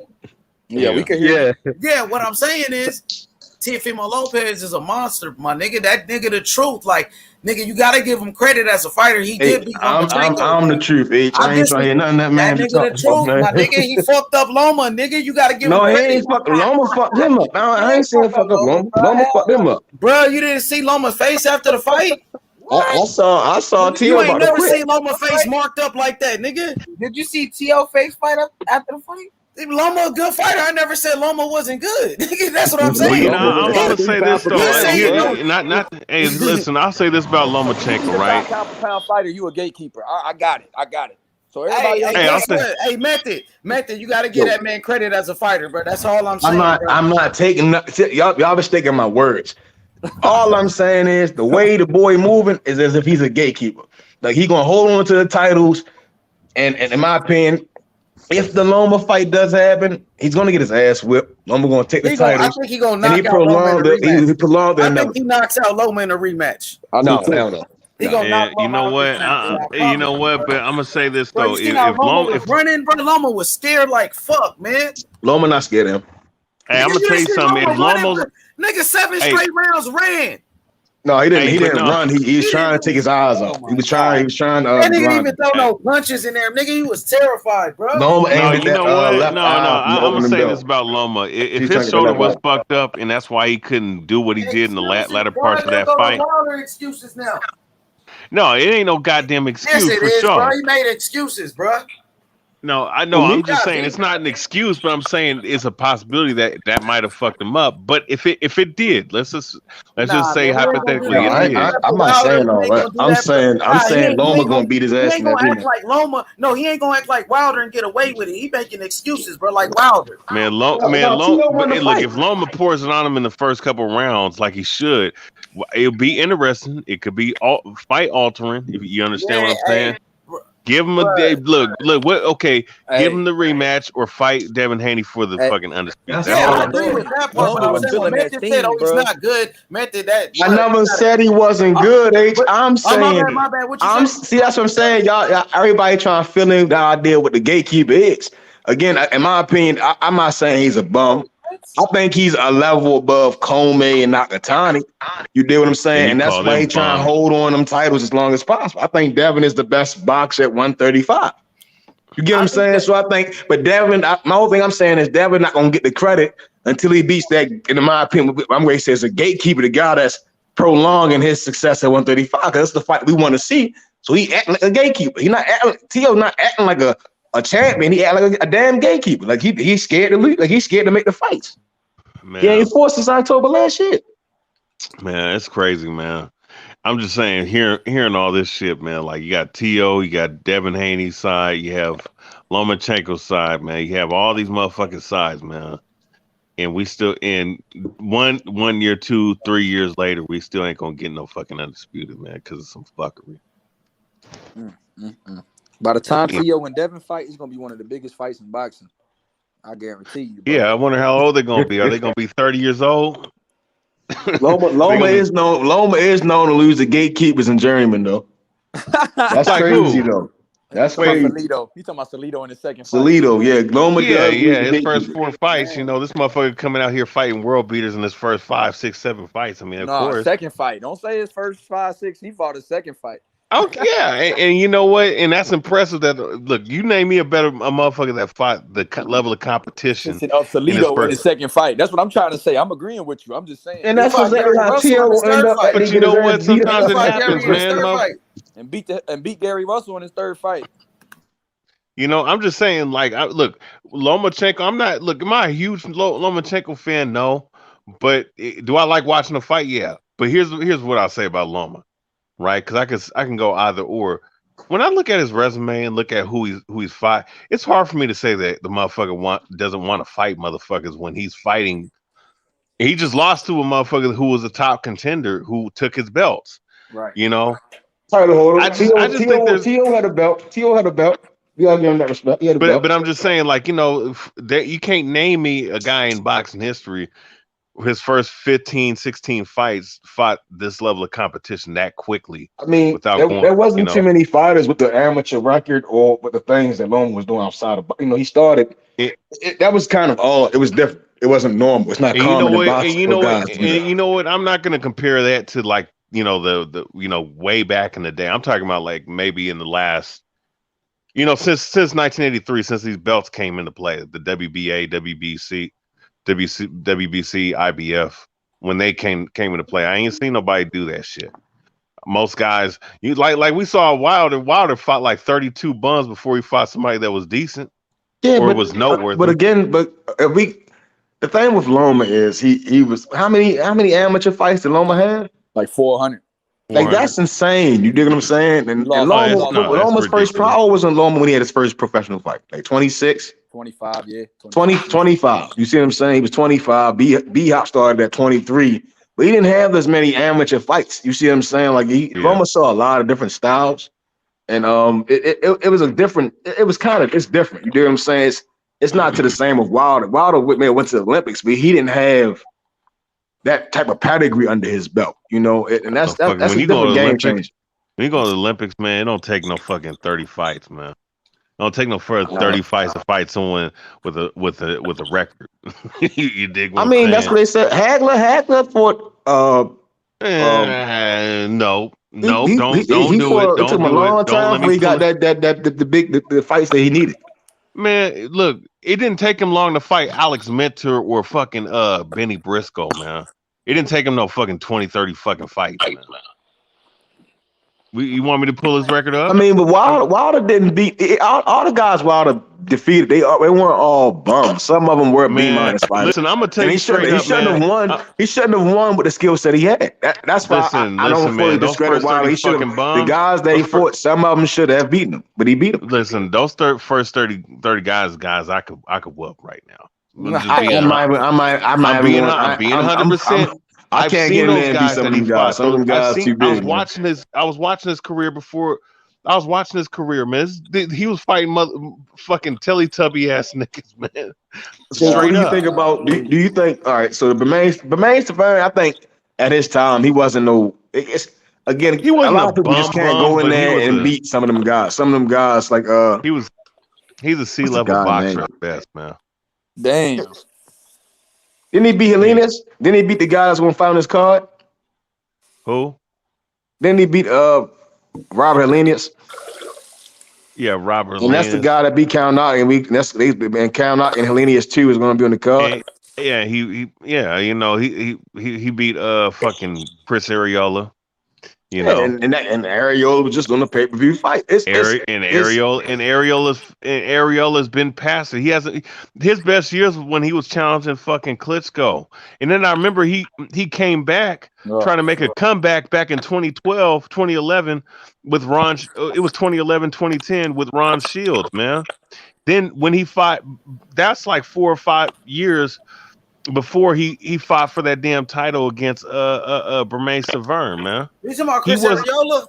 Huh? Yeah. You talking about Chris Arreola, but damn, Andy Ruiz just went 12 rounds with Arreola and got his ass dropped. You know what I mean? 2 times. And Andy Ruiz beat Anthony Joshua. What would that say about AJ? Yeah. Hey, but see, watch this. Hey, boxing historian. Andy Ruiz knocked out Anthony Joshua, but he couldn't knock out Chris Arreola. Old ass, like you said. Because but that's the point. But remember, that's the point I was making about Iran Barkley. Look, Andy Ruiz couldn't drop Chris Arreola, but he dropped AJ 4 times and stopped his ass. Yeah, and that was the same point I was making about Iran. AJ chin. AJ ain't got no chin. I think AJ might have the worst chin in history. AJ might have the worst chin in the American. AJ might have the worst chin in the chin. No, AJ soft. Who has a worse chin, American or Anthony Joshua? American. No, stop. Don't. It's not even close, bro. I don't know. It might be AJ. Man, look, AJ. He got knocked out by a replacement. American got knocked out by guys that he was supposed to fight. Name another fighter. Name another fighter that Andy Ruiz knocked out. Shit, man, he got. Did Andy Ruiz drop Joseph Parker? No, but he dropped AJ 4 times. Tell you everything you need to know. That's everything you need to know right there. I'm just saying it's the truth, though. Exclusive. I'm just saying. AJ's weak. No. We all know AJ is one part of them British boys over there that are soft, and he's a prime example of how soft they are. You know what I'm saying? And I don't mean to talk. I don't mean to fucking disrespect cats from Great Britain, but most of these guys from over there, man, they box well, but the motherfuckers, man, like you touch them on the chin, man. I don't know what it is over there. The motherfuckers can't, they can't fucking take a punch and say they life. But point being, the UK fighters, some of them ain't got no. Joe Joyce might have the best chin out of all of them. Nigga Tyson Fury, you see his chin. Bro, he got dropped. He got dropped by but Steve. He got up though. Nigga, you gonna get dropped, my nigga. If you fight the heavy punches and shit, that motherfucker Fury. That motherfucker Fury himself. He got back up. That's what I'm saying. No, I'm talking about Fury himself. Hey, Andre Ward got dropped. He got dropped and got back up. Yeah, but he got dropped by Kovalev. I'm talking about a nigga that get dropped and a nigga that get stopped. Listen, Kovalev can hit, man. Fucking Steve Cunningham is a boxing purist. He's not a puncher, bro. He got back up and stopped his ass. Now, when Wilder, Fury is soft, Wilder, the hardest puncher, Wilder hit him. He got right back up. Man, Wilder's a fucking bum with punching power. Big fucking. Wilder got pop, nigga. He got power. He has great in his right hand, man. He got great punching power. He got explosive right hand. He got explosive right hand. That nigga got power though. You funny though. Watching this Hey, no, I just said he's a bum with power. He reminds me. He reminds me of Michael Grant. He reminds me of Michael Grant. That's some. You can tell when he hit you with that shit sometimes. Man, who Wilder is? Wilder is Michael Grant, Frank Bruno level, man. He ain't no fucking. He better than Michael Grant. He dangerous. He's better than Michael Grant, dog. Man, he's just as good as Michael Grant. So is Josh. Nah, him and dog. Joshua. Him and Joshua is very comparable to Michael Grant. Wilder ain't a bum though. Yeah, I ain't gonna say he a bum because it take a brain to get that knockout. It take a brain. Man. He only got one loss to Fury though. I mean, he lost to the top. Yeah. Remember we saw his record. He only fought 2 good heavyweights in his whole career. Man. Yeah, I know. But if he would have lost, look, if he was a bum, he would have lost to Luis Ortiz. He ain't lose though, so that shows he not a bum. Yeah, he almost lost. He almost lost. But almost though, but he won. He knocked him out twice. Oh well, you know what? The first fight, the referee gave him time to recover when he got hurt. Nobody want to talk about that. Hey, you see what Wilder did with Chris Arreola? You see Wilder knocked out Chris Arreola, so I guess he stopped him. He didn't knock him out. He stopped. Technical knockout. He stopped him. Technical knockout. But Wilder beat him with one hand. Stopped him with a torn bicep. So you see Andy Ruiz, the dude that beat AJ, got his ass dropped by a 42-year-old Chris Arreola. Oh, well, you know, look, Chris Arreola's a tough cookie, even though he's not all that good. Man? I'm asking, what you think about Andy? Is he a bum to you? I wouldn't say a bum. I think he's a glorified journeyman. I think he's a glorified. Wilder better than Andy Ruiz. Andy Ruiz was with the shit out of fucking Wilder, man. Wilder gonna put that man to sleep, man. Wilder knocked the fuck out of his fat ass. Andy Ruiz will come forward with them fast hands. He gonna hit that jab to that body. He gonna throw that right hand to the body. And after the third round, Wilder's gonna, because he don't run, he don't do no fucking cardio. Chris Arreola beating the fuck out of Andy Ruiz in there. Yeah, Chris Arreola's a whole different fucking style of fighter. He's a come forward. Wilder gonna palm his head one time to throw the right hand. I'm telling you, he gonna baseball. That's what baseball. Andy Ruiz, and no doubt about that. Andy Ruiz gonna knock the shit out of. He gonna be up on the inside, throwing them combinations in his body. One thing about Wilder, we know. Wilder don't have a great chin, man. Who win that fight? What fight? Andy Ruiz, Wilder. Wilder knocks that nigga out, bro. Yeah, I think 2 rounds. I think 2 rounds Wilder knocks him out. Man. First round, Wilder gonna get that range, and the second round, he gonna put him to sleep. Wilder, man, you touch Wilder in the body because he can't protect himself. The body sound good, but you expose your temple when you go to the body. And Ruiz is a little lazy. He's lazy as shit. He's lazy as shit. He's not gonna get them hands back up in time. Wilder is chinny too, man. Motherfuckers talk about Devin Haney being chinny, right? Which there might be some truth to that. Wilder's chinny too. Devin Haney ain't chinny. He never even went down before. How you gonna say that? Look, Wilder's chinny, man. Devin Haney never went down, bro. So I don't know why you said that. I'm saying he never been down. How can somebody be chinny and they never even been down before? That's all I'm saying. Listen, Wilder's chinny, man. I don't think Andy Ruiz has a common sense to. That was the only time Wilder went down. Only Fury. Fury may be the only man to ever beat Wilder. I'm saying Wilder only went down 2 times. AJ went down. He went down. AJ being chinny don't mean. Bro, listen. Just because when I say chinny, that don't mean that you haven't been. Don't mean that you've been dropped a whole bunch of times. Just mean when you get touched, you act funny. He acted funny when Gerald Washington touched him on the chin. I remember you guys don't remember that. Saying now, that makes sense. Did Melina tagged him or somebody tagged him. I think Melina tagged him. But it's Andy Ruiz not gonna be able to duplicate because most of those guys are bigger than Ruiz, and I'm not. You know what? Hey, and that's all the more reason if he ever gets up on the inside, Wilder's fucking punching power is gonna be neutralized. That's a big if, and I think the Wilder that's with Malik Scott, I think that's definitely a bad matchup for Ruiz. Because that shit, he'll get away with that shit with Andy Ruiz. I don't think. See, again, this Fury is 6'9", 6'10", and he's way longer. Ruiz has to swing up. Wilder's punching down the whole entire time, and Wilder doesn't really waste a lot of punches with that right hand. With that right hand, he's gonna touch him. Ruiz got dropped by AJ. We saw AJ touch him with the uppercut, and Wilder has way more power. And when AJ touched Ruiz, his whole head was spinning.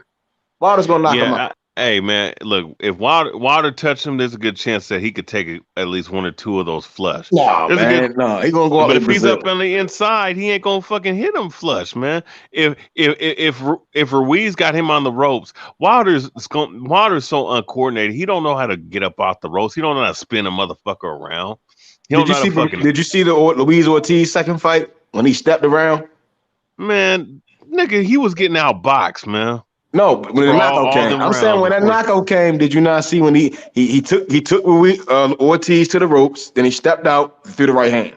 He punched down him right in the butt. Because Luis Ortiz was being fucking lazy. Yeah, you got it. Yeah, but Luis Ortiz is a way better boxer than Andy Ruiz. Way better boxer. No, he's a better counterpuncher than Andy Ruiz. The Cuban, in my opinion, is a better boxer than the American Mexican. Listen. Andy Ruiz is a really good boxer. He has really good craft. He has really good combination punching and a jab. He can box. He's just, if you're talking about defensively, yeah, of course. The motherfucker. And Ruiz isn't known for defense. He's known to eat a couple punches. We seen him and Joseph Parker go tip for tat. Oh yeah, for sure. So you think that same? Because I don't give a damn if Ruiz is with Derek James, Ronnie Shields, he's still going to be undisciplined. That's who he is. Listen, man. Look, I'll say the fight's 50-50. No, man. Wilder got that in the bag, man. Wilder ain't got shit in the bag, man. I'm just saying, niggas like Wilder, niggas like fucking Anthony Joshua's lucky they fighting in this era of fucking cheeseburger, hamburger eating ass niggas, man. I'm telling you. I'm sorry, man. I'm sorry. I just look at this like, man, 6'7" in what, man? You can't fucking move, you know? What's the name? What's the name? Guy got no goddamn chin. Wilder, this motherfucker can't even. And look, it's not. Look, heavyweight is so prestigious, man. It was. When I look at these guys now, because boxing, it is a fucking joke. And it's in boxing lives and dies off the heavyweight division. And look, we have the characters. The characters are better than what they were, like, let's say 10, 15 years ago. But you can't tell me that the heavyweights that we're watching right now are that much better than the motherfuckers that we saw in the Klitschko era. They're not. They're the same level of fucking boxers. They're just bigger. They're better characters with better fame and better prestige. Would you say that comes from the most American athletes transitioning to other sports? I'm gonna say this. I'm one of my old trainer I had last year. Right, he was a guy that fought Gerald Big Baby Miller. He fought he was Joseph Parker's sparring partner for one of those fights. I think it was the Anthony Joshua fight. He was a guy that came, like, what he was telling me, like, when he started boxing, professionally, they were trying to get a lot of guys from, like, the NBA, like, like football players, basketball players, trying to get those guys to, like, transition to boxing. Yeah, there's a portion of, and I'm saying this because I think based off of that testimony that he told me, I think there is a portion of those guys that are up in there possibly, but at the same time, there's a reason why throughout history, when we deal with like basketball, like in the 60s, 70s, 80s, and 90s, you saw those 6'5", 6'7", 6'8" guys go to basketball, and you didn't see too many of them in boxing. Even going back to those times. All right, so let me ask you a question. Did you notice that a lot of basketball players today are getting shorter and shorter, or getting smaller in frame? Like we're starting to see a way different NBA. Where it's mostly point guards and it's mostly guards on the floor. There ain't no fucking big man, barely. Right. That's what made me draw the question in the sense, because then we saw Chad Ochocinco come in the boxing ring and he had the physique of a boxer. You see what I'm saying? And that's kind of why I draw the question in a sense, because you see these guys that are other athletes in other sports. If he's a guy like LeBron size and throw him in the boxing ring, he'd have started boxing at 15. The same size Fury and Wilder. Well, you know what, and see this conversation. You know, I've been dealing with this. You know, from me personally for the last 15 years. You know, or however long. You know, but one thing I noticed about a lot of those guys, because you know, when I was sparring training for the amateurs like a couple years ago, um, there was a kid there. He was an AAU basketball player. Now he was a white boy, but he was athletic. He was fast, right? One thing I noticed about him when I sparred with this dude, and he was a guy that they got from basketball, right? And I was like, you know what? He got a nice physique. He got the athleticism. But every time I press this dude, right? I was like, fuck boxing. Let's just see what he's made of in the inside. And I've noticed about a lot of these athletic guys that they pull from these sports. Because one thing I'll say about Bernard Hopkins, athletes will be athletes. Because he was asked the same question. You know, you got Roy Jones, Ali, Ray Robinson, Ray Leonard. Those were excellent athletes. Mike Tyson's an excellent athlete. But you think so? Oh, keep yeah, going. My bad. Keep going. Yeah, no. I'm just saying from athletic standpoint, right? But the mentality of a fighter is a whole different ball game, right? Now, sure.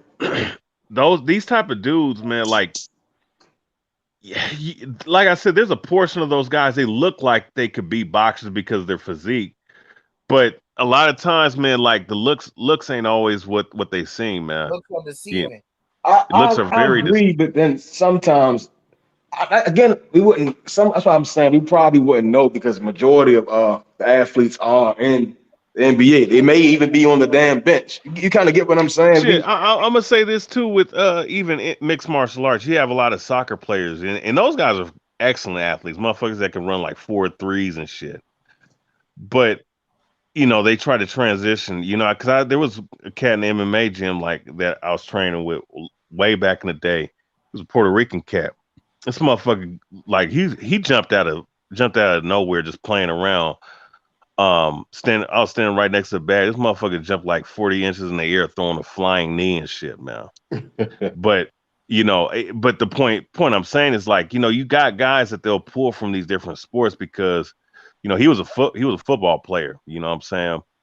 And it can work. You know, don't get it twisted. I mean, Ed Too Tall Jones had a run. You know, certain guys have runs. You know what I'm saying? You even see it. Sean Porter. You know, even Deontay Wilder. You know, I guess he played AAU or something like that. You have guys like Brennan Shaw from MMA. You have guys like Matt Mitrione who were professional football players and they were successful in MMA, so on and so forth. But really what it is, you have to have the mindset to be a fighter. And, you know, we can talk about, if LeBron James was starting training at boxing, or I remember Joe Rogan was making a big deal. If we're lucky that LeBron's never trained MMA and he just became a professional basketball player. Well, the physique, the natural athleticism, that's all good, but what is in your soul? What's in your heart? What's in your mind? And that's what I think people are forgetting about what it is to make a good fighter, in particular with boxing. And I think with heavyweights, guys, why do you think you don't find those short Mike Tysons and Joe Frazier like I was referencing earlier? You don't find those motherfuckers no more because they're not looking for those guys. They're looking for these fucking, like I remember like all these heavyweights that I see that I've sparred with up here, which very few. These motherfuckers like 6'5" and 3s and 7s and whatnot, man. Where are these motherfuckers that's coming up and try to bogart you? Where the fuck are those guys at? They're not looking for those guys. They're looking for they're looking because they're coming with that same ideology that people that we're talking about right now, that maybe some of those guys are in those other professional sports. Well, look, there's a reason why these 6'7", 6'8" guys, they just can't move like a guy like Ali or Jimmy Young, or even like a Jersey Joe Walcott. There's a reason why you don't have 7-foot boxers becoming heavyweight champions, bro. But I'll pose another question. With fighters like Lomachenko, I think someone in the chat mentioned, and basketball players like Luka Doncic and and many amateurs today. You know, let's use the Olympics for example. There aren't a lot of Americans truly, you know, that aren't really. And I said it myself. What kind of it's not really an incentive for the younger guys to get into boxing. When we see what's going on in boxing, the big fights not being made, and if I was like 17, ready to go pro, and I'm seeing the scale of boxing and like the hurdles, the loops you got to go through to even probably get to a title fight, yet alone a title eliminator fight, the sanctioning bodies. You know, that's why I said when a person would gravitate to a sport such as basketball, which is truly changed, whereas though I can be 6'3", 6'2", barely get touched and just shoot all day, or even in NFL, you know, we have you can play any position. You know, we see Tyreek Hill, very short guy, and they're protected now. You know, a lot of Cole Beasley, or who's it? No, Julian Edelman's weak ass man, catching 100 balls because he's catching short routes and shit because you can't check him. Yeah, you see what I'm saying? That's why I kind of brought it up, because those other sports have completely changed and they've came out their essence. Like a person back in the day, it took a different person to go play NFL. You know, you were getting hit in midair, you know. And that drew a different crowd to NFL. And then it's changed, and those guys that were like Ray Lewis, we may never see another Ray Lewis or Lawrence Taylor ever again. You see what I'm saying? Hey, well, guess what? It's not a coincidence that the NFL rate is gonna drop even less. It's no coincidence that's why their ratings are dropping because of that shit. Because you know. They done made these sports soft, you know what I'm saying? Now, as far as professional fighting, yeah, I mean, there ain't too much you can do to make the shit softer, you know what I'm saying? But I hear what you're saying, my bad. Yeah, but the incentive is again to get paid, and then now the NCAA they're speaking on athletes getting paid.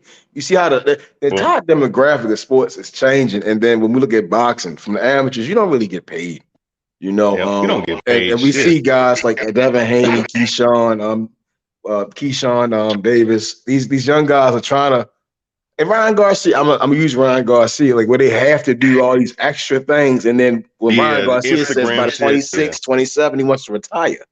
You know, and that's alarming to where the sport of boxing is. You know, and then we see well, you know what? We trying to push for fighters to get paid.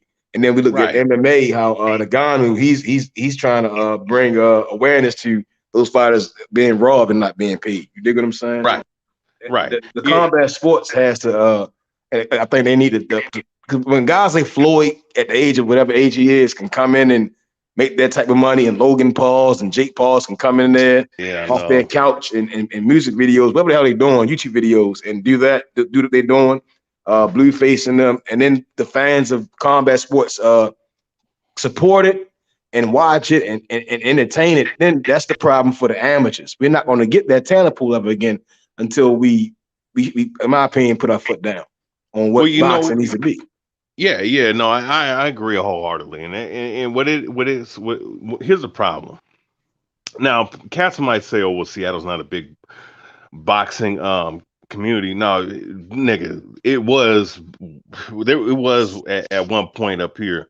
You know, one of my cousins, Kevin, who used to train, I think Kenny Ellis, right? The dude that's the corner of the cut man of Devontae Davis in that fight. Yeah, I know you're talking about. Yeah. Kenny Ellis, my cousin trained him in the amateurs. I think he also coached him in the pros as well.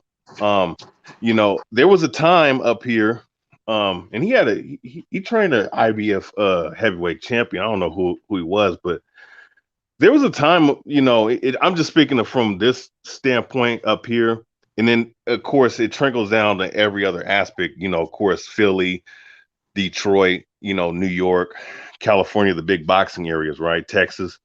There was a time where motherfuckers wanted to be boxers, wanted to be fighters, man. And what happened was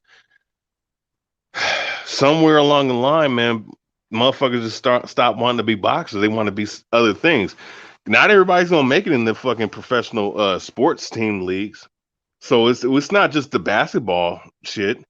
Some of these niggas getting locked up, you know. they get. I mean, they can get paid to make you see. It's the like. Yeah, it's what we doing now in a sense. Like people can get paid to just protect their brain. You dig what I'm saying? They don't have to take the punches in the head, and they can go on and make YouTube videos and watch this, right? Just anything. Well, watch this though, right? There was a guy. He was a professional, but he had a losing record up here. I used to spar with him back in the day, back when I first was starting boxing back in 2010. He got 33,000 at the Emerald Casino up here just for coming to show to be an opponent for somebody, to take a L for somebody. You know what I'm saying?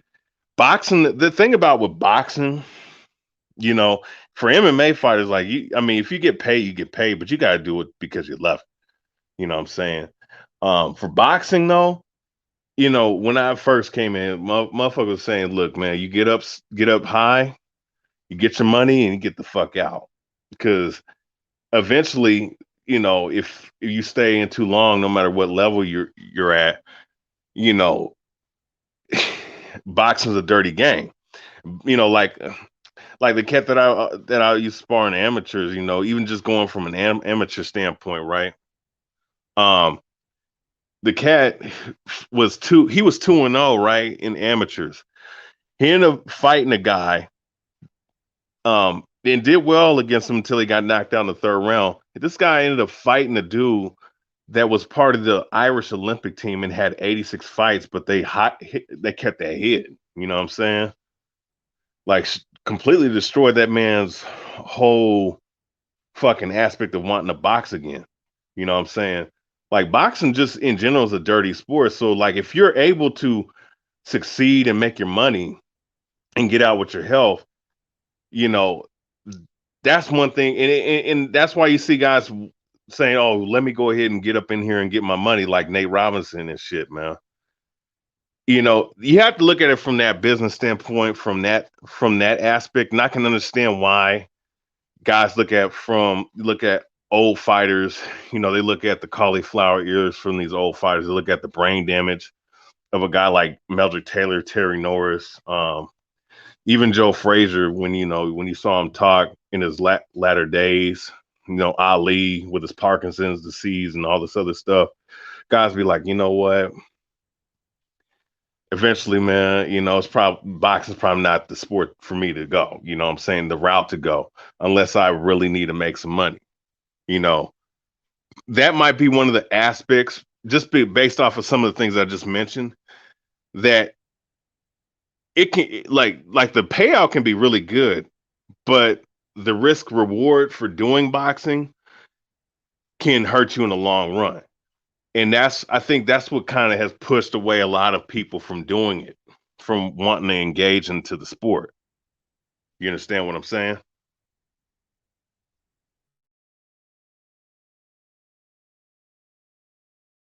Yeah.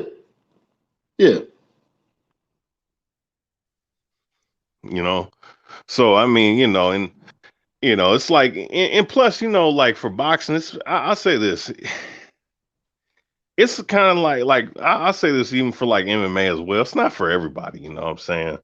Like, as fans, we all like it, but it's not like to go professional in doing this shit. It's also not for everybody to just fucking do, you know what I'm saying? And even if you're not all that talented, it's, even if you are talented or something, there might be a certain level of hesitance to continue it. So it's not for everybody as well, because not everybody's built to fight, and that's the paradigm that fighting, just in general, prize fighting is that you're supposed to fight for money, but do you want to come home to your wife and kids with a fucked up face and shit, and that's, I think that all leads to the world we live in today. Technology wasn't the same. But we have social media. People can make money off just working on. So it's going viral can make a person rich now. It's so many different ways to get sustenance or be sustainable. To be able to take care of yourself.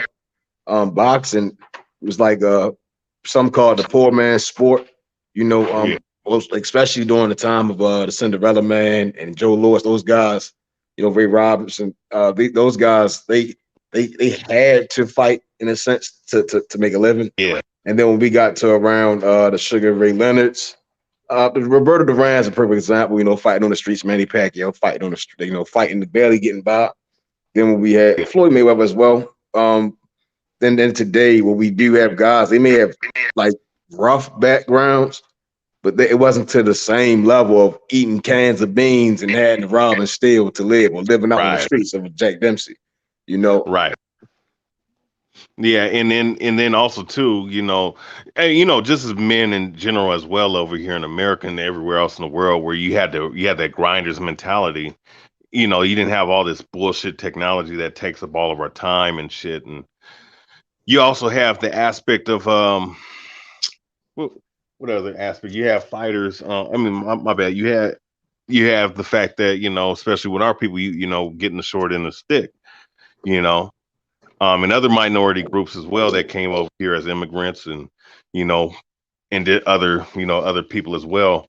But it's just part of this social media era. You know, it to me, it makes the sport. It does make the sport look bad when you have fucking these Paul brothers doing the shit they're doing, and then calling themselves professional boxers. You know what I'm saying? Or you know, giving people the wrong mentality of what this sport is. This shit is not fucking for play. This motherfuckers have had life altering events. Motherfuckers have died in the ring. You know what I'm saying? You know, the shit's no joke, but you know, I think in today's time, because like what you're going into, everything has been down. Everything's been watered down. Like, people don't take things as serious as they did back in the day. The grind wasn't there. People take things for granted, like, you know, like we were saying. I think that also adds to that same point as well, man. You know, and then you have all this other extra shit to do to make money. You know, it's like, you know, look, you know, as a guy that's like us on the panel right now, I think we all want to see all of our favorite fighters, or even just fighters in general, just man up and do what they do. But in a sense, I can understand why motherfuckers want to protect their O, because that's the paradigm and that's the mentality of what we see nowadays of people. You know, because people don't want to lose their O. They don't want to take an L. It's hard for certain people to take an L. And it's not to say that you should take a loss, but everybody that has ever put on gloves, if we're talking about fighting, everybody that put on gloves, shin guards, or grapple on the mat, punch, kick, knee, elbow, what have you, everybody's lost a fight, whether sparring or in a real fucking fight or in a professional fight. You know what I'm saying? And I think that aspect of not wanting to lose and keeping up with the Joneses, I think that's also kind of played a factor, you know. And it's probably just that quality that how should I say, that quality of what we were accustomed to when we were growing up. You know, it's faded away, you know. And I think, and I'll just say this, I can't blame guys for wanting to get their money and get up out of here. Even with Mayweather, you know, Mayweather, he did what he did. He made his money. He got about the sport. He hustled the sport, you know. Yeah, it's just, you know, this, you know, the thing we're talking about is so dynamic. There's just so many variables that are involved. Not just, you know, not even just dealing with the new age shit that we see nowadays. You know, it's just, you know, the way times have changed, you know, the outlook, and also to the lack of promotion for the sport. You know, it's really hurt it's really hurt the sport, and we're seeing what we're seeing now. And it's a shame because we have all these young fighters, you know, whether it be Tevin Farmer or Shakur Stevenson, you have Devin Haney, you have Teofimo Lopez, Ryan Garcia, Virgil Ortiz, so on and so forth. We got all these young, talented fighters, but you know, at the end of the day, you know, you don't have too much promotion going on for these younger guys, you know, and you got these major networks picking up these damn fights and shit, and they're still not getting like Gervonta Davis doing 250,000 buys. Like that's with the Mayweather brand promoting it. That's just not, you know, that you're not winning, you know. And eventually, they're gonna have somebody's gonna have to figure something out because the money's gonna end up running out sooner or later. You know, if the product doesn't fucking change. You know, and if the money's not gonna be there, then guess what? There's not gonna be too many promotions. There's not gonna be too many fighters. You know, so I don't know. I think that's more of what I could say about why things are the way they are with people not wanting to fight and less talent pool to draw from this sport, you know.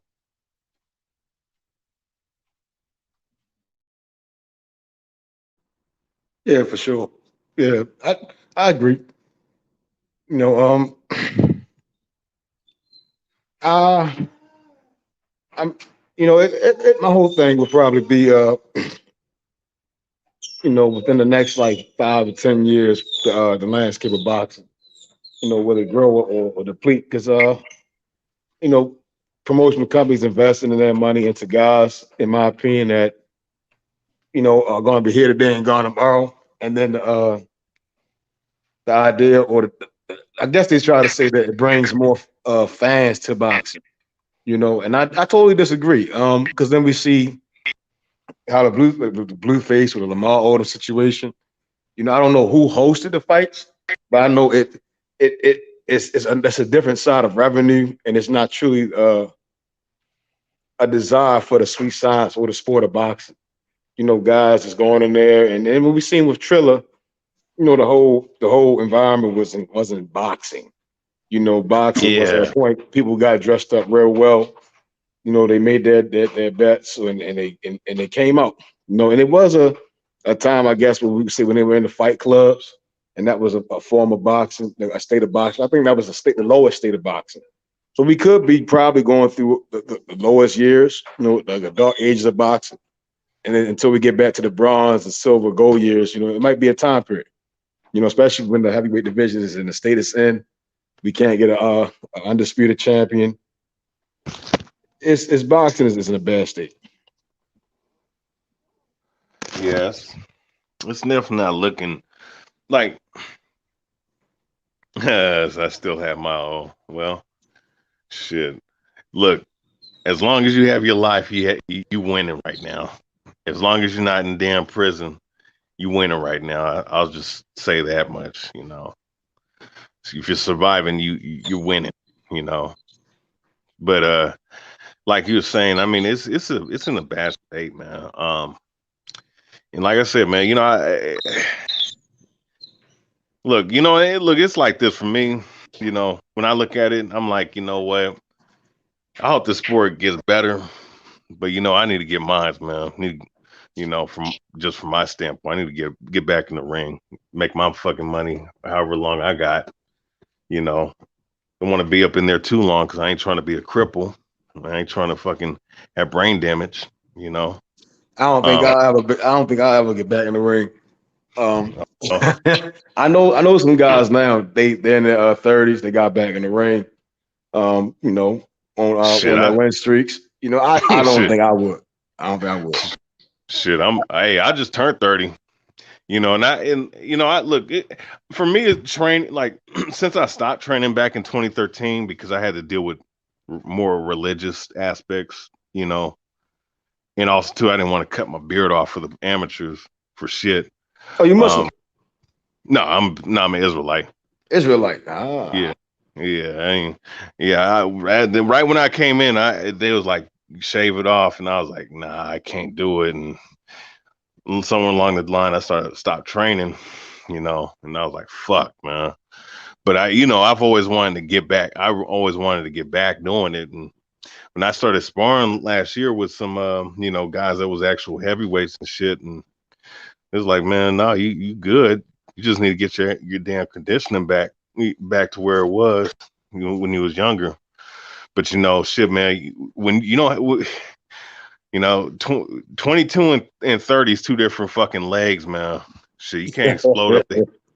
Shit, man. I felt fucking invincible. I felt like I had speed. I mean, I'm a power puncher by nature, but that's the speed, explosiveness, man. When you get hit 30, fucking old injuries start fucking hurting. Like right now, I'm sitting on my ass right now, man. Reason why I'm fucking target boxing, not doing it right now, because I need to go through some damn knee regeneration surgery, man. Get my fucking shit repaired. It's just, it's like, fuck it, man. Looking at this shit right now, like shit, nobody really wants. Look, most of these guys that we see that are top, they don't really want it. Might as well just go up in there and see how well you do, and in the process make a couple money, make a couple paychecks, if not make a 6-figure paycheck one time. Get the hell up out of there as soon as possible. Should it be? I understand. I'm competitive. Looking at it's I don't know. Like me personally, I don't know, man. I don't know. I always think about it though. I always think about it. I'm 27 still. Shit, man, bro. Listen, if you have a fire in your heart, man, I'm 30, and I've been trying to get back in the last, I would say since 2017, I've been trying to get that fire back. It's just injury after injury. But listen, if I'm trying to do it, then there's no reason why you can't. You know what I'm saying? For me, I just feel like, listen, if I have my jab, I have my legs, power is always going to be there. I feel like shit, man.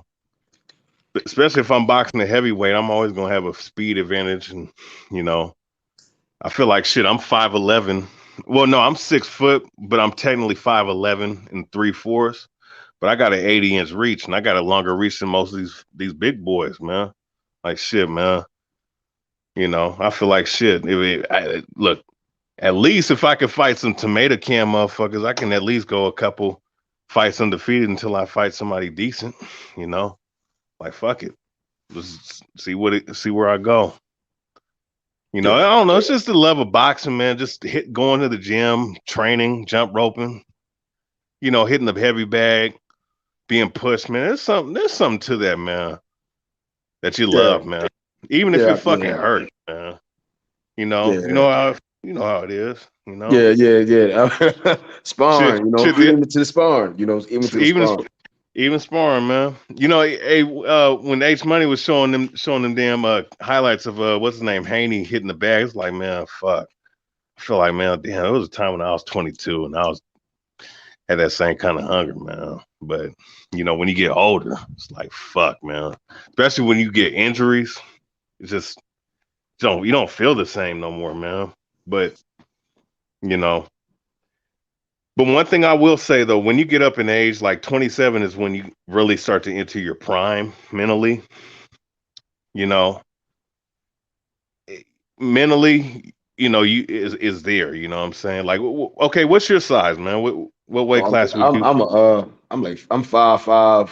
Like I walk around like 185, 190 most of the time. Oh well, shit, man. You might as well be like you could be 154, man. Shit. Yeah, that's. I was. the lowest I got down to was like 149 when I was training. I got down to 149, and I probably could get to 140. I think I could get to 140. I was sparring different weight classes. It's you said the speed. I would have more speed probably around that area, but as far as comfortability, as far as stamina wise, I know the best stamina I probably would be at the 140s, and I was testing. I wanted to see if I can get down to 135, and be like a peak physique, like a B-hop physique, and just live that walking around 135, 140. That was kind of my mental goal, and not try to balloon back up. And that came from playing football, ballooning up. Hey, I'll tell you this much, man. It's gonna be a tough road for me, but that's why I'm saying, like, That's one thing about heavyweight. There's no weight limit. Yeah, but because I'm right now. I mean, I look like I'll be 230, but I'll tell them, man, like, nah, I'm 270 right now, dog. Like on the real, man, I'm like 270. I just need to lose some damn beer weight and water weight. Get back in the gym. I stopped. You cut the drinking out. That's the major thing. That yeast is yeast. Yeah, beer is yeast. That yeast get to you. And it's terrible when you're training. It messes with your reflexes. Oh hell yeah! Coming out the gym. Mm-hmm. From my experience, like when I used to go to the gym, and I try to do at least like 3 hours in the evenings, 2 hours in the evening. And when I came out, it was. That's why I can relate. You understand what I'm saying. You can relate to when you're cutting the weight, when you're losing the weight. The mind frame is totally different. I go home.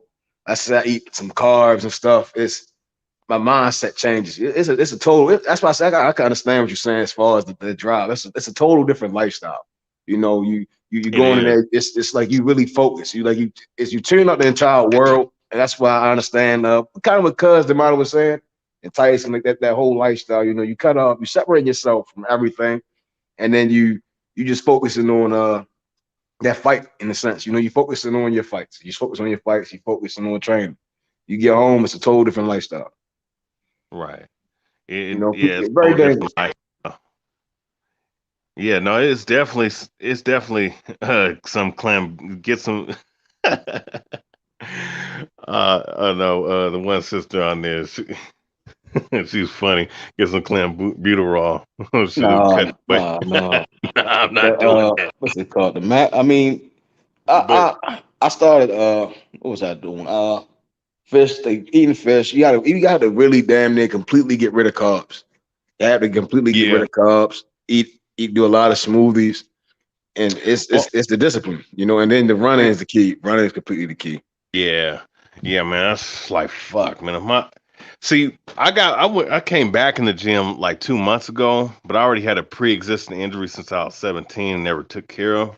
So when I started doing some conditioning drills, man, I did them, but I knew my knee was fucked up, man, and that's why I'm here right now, just sitting on my ass, hoping my waiting to get this damn shit done, where they inject the needle, take the blood out, spin it, and put it right back to increase transfusion. No, it's called what is it? PRP? Let me see what this shit is, man. That's why it's called PRP. Goals: heal damaged tissue, decrease inflammation, decrease pain. PRP injections are prepared with the patient's own blood with the strict sterilized technique after being centrifuged, and the activated platelets are injected into the damaged area, releasing growth factors that recruit and increase the production of reproductive cells. The risk of side effects is limited due to the utilizing the patient's own blood for injection.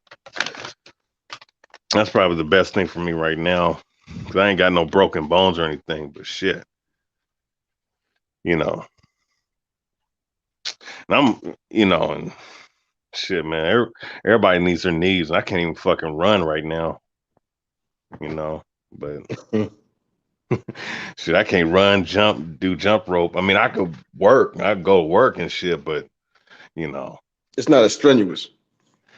It's not. It's like shit. If I get the right procedure done, I could be patched up. I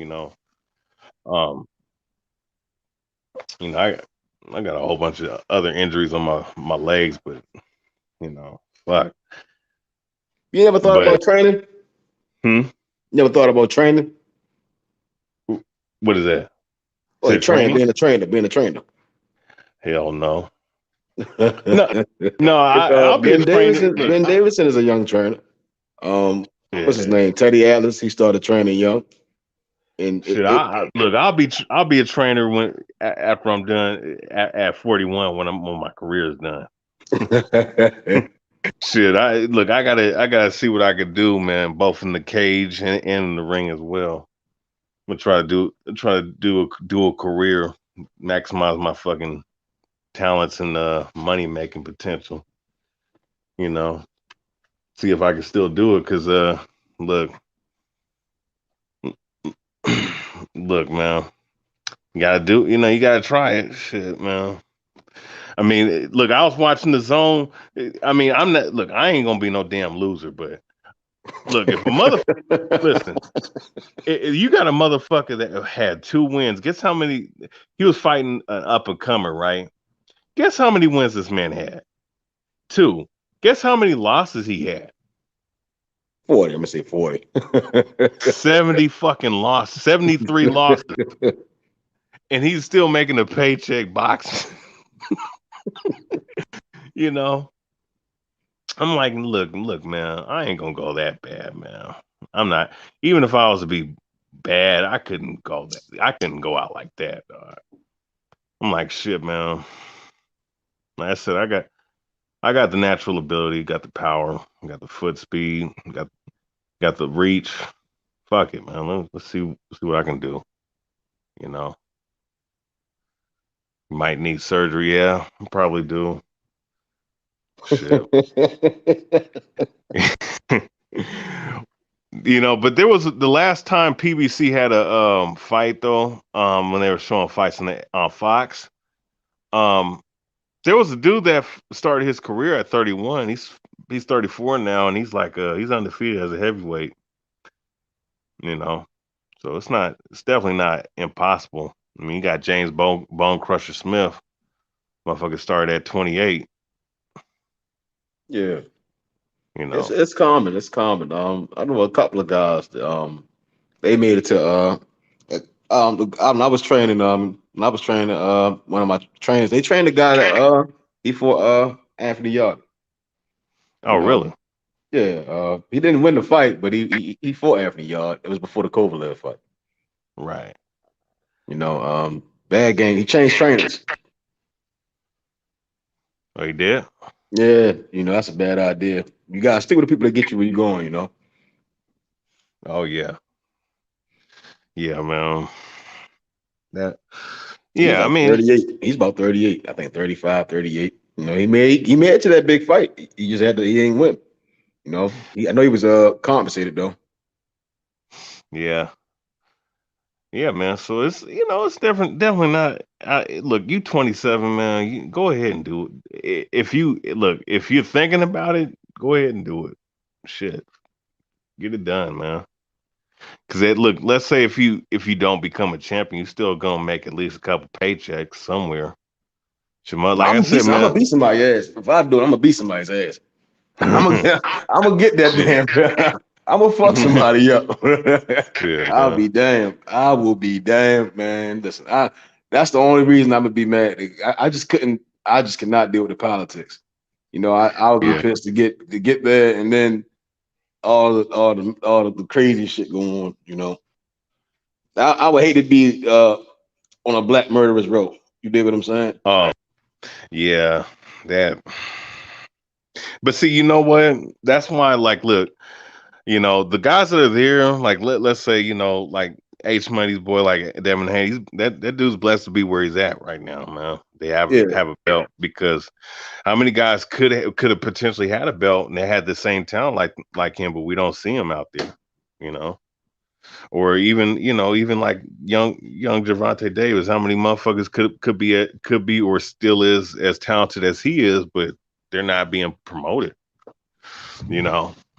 And again, I do give credit to them. They and that's one thing. I probably say I regret doing. I would say personally for me, regret when I was around that age. Someone told me I should have boxed when I was around 16, and then because me and Tank come from the same city. You know, I kind of regret that I didn't start boxing. You know, I kind of took the wrong path. You know, I should have started boxing though. You know, those guys been boxing for years, you know, amateur careers, you know, and it's because again, that's why you had to pay respect. You know, you gotta respect people that get in the ring, especially at a young age. They have a better understanding of an experience of what to see and what's coming in the ring.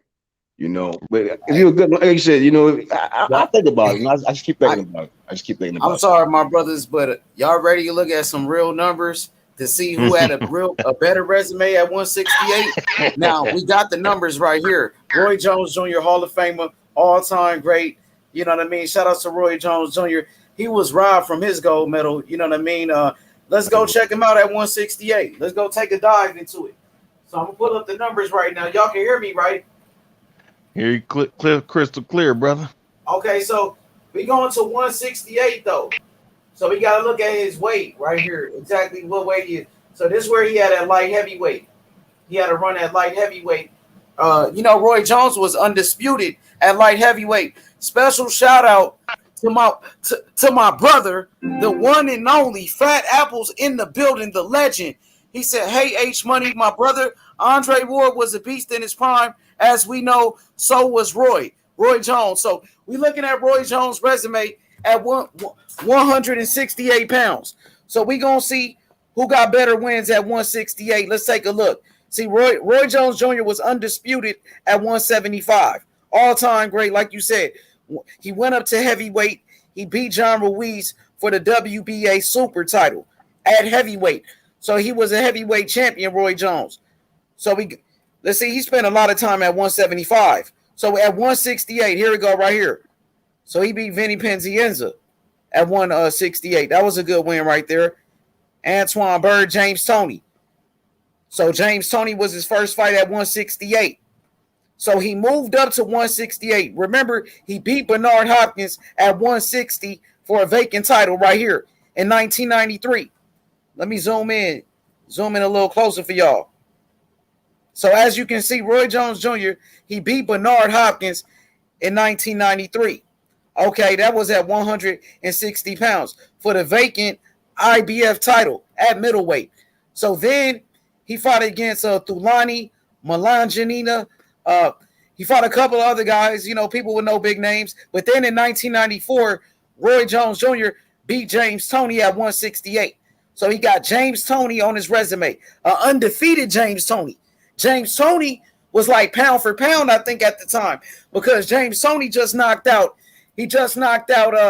Michael Nunn, and James Toney beat Iran Barkley. You know what I mean? He beat some names. So then Roy Jones beat him. You know what I mean? So Roy Jones was the hottest thing in boxing at 168 pounds. Then he beat Antoine Bird, Vinny Penzienza. Okay, Vinny Penzienza was a good fighter. Y'all remember him? I know y'all remember Vinny. Yeah, the car crash, yeah. Roger set his ass up.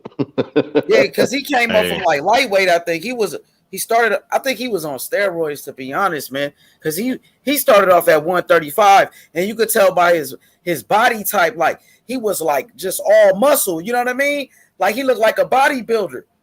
But and he started at lightweight. So Vinny Penzienza was a good win at the time. I remember Roy Jones beat the shit out of him. He beat him. So at 168, then he beat Tony Thornton. So he got 2 wins really at 168. Vinny Penzienza, James Toney.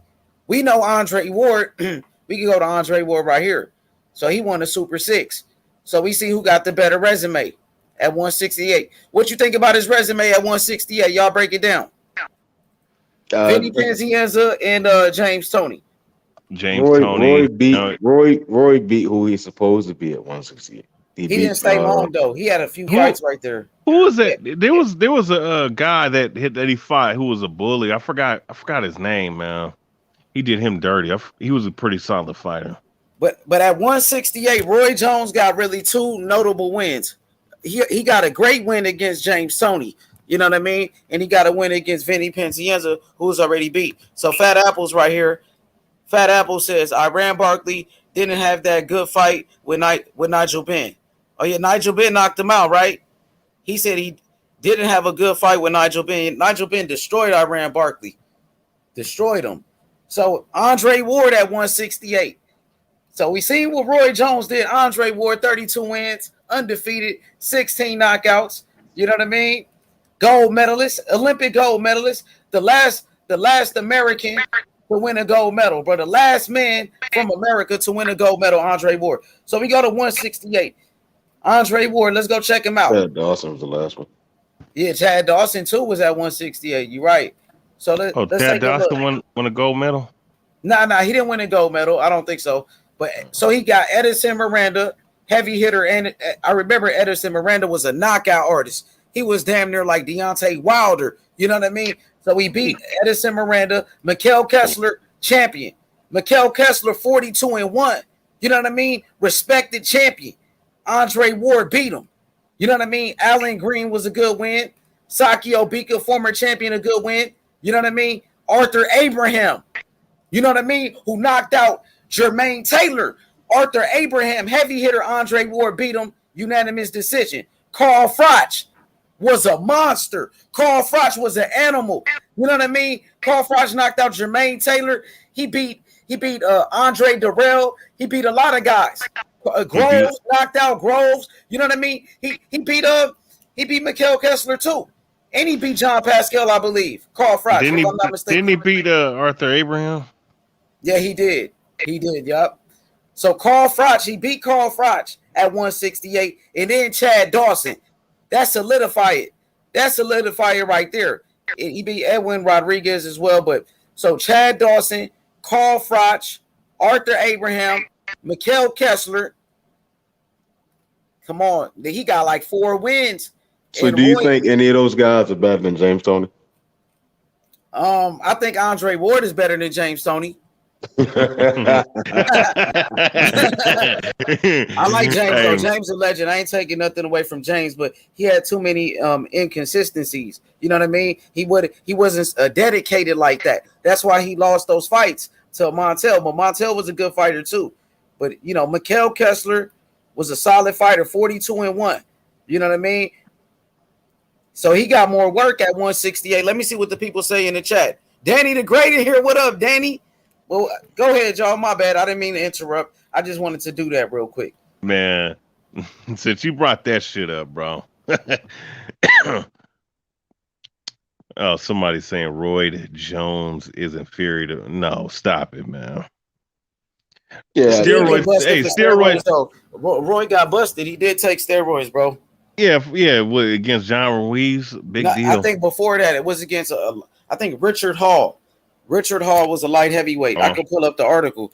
You know, he tested positive. James Toney did test positive too. I heard about that, but somebody said that wasn't true because, I mean, I said something about it. Like I was like, yo, didn't James Toney take steroids? Somebody said like, nah. They said nah. They said it was a lie or something, but I don't know how true it is, man. Danny the Great is here, but Fat Apple says Andre Ward was arguably the best defensive fighter at that weight. You know what I mean? He said I've ever seen. But damn, the guy had personality and charisma of a wet sock. He said, but the man could box. He just was a different type of character. Like, you know, he was religious. You know, he was a man of God. Like Andre Ward, like, you know what I mean, was a family man. You know, so I could respect that as well. You don't have to be like Mayweather all the time. You don't have to try to be somebody you're not.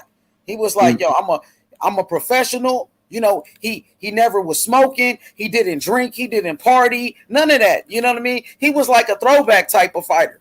That's you know what I think, H? I think James Toney would have sent Ward ass right back to his family had he knocked his ass off. Crazy. Andre Ward, he would have outboxed James Toney. James Toney, you know, he wasn't in good condition all the time, man. He would get tired, bro. That motherfucker was 44-0 when he fought Roy Jones, man. That's a bad man, yo. Yeah, he was. But you know, James Toney was getting outboxed by what's my boy Michael Nunn before he got knocked out. Michael Nunn won every round in that fight before he got knocked out. That's what happened to Ward, probably. That's what I'm saying, man. It's dangerous. Hey, but you know what? Hey, Michael Nunn was a really good outside boxer, though, man. So is Andre Ward. No, he is, bro. He's a gold medalist. Are you guys crazy? No, not like Michael Nunn, man. Listen. I think better, man. Look, Michael Nunn made mistakes. That's why he got knocked out by James Toney. Andre Ward got dropped by fucking Kovalev, man. He got right. So what? He got up. No. Kovalev's good. Kovalev's good. What I'm saying is, what I'm saying is James Toney has faster hands and is a much more accurate puncher than fucking. Nah, Andre Ward is faster hands, bro. This dude is fast hands. Hell yeah, bro. Andre Ward got some of the fastest hands in the history of boxing. No, like Roy Jones he has above average speed hand. He had great timing. He had great hands, bro. He had great Harold Letterman said Andre Ward got the fastest hands he's ever seen, bro. And Harold Letterman said a lot of dumb shit, man. Come on, he does have fast hands, bro. Just like Roy Jones and them. Why do you think he's? Why do you think Andre Ward is the first ballot Hall of Famer? And he retired early. I think he was crazy. You know, he's the first ballot Hall of Fame. Andre Ward just made it to the Hall of Fame. Yeah, that's dope. Hey, Shmoney, I think that Manny Pacquiao's the fastest guy I ever seen. Like, come on, man. He got some fast hands. Manny Pacquiao got fast hands, but Sugar Ray Leonard had faster hands. His hands. Man, I'm just saying we gonna trust on Harold Letterman's stupid ass. I'm saying Andre Ward got some of the fastest hands in the history of boxing, bro. More than James Toney. You know what? Yes, bro. You guys, James Toney a great fighter, but he lost, bro, to Montel Griffin. James Toney has some nasty. So why he lose to Montel Griffin 2 times? Then just tell me that. Who was the better body puncher, James Toney or Andre Ward? I think I would say Andre Ward, but James Toney is a good body puncher too, though. He's a beast. Like, I'm not taking. Who has a better dab? He can get outworked. He can be outboxed. And people don't know James Toney got dropped by Reggie Johnson too. Reggie Johnson dropped his ass. Reggie Johnson was a long range power puncher. Of course, he was a boxer though. He was a southpaw slick boxer. Pull up James Toney resume. He had power though. Pull up James Toney resume. I got you, man. And the sad part about James Toney now, he's a punch drunk, dog. You can't even understand what he say now. Hey, he's still my nigga, He's still my nigga. That came with the territory back then. That's crazy. But you know what? No, but to be honest with you, man, I love James Toney, but it was hard to understand him back when he was back when he was in his prime, man. Like, come on, let's keep it a buck. And James Toney, had he not have moved up to fucking heavyweight, man, taking punches from like Sam Peters, that fucked him up, bro. Yeah, he kept fighting. He was too old, bro. He should have retired early. Like, you kept fighting. Didn't he have a health condition? I think a weight. It had something to do with his weight, something like that. Yeah, because he couldn't stop eating, man. He wasn't dedicated like that, bro. That's why he had to go to heavyweight. He was out of shape. That nigga's talking about he was going to go out of shape, bro. Go to Burger King. He said he was going to go to Burger King all the time, y'all. That was James Toney's problem, lack of dedication. That's why Andre Ward would beat him, bro. Hey, my nigga said he was going to go to Burger King. James Toney was a G, man. I met James Toney, man. That nigga's a real G, bro. Hey, I know, man. That was a real fighter, though, man. That's yeah. Why he was a legend, my nigga for that shit, bro. He never been knocked out, too. Who? No, well, James you know Toney what? Never been knocked out in his career, never. And you said Ward was going to knock him out, man. I said Ward would knock out Roy Jones. That's what I said. I didn't say man. James Toney. I said. What I said. See, man, let me tell you. Heard what I said. I said he would outwork him. He would outbox James Toney. That's all I said. But Ward could knock out Roy Jones, though. Ward could knock out Roy Jones. Let's deal with some facts. Let's deal with some facts with James Toney, right? Let's deal with some facts. Andre Ward has never faced a technical or defensive fighter on any level, on even half a level with James Toney, of any of the boxers that he fought that were good. And the guys that were good, they were good. Don't get it twisted. Mikkel Kesslers and Chad Dawsons and Arthur Abrahams, and they were all good, but they were nowhere near the defensive prowess of a fucking James Toney, man. But James Toney could be outboxed. He could get outworked, bro. That's how Montel Griffin beat him 2 times. You know what I mean? Let me show you this. Yeah, let me show you. You see what I highlighted right here? James Toney, 10 losses. 10. Okay? So? That means he got beat 10 times. He got 3 draws on his record. He was 44-0. No, man. he's a good fighter. I'm just saying he could have retired at 44-0 like Andre Ward, though. He got beat a lot of times. He could have retired at 44-0. No, he couldn't, bro. He got beat by fucking Montel I'm saying he didn't have to fight Roy and take that loss. Well, who did Andre Ward duck then? He fought everybody too. He fought everybody in his era. Let's look at his resume real quick. So let's take a look. This is a legend right here, James Toney, all-time great. There you go when he lost to Montel Griffin right here. 1996, unanimous decision. You see this? I don't want to talk about that.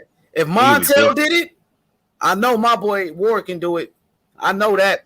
Ward it's not saying that he couldn't beat him. That's at 175. But still, Ward fought at 175 too. He beat Kovalev, knocked him out at 175. Yeah, you know what? Hey, you know what? It's the truth. Look, we're gonna get down to the bottom of this. Let's look at his whole resume though. We're gonna give him credit. We're gonna give him credit now. He give him credit for beating Mike McCollum. Yeah, but McCollum was older though. We know that. See, look, he was older. 175. That's when he lost to. That's the first time he lost to Montel Griffin right here. So he lost to Roy Jones first though. His first loss was to Roy Jones. Right here, Roy Jones Jr., 1994. But see, the thing with this fight, James Toney struggled to make 168, man. You see, he moved up to 175 right after that fight. You know what I mean? And lost to Montel. But let's go look at his wins, though. Let's go celebrate him. Let's look at his wins, James Toney. So which fight was his first big win? Mike McCollum, Reggie Johnson, Michael Nunn. That's when he came on the scene, Michael Nunn. So let's look at that. 1991, James Toney knocks out Michael Nunn. You see, James Toney was losing it on the scorecards right here, though. He was down 93 to 97. He was getting outboxed by Michael Nunn. 92 to 98. You see that shit? Y'all see that? He was looking on I see that. I see that fifth. What's that? Where'd it go? Let me go back to it. That's so they knocked him out in the 11th, though. You see that? Michael Nunn was up on all the scorecards. 91 to 99, 92 to 98, 93 to 97. James Toney needed a knockout to beat Michael Nunn, and he knocked him out in round number 11. So just show you he was a great fighter. He needed the knockout, and he got it, bro, on an undefeated Michael Nunn. And Michael Nunn was considered to be one of the best fighters in the world at that time. James Toney knocked him out with a nasty left hook. Crazy left hook. Mm-hmm. Reggie Johnson right after that. See, Michael Nunn used to fight with his hands down like Roy Jones, showboating and, relying on his speed and athleticism, and got his ass caught with his hands down. He thought he was so fast. You can miss every punch, but you got to use the fundamentals. That's why he got knocked out. And then he beat Reggie Johnson. What? I guarantee you, Andre Ward couldn't do that same shit. I think so. He could have beat him though. I think he could have outboxed him for sure. Yeah. Andre Ward probably could have stopped Michael Nunn too. It's possible he could have stopped him. Let's see, Reggie Johnson though. So then he beat Reggie Johnson in a split decision right here. Split decision victory against Reggie Johnson. Reggie Johnson is a two-time champion too. He's a good fighter too. From Houston, Texas. From Houston. He was good, yeah. A split decision though. It was a close fight. Look at the scorecards. One judge had it for Reggie Johnson. See that? Split decision, SD. Let me back out. Let me show you. So I'm not capping. Look. Split decision right here in this Reggie Johnson fight. SD. Split decision. One judge had it for Reggie Johnson. 114, 113. Now, one judge had it for James Toney. 114, 113. One judge had it 113, 114 for Reggie Johnson. So it wasn't like he just, dominated Reggie. It was a good fight. Reggie was a good fighter. And then, the last judge had it 115, 112, James Toney, split decision victory. I need to watch that fight again. Then he fought Mike McCollum to a draw. He had a draw with Mike McCollum. They didn't want to tell us that, though. Okay, split decision draw. Come on. Why y'all didn't tell me it was a draw?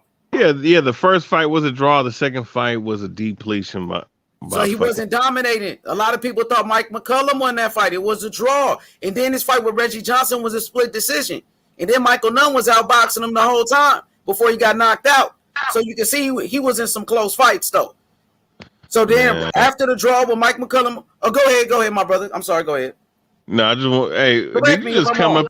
Did you just come up with this?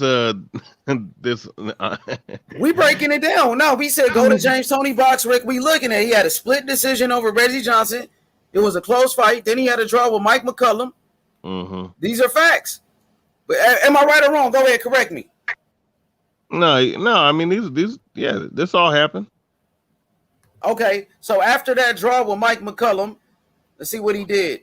He fought somebody named Dave Glenn Wolf. It was a split decision against Dave. Okay, y'all didn't say that. Another split decision. Where was that at? Is that Atlantic City? He did. There was a fight that he fought against some no-name guy that he lost. That's the dude you're talking about. I think that's the fight you was talking about. Dave Tibery. Dave Tibery. Yeah. Split decision right here. James Toney. Another close fight.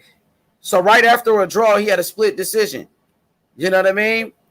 So then he knocked out Ricky Stackhouse. Then he got a majority decision over Mike McCullum. One judge had it as a draw, but he got the victory over Mike McCullum. Then he beat Iran Barkley, stopped him. So right here, I think James Toney, they had pretty much pound for pound around this point. I don't think anyone else stopped Iran Barkley but him. Nah, he got stopped, bro. He got stopped like 4 times or something. Here go right here. Iran Barkley, the box red. It shows you how many times he got knocked out. In the red, he got knocked out 7 times. Okay. He got 9 losses. Look, he got 19 losses, 7 by KOs. I'm gonna zoom in. It's in the red. See that? 7 KO losses.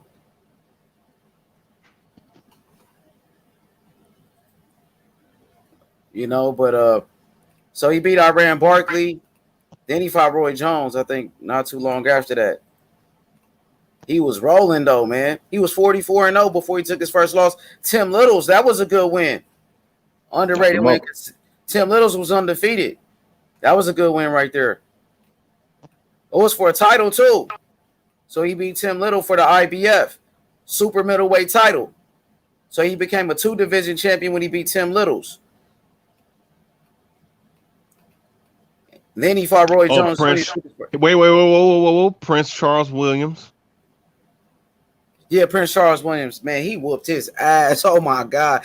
Now, James Toney inside fighting was on point, too. He was a great inside fighter, too. I ain't going to lie. Counter punching was great. Then he fought Roy Jones. He took his first loss. See, that's when he struggled to make weight. That's why he really wasn't himself at that fight against Roy Jones. Yeah, no, Roy Jones, man, did him fucking dirty in that fight. I'm not gonna lie, that shit was sad, man. Motherfucker caught him trying to do his shit, and then he caught him with that left hook. Well, look, right after Roy Jones beat him, guess what? Montel got on his ass. Montel beat him. Majority decision. Close fight, though. One judge had it as a draw, but they gave it to Montel Griffin. Then they rematched it. It was some close fights. Then they did a rematch. Montel beat him again in 96. Beat him. Unanimous decision this time. Beat him easy this time. You know what I mean? Then he fought Mike McCullum again. Then he lost to this dude, Drake, right here.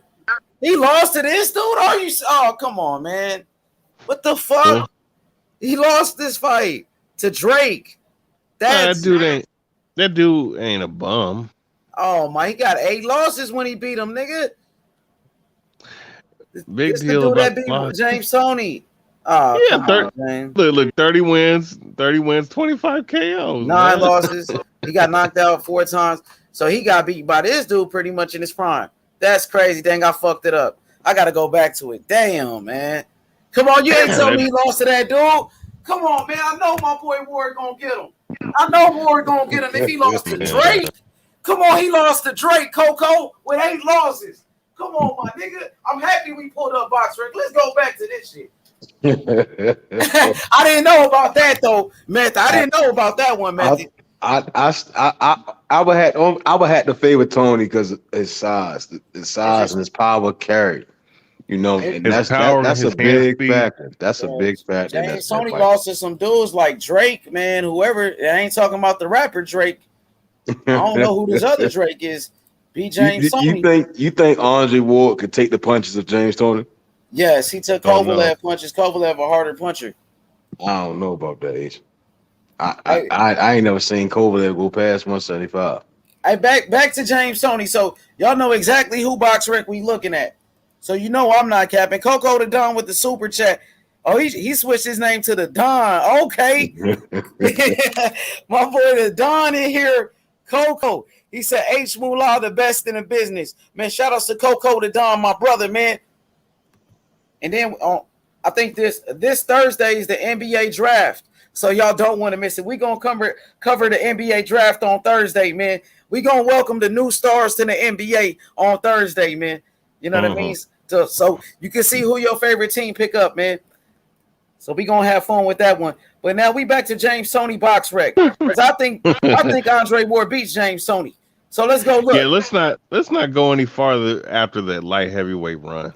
Okay, why? Because he got beat a lot, huh? No, let's check out the Holyfield win, right? What year was that? Okay. I was like 93. There goes. 2003. He lost to Montel Griffin right here in 96. Then he lost to Drake in 97. I got to go back and watch that fight, bro. He lost a majority decision, though. One judge, it was a close fight, though. He should have never lost to that dude. Ward could have got him. I know it. Dude had power, man. Come on, man. I'm about to. You watched it? Yeah, I think I might. See, I gotta watch through his whole shit again, man. Like, I think I might have seen that fight. Okay, Coco, I'm about to give you a wrench. I got you. Let me see this shit. So this Drake dude, let me see. Steve Littles. Terry Porter. So, so what is Drake? Hey, he had a nice. He had a nice run. At cruiserweight, he had a good win against Vasily Jirov. That was the fight of the year. That's one of the greatest fights I've ever seen in my life. Yeah, he had a good run at cruiserweight. So you think come on, hey, this man can fight, man. Bro, if this dude Drake, I can't even see. You think Andre Ward could beat Usyk or Garcia? You said who? Do you think Andre Ward would have been capable of beating Alexander Usyk or Garcia? Hell yes. Hell yeah. I think he beat Anthony Joshua too. I don't know, man. No. I think he beat Anthony Joshua too. I would root. I would root. Of course he beat Canelo, man. Canelo get fucking right-handed all day. But look, James Toney lost to this dude right here, bro. Drake Dadsy. Let's go look who. Let's take a good look at who did this guy right here. James Toney was. Let's go look at his fight. So he had 9 losses. He's been knocked out 4 times. But I just want to see he could have been a good fighter. His nickname was the Nightmare. So where was he from? Malawi. That's Malawi. Where's that? West Africa? Africa. No, okay. that's not West Africa, huh? But he was in Canada. So he got knocked out by Darius Michael Shesky, the dude they said Roy Jones ducked. He got knocked out by him. Virgil Hill. He got beat by Virgil Hill. He got beat by Ernest Mateen. He got beat by Washington right here. He got knocked out by Art Bayless. He got beat by Skip Bayless. This dude was a journeyman that beat James Toney. Leslie Stewart beat him. Come on, man. He got knocked out by what this dude Wesley Reed with 5 and 8 knocked him out. Come on, I'm done with this dude. Come on, man. Hey, man. Bums have their day too, bro. But see, the thing, James Toney never been knocked out though. Even though he lost to these dudes, it's probably because he wasn't serious. He wasn't taking boxing serious, and that was his biggest problem. Lack of dedication. Terry Porter, who the fuck is that? See, let's go back after that loss to Drake. He fought Steve Little. Decent fighter. Man, look at that bum. He came back fighting bums. 14 losses. Come on, man. After that loss to Drake, they said, man, we got to give him a tune-up fight. Gave him Steve Little with 14 L's, so he can bounce back. He did beat an undefeated cruiserweight. That's Vasily Zhirov was a good fight. That's what I'm saying. Everywhere he went, he did beat some guy though. He beat one of the top guys. Yeah. So after that Drake loss, he was like, going through a lot of bullshit. He wasn't fighting nobody's, but then he came back when he got that Vasily Zhirov fight. Brought him back. You know what I mean? He needed that fight. That was against a cruiserweight undefeated Vasily Zhirov. I think he's from the Ukraine too. Ukrainian fighter like Klitschko, Lomachenko. Vasily Zhirov was a great fighter, a cruiserweight, hell of a fighter, and James Toney stopped him. I know he didn't stop him. It was in the 12th round, unanimous decision. It was a war. One of the greatest fights in the history of boxing. James Toney versus Vasily Zhirov on HBO Boxing After Dark, man. I remember it like it was yesterday.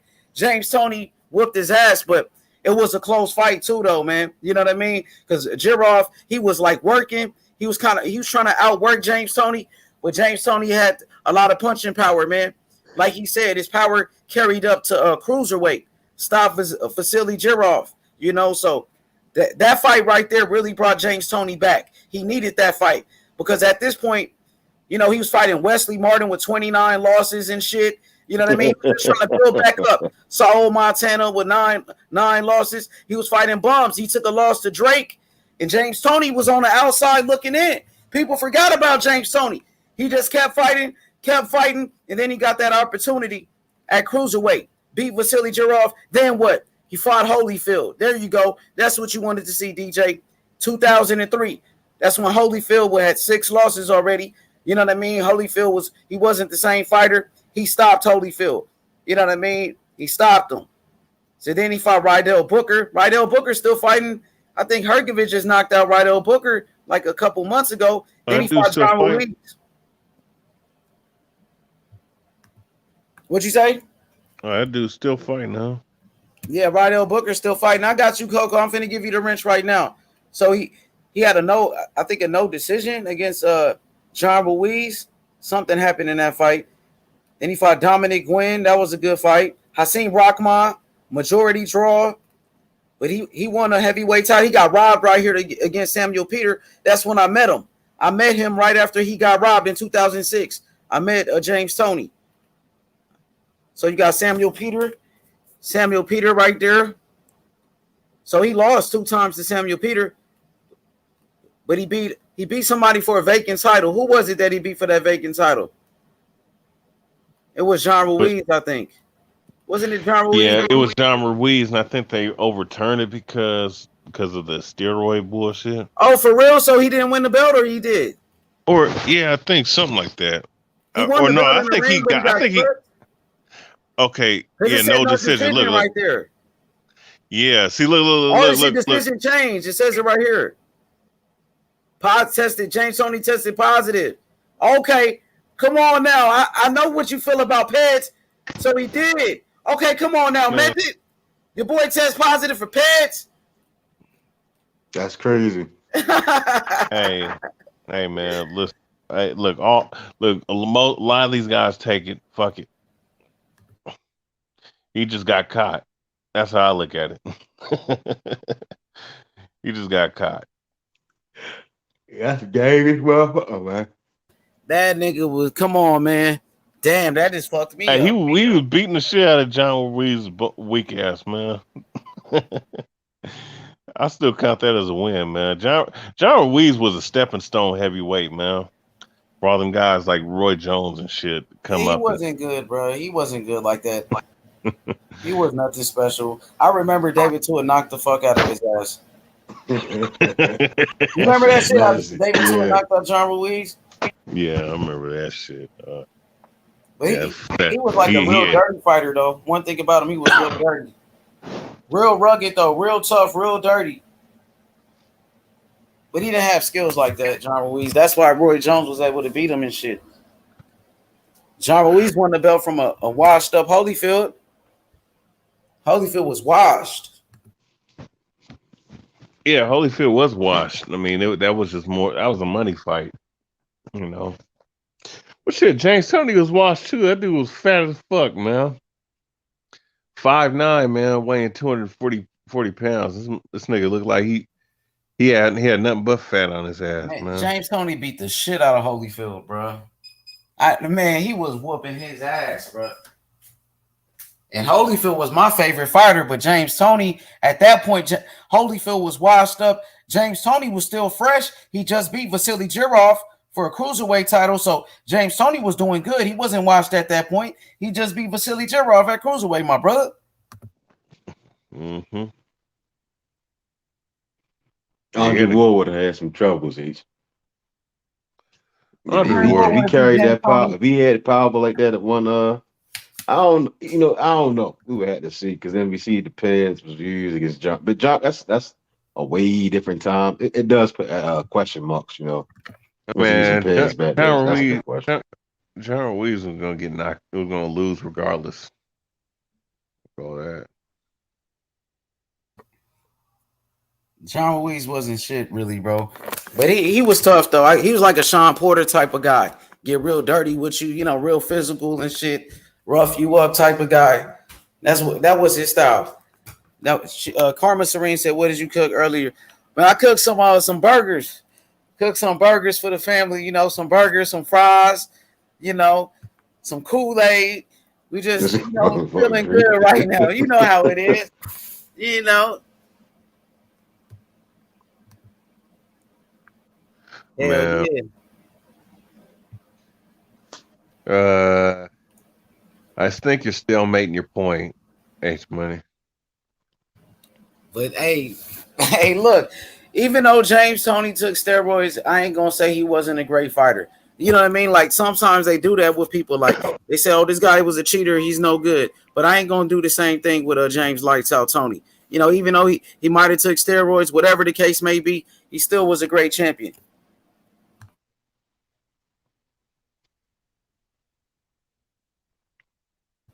Where y'all at? I'm in here. I'm trying to think of some. Can you put? Is it possible to pull up all the super middleweights? You know what, man? I must be at work at 8 o'clock at the PM, man. Hey, man, appreciate it, bro. Appreciate it, my boy. Yeah, man, it's crazy, man. I wasn't expecting to even talk boxing tonight, but shit, man. Saw Andre Ward, great as well. Favorite fighter. I mean, shit, he's one of my favorite fighters all time. So I had to say something, but I didn't expect to be on here, but it's love of boxing, you understand? So, yeah, man, I'll see you guys on the next show, man. For sure, my boy. Appreciate that. Not a problem. No issue. Shalom. For sure.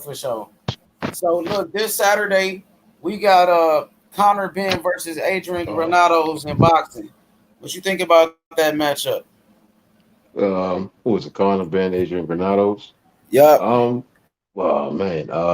Looking at the Formella fight and Adrian Granados as before Sean Porter and Danny Garcia, it should be a good scrap. Danny Garcia has crazy power. There's still questions around Conor Benn. Granados, he comes to fight. Sean Porter went 12 rounds with him.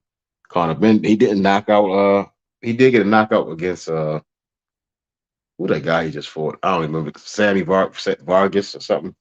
But he didn't knock out Formella. So it'll be good to see because Sean didn't knock out Granados either, but Danny did. It depends on the Granados that comes in the ring. If Granados comes in there to stick around, we'll see how Conor Benn fares up in those mid-late rounds. I would favor Conor, but I think Granados should put up a good scrap. For sure, but I think that's like pretty much the only fight we got this Saturday, So I think no, they got Michael Coffey, the heavyweight fighting. Michael Coffey versus Gerald Washington Saturday night. He backed up the fight. Who? I heard Gerald Washington had backed up. For real, that's some bullshit. Oh man. Yeah, hey, so you been keeping up with those Olympics? You been watching? Checking out the boxing? No, I mean, not really. I do check out some online when these people speak on, I heard Keyshawn Davis. He was he stood out the most out of all the Olympians. Yeah, he looked good though. Keyshawn Davis did look good. He looked sharp. So he put his pro career on pause. Yeah, I guess so. They let him turn professional because of COVID. But once the Olympics came, he could still turn. He could still go to the Olympics. So he looked good in that fight. They got a dude named Troy Isley. He looked pretty good. And also they got a kid named I think Duke Reagan. And also they got a kid from I think Cincinnati, Ohio. His name is Tiger Johnson. And they got a female fighter named O'Shea Jones. O'Shea Jones, she looked like she really good too. So O'Shea, she might win a gold for sure, but hopefully somebody could win a gold, man. Keyshawn looked like, he got a good chance. Those other guys, you never know who it might be. Yeah, what class is he fighting at? Keyshawn Davis, I think he lightweight, 135. 135. I don't know. I think he from what I saw from him as a pro, his pro style, and you never know the Olympics. I guess I was questioning why did he go to the Olympics if he was already doing on the pro scene. I guess he just wanted to for his own enjoyment, to get the gold medal. It's something. It's good to have. I don't know because in history we always seen some American fighters get robbed. I'm wondering how it's going to turn out. It's are there any other fighters in other countries that's looking good as well? I'm not sure. I didn't really pay attention to the other countries, but Dominican Republic, they got some fighters. They got fighters from of course Cuba. They got this kid named the kid that beat Keyshawn Davis in the amateurs. His name is Andy Cruz. So you got to watch out for him. He's older than Keyshawn though. Them dudes be a little bit older, but he's a good fighter. So you got to watch out for Andy Cruz. Keyshawn Davis. Let's see, can Keyshawn Davis get his revenge and beat him in the Olympics? I think he beat Keyshawn Davis 2 times. That dude, but he was already older. He beat Keyshawn. He was like 23. Keyshawn was like 18 or something like that. So he older. Yeah. That's how the Olympics be, man. You got like 18-year-old kids fighting 30-year-olds and shit. It be like that. Shit. I know the USA overall, they ain't been looking too good in the Olympics. Simone Biles, she dropped out. The basketball team, they lost. They just, I don't even know. It's wild up there now. And the Olympics used to be hard back in the days, like when Michael Johnson was running. You young though, you probably don't remember when Michael Johnson and them, Carl Lewis and them. You know what I mean? Jackie Joyner Kersey, all of them. That was a track and field. Back I started watching it when Gary was in there. The Russells, doing the Russells, Gary Russell. I remember. I believe I watched when Wilder was in the Olympics. I saw when Wilder was in there. AJ. I remember seeing around those times. Was it the 08, 012, 08, 12, 04, 08, 12, around those times. I was watching the Olympics. The U.S. got the silver. You talking about the I know she won only a silver medal. They got like new type of games and shit. Like I see they got basketball half court for like in the Olympics. Half court basketball, like a 3-on-3. You can get a gold medal for that shit. They got new games, man. New sports and shit in this Olympics, man. I was watching the fencing. That's the only thing I probably caught live was the fencing. Oh, you been watching it though? I caught it at work. When I was at work, my clients was watching it, and I saw a part of it. I believe it's on NBC or something. Yeah, I think so, man. It's like on every channel. I think that should be on CBS, NBC. They be going back and forth with it. They got it on every time. Hell yeah! But Andre Ward, he's the last man to win a gold medal in American boxing. Yeah. So let's see, can somebody else get it? So Fight News said, I remember when Michael Johnson got smoked after he faked the injury. Oh yeah, he pulled the hamstring against Donovan. What's his name? Donovan. It was something. Donovan Daly from Canada. I think Donovan Bailey. Was it Donovan Bailey from Canada?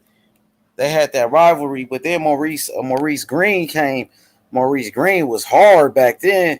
Track and field. Maurice Green. I think he from like Compton, from LA. Maurice Green. Coco the Don. He said skateboarding is an Olympic sport now too. For real? Come on, you joking, Coco? Skateboarding. See, they fucking it up, man.